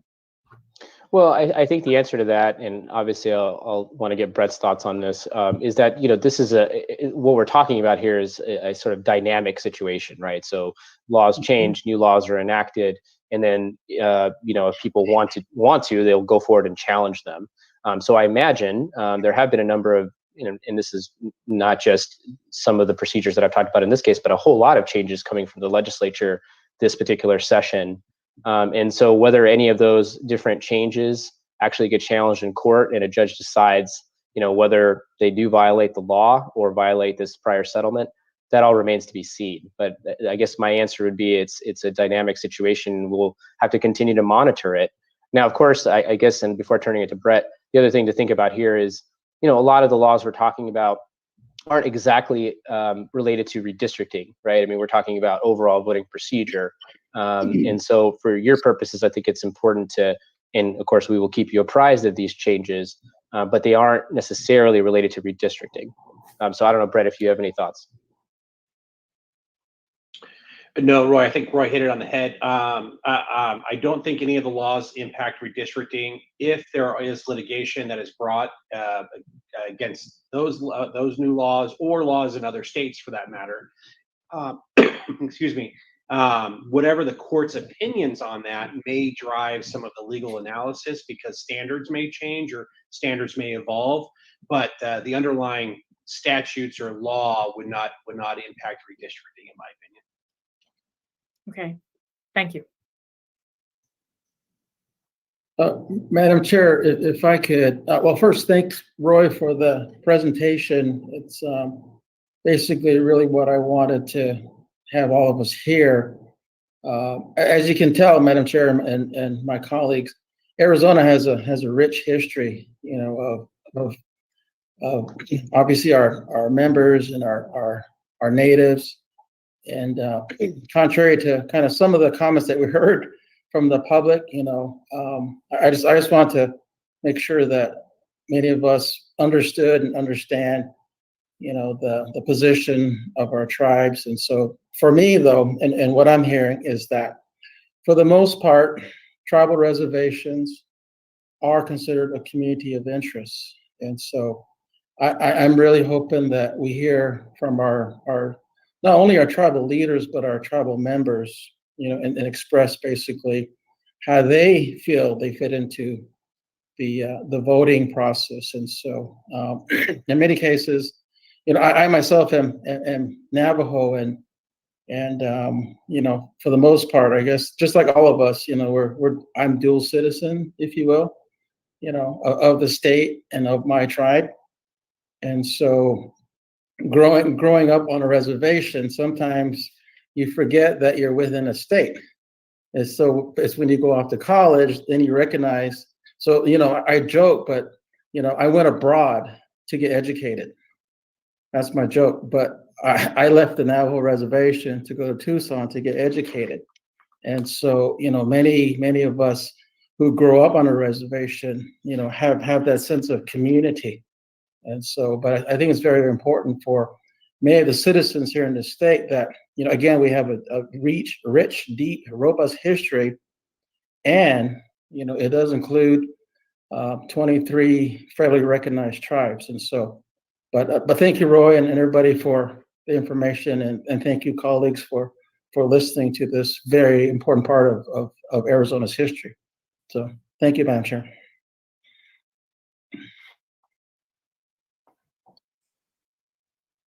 Does anybody feel the need to move into executive session to discuss the application of what we just learned to our redistricting efforts?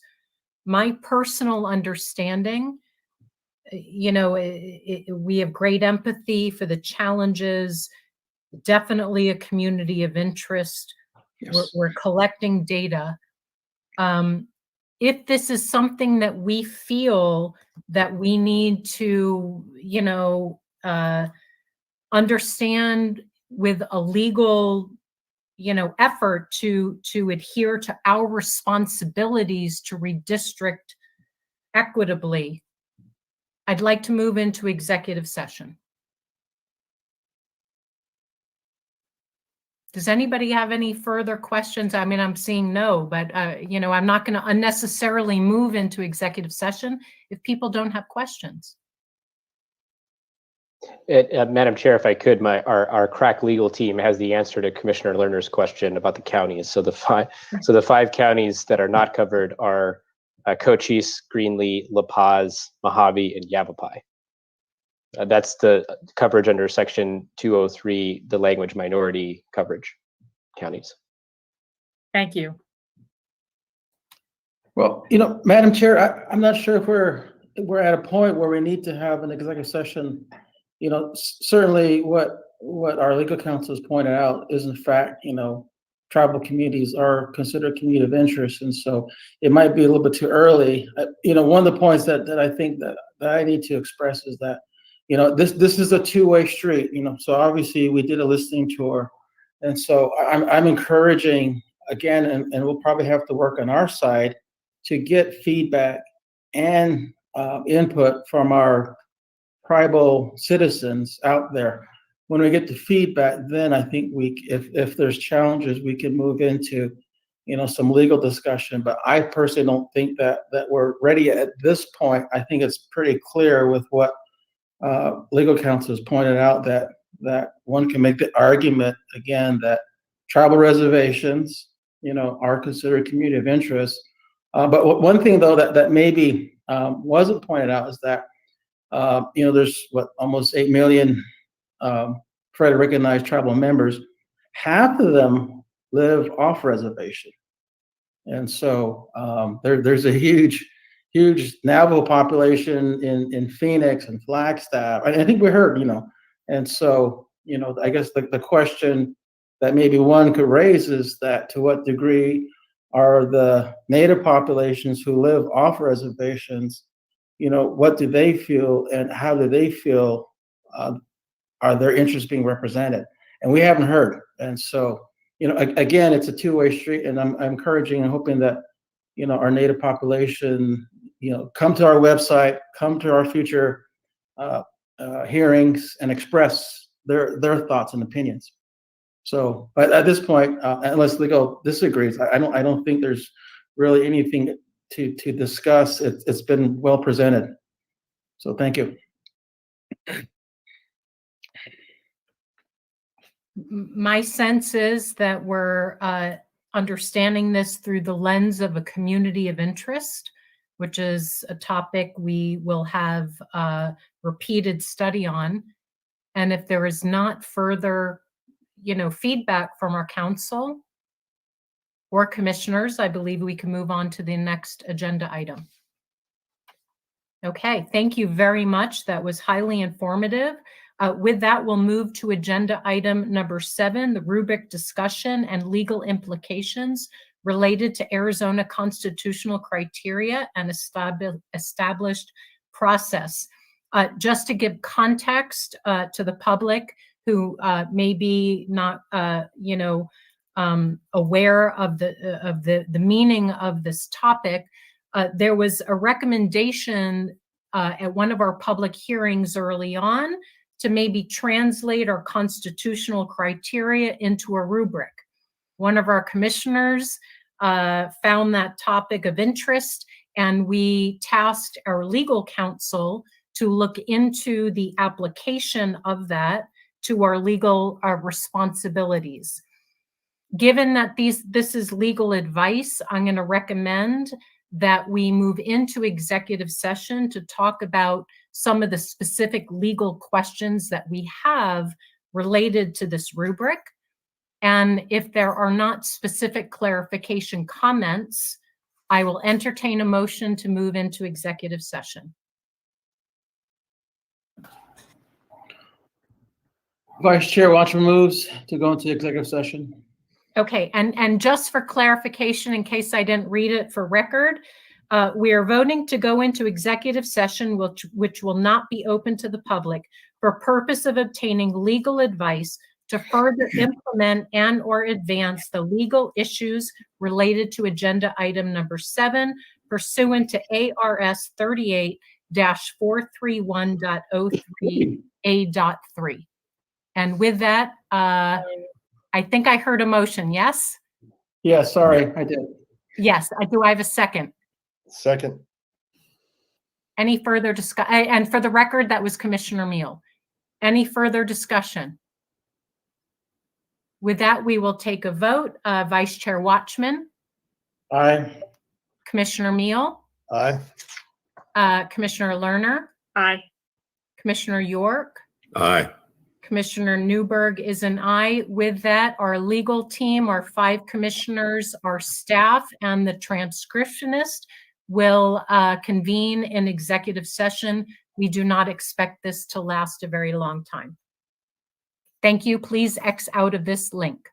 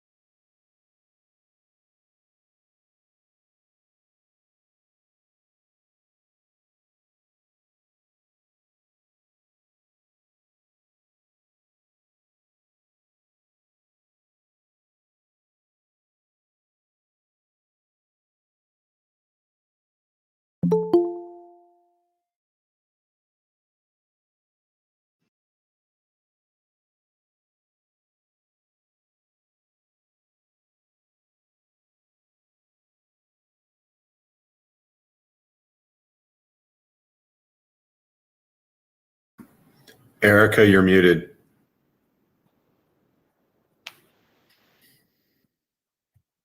Sorry about that. I was going to welcome everybody back to the public session. Thank everybody for your patience. We are on agenda item number 7. We were discussing a suggestion about adopting a rubric to basically interpret the constitutional criteria for evaluating the districts. We had a great legal conversation.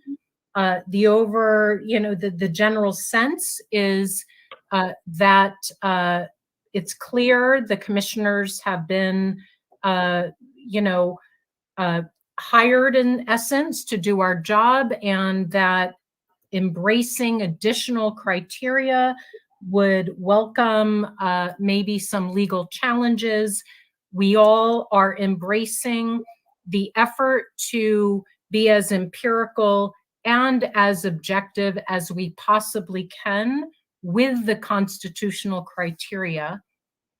And we will do, our best.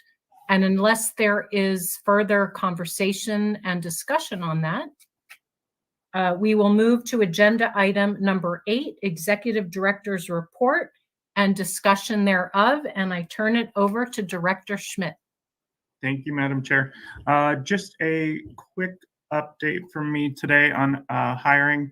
HR was able to split the jobs into 2 6-month gigs. So we are just waiting for the background checks to clear.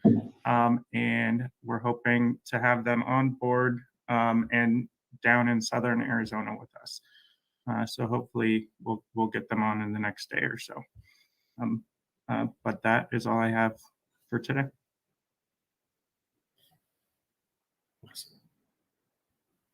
Okay, and if there is no further questions, we will move to agenda item number 8, discussion of future agenda item requests. Anything from my colleagues? Yeah, Madam Chair, maybe not this month, but we're moving into August, maybe September. I'm kind of a budget guy, so maybe we can get a budget report. I'm not clear exactly. I know we were approved with the budget. I don't know if I saw the details, but it'd be nice to see that. Maybe the first part of September. That'll give us give us time to look at our July and August expenses. So something that I'd like to see monthly. Absolutely, Vice Chair. I will get that together for you.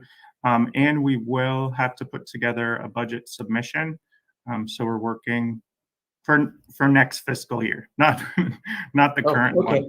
They're due at the beginning of September. So we're working with Central Services Bureau and the budget office to put that together. And I'll come back to you all with the recommendation. Okay, and then regarding our meetings, I know that we were submitted either packets or maps, and like when we're in Winter Rock, I think the leadership handed us an envelope, and hopefully we'll get a copy of that. And then we'll probably need to interpret the 2 individuals that spoke Navajo, because Navajo, as was pointed out by legal counsel, is still a predominant language, and most of the Navajo governmental settings are in Navajo. So if we can get that interpreted for our colleagues here, it'd be nice. So absolutely, we are working on scanning all of the paperwork we got from the first part of the roadshow, and we will get it out to all of you. And Vice Chair Watchman, absolutely. Not only did I read that, we are in the process of making sure that our council is has every page in there. Yeah, thank you. I would like this, Commissioner Lerner, at some point, whether it's next time, we have a lot, I know next time, but we're always going to have a lot now. at some point, should we be discussing our meeting schedules? Not the traveling part, but whether or not we can continue to do this, and I know it would be very difficult, but whether we can continue to do this on a once a week schedule, or whether we should at some point start looking at adding some other time. So if we have a presentation, for example, next week on something, but we want to move forward quickly, instead of having to make that immediate decision, giving us a day or two to process and then come back for some things. And I know we've talked about October would be probably an intense period, but I'm just throwing it out there that there may be some times when we have to make some decisions fairly quickly. As you've already heard, I like to process things in my brain, so I might need an extra time. So I'm just asking that question of whether or not we want to have a discussion on that. Well, my question around time is that we need to allow the public 48 hours, correct? Yes. And so maybe Timmons could give us some insight, or NDC, into kind of when we're going to need a lot of, the weeks on the agenda that we're going to need some time. Because like today's call lasted much longer than I anticipated. I had to cancel some stuff. So I don't, so that would be nice if we had some forethought to that, as opposed to just jump to the next Thursday. Yes, I'm just thinking maybe we have that as a discussion on our agenda. We could add that kind of ideas. We can, I believe we can do some of this administrative work offline in terms of looking at commissioners' staff schedules over the ensuing couple months. As we're discussing conflicts, I do, want to make sure that our commission is aware that on Tuesday, September 7th, it is the first day of Rosh Hashanah, an important holiday in the Jewish community. That is a week that, if possible, we could potentially look at rescheduling for September 9th.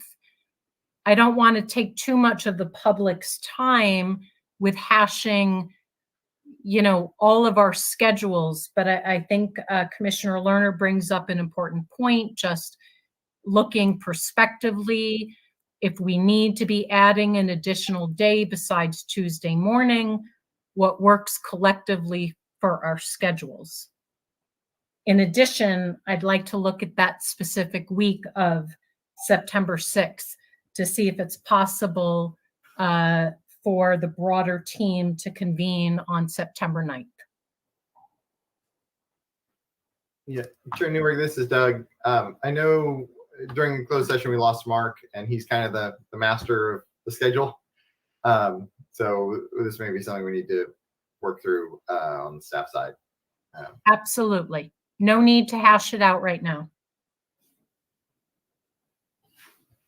And do you need an answer for us on the 9th now, or is that something? Follow up with Brian, please. I'm totally good on the 9th.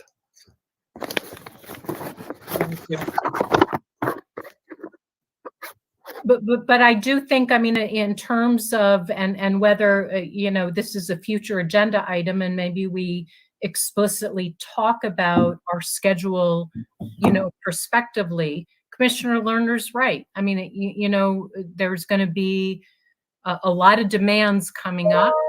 And in addition to this protected time on Tuesday morning, some of which goes into Tuesday afternoon, which is going to happen more and more, it's helpful for us to know, what the boundaries are and what the best possible alternative is for our collective team.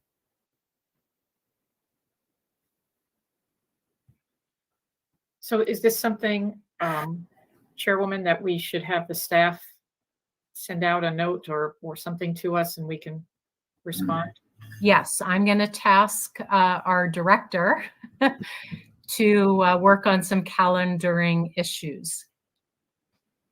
I will follow up with all of you. Thanks, Brian. It sure looks like starting around October 12th or so, we're going to need that's when we're going to really dig into the draft maps and try to create draft maps. That next week or two, from the 12th to the 23rd or so of October, we're going to need to be meeting every other day or every day, or we're going to need a bunch of meetings in that time period if we're going to successfully do the draft maps. So I would at least start staring at that time period. Mhm. As well as we would also be doing tours, traveling, probably. Don't we do tours after we create the maps? Yeah, we Right, would do tours. right, but I was after- thinking yeah, that so the then second half of scheduling the October. tours after that. Yeah. Right, yeah. Well, we will have a very busy October, November, December. Yes. I think we're collectively understanding this compressed time frame, and it would be helpful for all of us to immediately get our schedules in sync and map these additional dates moving forward, a few months ahead. I have an additional agenda item request, and I'm not closing the conversation if there's further conversation. One of the things that I think we all, really heard on the listening tour was how essential the 5 Cs are still in Arizona. Just as a civics reminder of our community, the 5 Cs in Arizona being copper, cattle, cotton, citrus, and climate. What do I mean by that? As we're listening to our communities of interest, and Director Schmidt, thank you for this recommendation. Might it make sense to request an expert in these resources, particularly water, mining, fire? It transcends these boundaries. It speaks to economic interests, communities of interests. And so I'd be interested if it's efficient and doesn't delay our time frame, to have somebody speak to us about these common economic interests that we've learned about.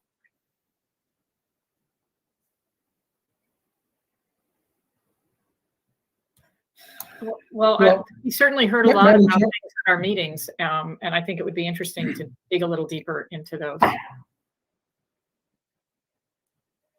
But I would recommend that if we do that, that you want to focus those discussions on how that impacts communities of interest, and not just a general historic presentation. Absolutely. The application of it to our state today. Where are the water demands? Where are the mining interests? Where are the farming challenges? The application of these basic concerns to our state as it relates to our effort to understand communities of interest moving forward. Well, Madam Chair, this is Vice Chair Watchman. In Indian country, there's other drivers too. Gaming is a big one, and the tribe just got through recently negotiating all their gaming compacts, and so that's a huge driver, especially for the tribes in the valley area. And then some tribes obviously have forestry and cattle, but I would add to that list a few more economic drivers. Gaming obviously is one. Farming is another, but there's a lot of interties between our tribal reservations and the so-called border towns, and so I think I heard a lot of our public reservation state, we spend our money like in Flagstaff, Show Low, and so if we're going to go that route, perhaps other drivers that are important to Indian country. So, but good point. I think it'd be interesting. I forgot about the 5 Cs or 4 Cs, and they're still valuable. Still valuable today. Thank you. So, Sherwin, we can look into this. I mean, obviously, there's a lot of state agencies that are already versed and have the data readily available. So I think that would be one place to start. In regard to some of the economic data that Vice Chair Watchman was mentioning, we've already heard from the Commerce Authority demographer, but it also might be worth hearing about from some of the other economic development folks, even if they're part of different organizations. I'm thinking about GPEC, the Sun Corridor Inc., some of the other groups that Vice Chair Watchman's also involved in, and maybe do a panel discussion on that. So I think offline, we could probably, the staff can take their collective minds and develop some of these for your consideration.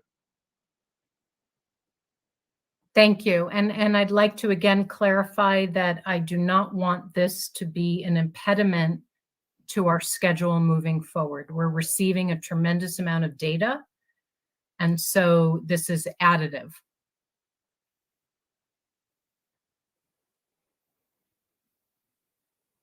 Any further additions to considering our agenda moving forward? With that, we'll move forward to agenda item number 9, announcements. Please check our website for our listening tour. Come meet us tomorrow. Is it Yuma? The next night, Nogales, then Safford, then Tucson. Please, please. And if you're not coming, let all your friends know where we're going to be and have them join us or join us online. Madam Chairwoman, I think it'd be worth repeating the 2 locations in Tucson since people have been asking about those. Sure, Commissioner Meal. The first one on Saturday at 10 a.m. is at the Westin La Paloma. And then Sunday at 10 a.m., it will either be at JW Marriott Star Pass or El Rio Community Center. And we will get those posted as soon as they're confirmed. We'll also send out an email to our newsletter list so everyone has the locations. And let's not forget, we also have an East Valley, yes, in Maricopa County on Monday night. So I was remiss in reminding everybody about that event as well. Any other announcements? Okay, with that, we'll move to agenda item number 10, next meeting date. It depends on which meeting. We will, on the listening tour is tomorrow at 5 p.m., as we have mentioned. In terms of a business meeting, we will reconvene next Tuesday morning at 8 a.m., September 14th. And with that, we will move to agenda item number 11, closing of public comments. Please note, members of the commission may not discuss items that are not specifically identified on the agenda. Therefore, pursuant to ARS 38-431.01H, action taken as a result of public comment will be limited to directing staff to study the matter, responding to any criticism, or scheduling the matter for further consideration and decision at a later date. And with that, we will move to agenda item number 12, adjournment. I will open it up for a motion to adjourn. Commissioner Lerner, so move. Do I have a second? Commissioner York seconds. Vice Chair Watchman. Aye. Commissioner Meal. Aye. Commissioner Lerner. Aye. Commissioner York. Aye. Commissioner Newberg is an aye. With that, we will adjourn. I look forward to seeing our broader team, the public, tomorrow night in Yuma and for the rest of the week. Thank you, everybody, for your time and for your efforts. Bye-bye.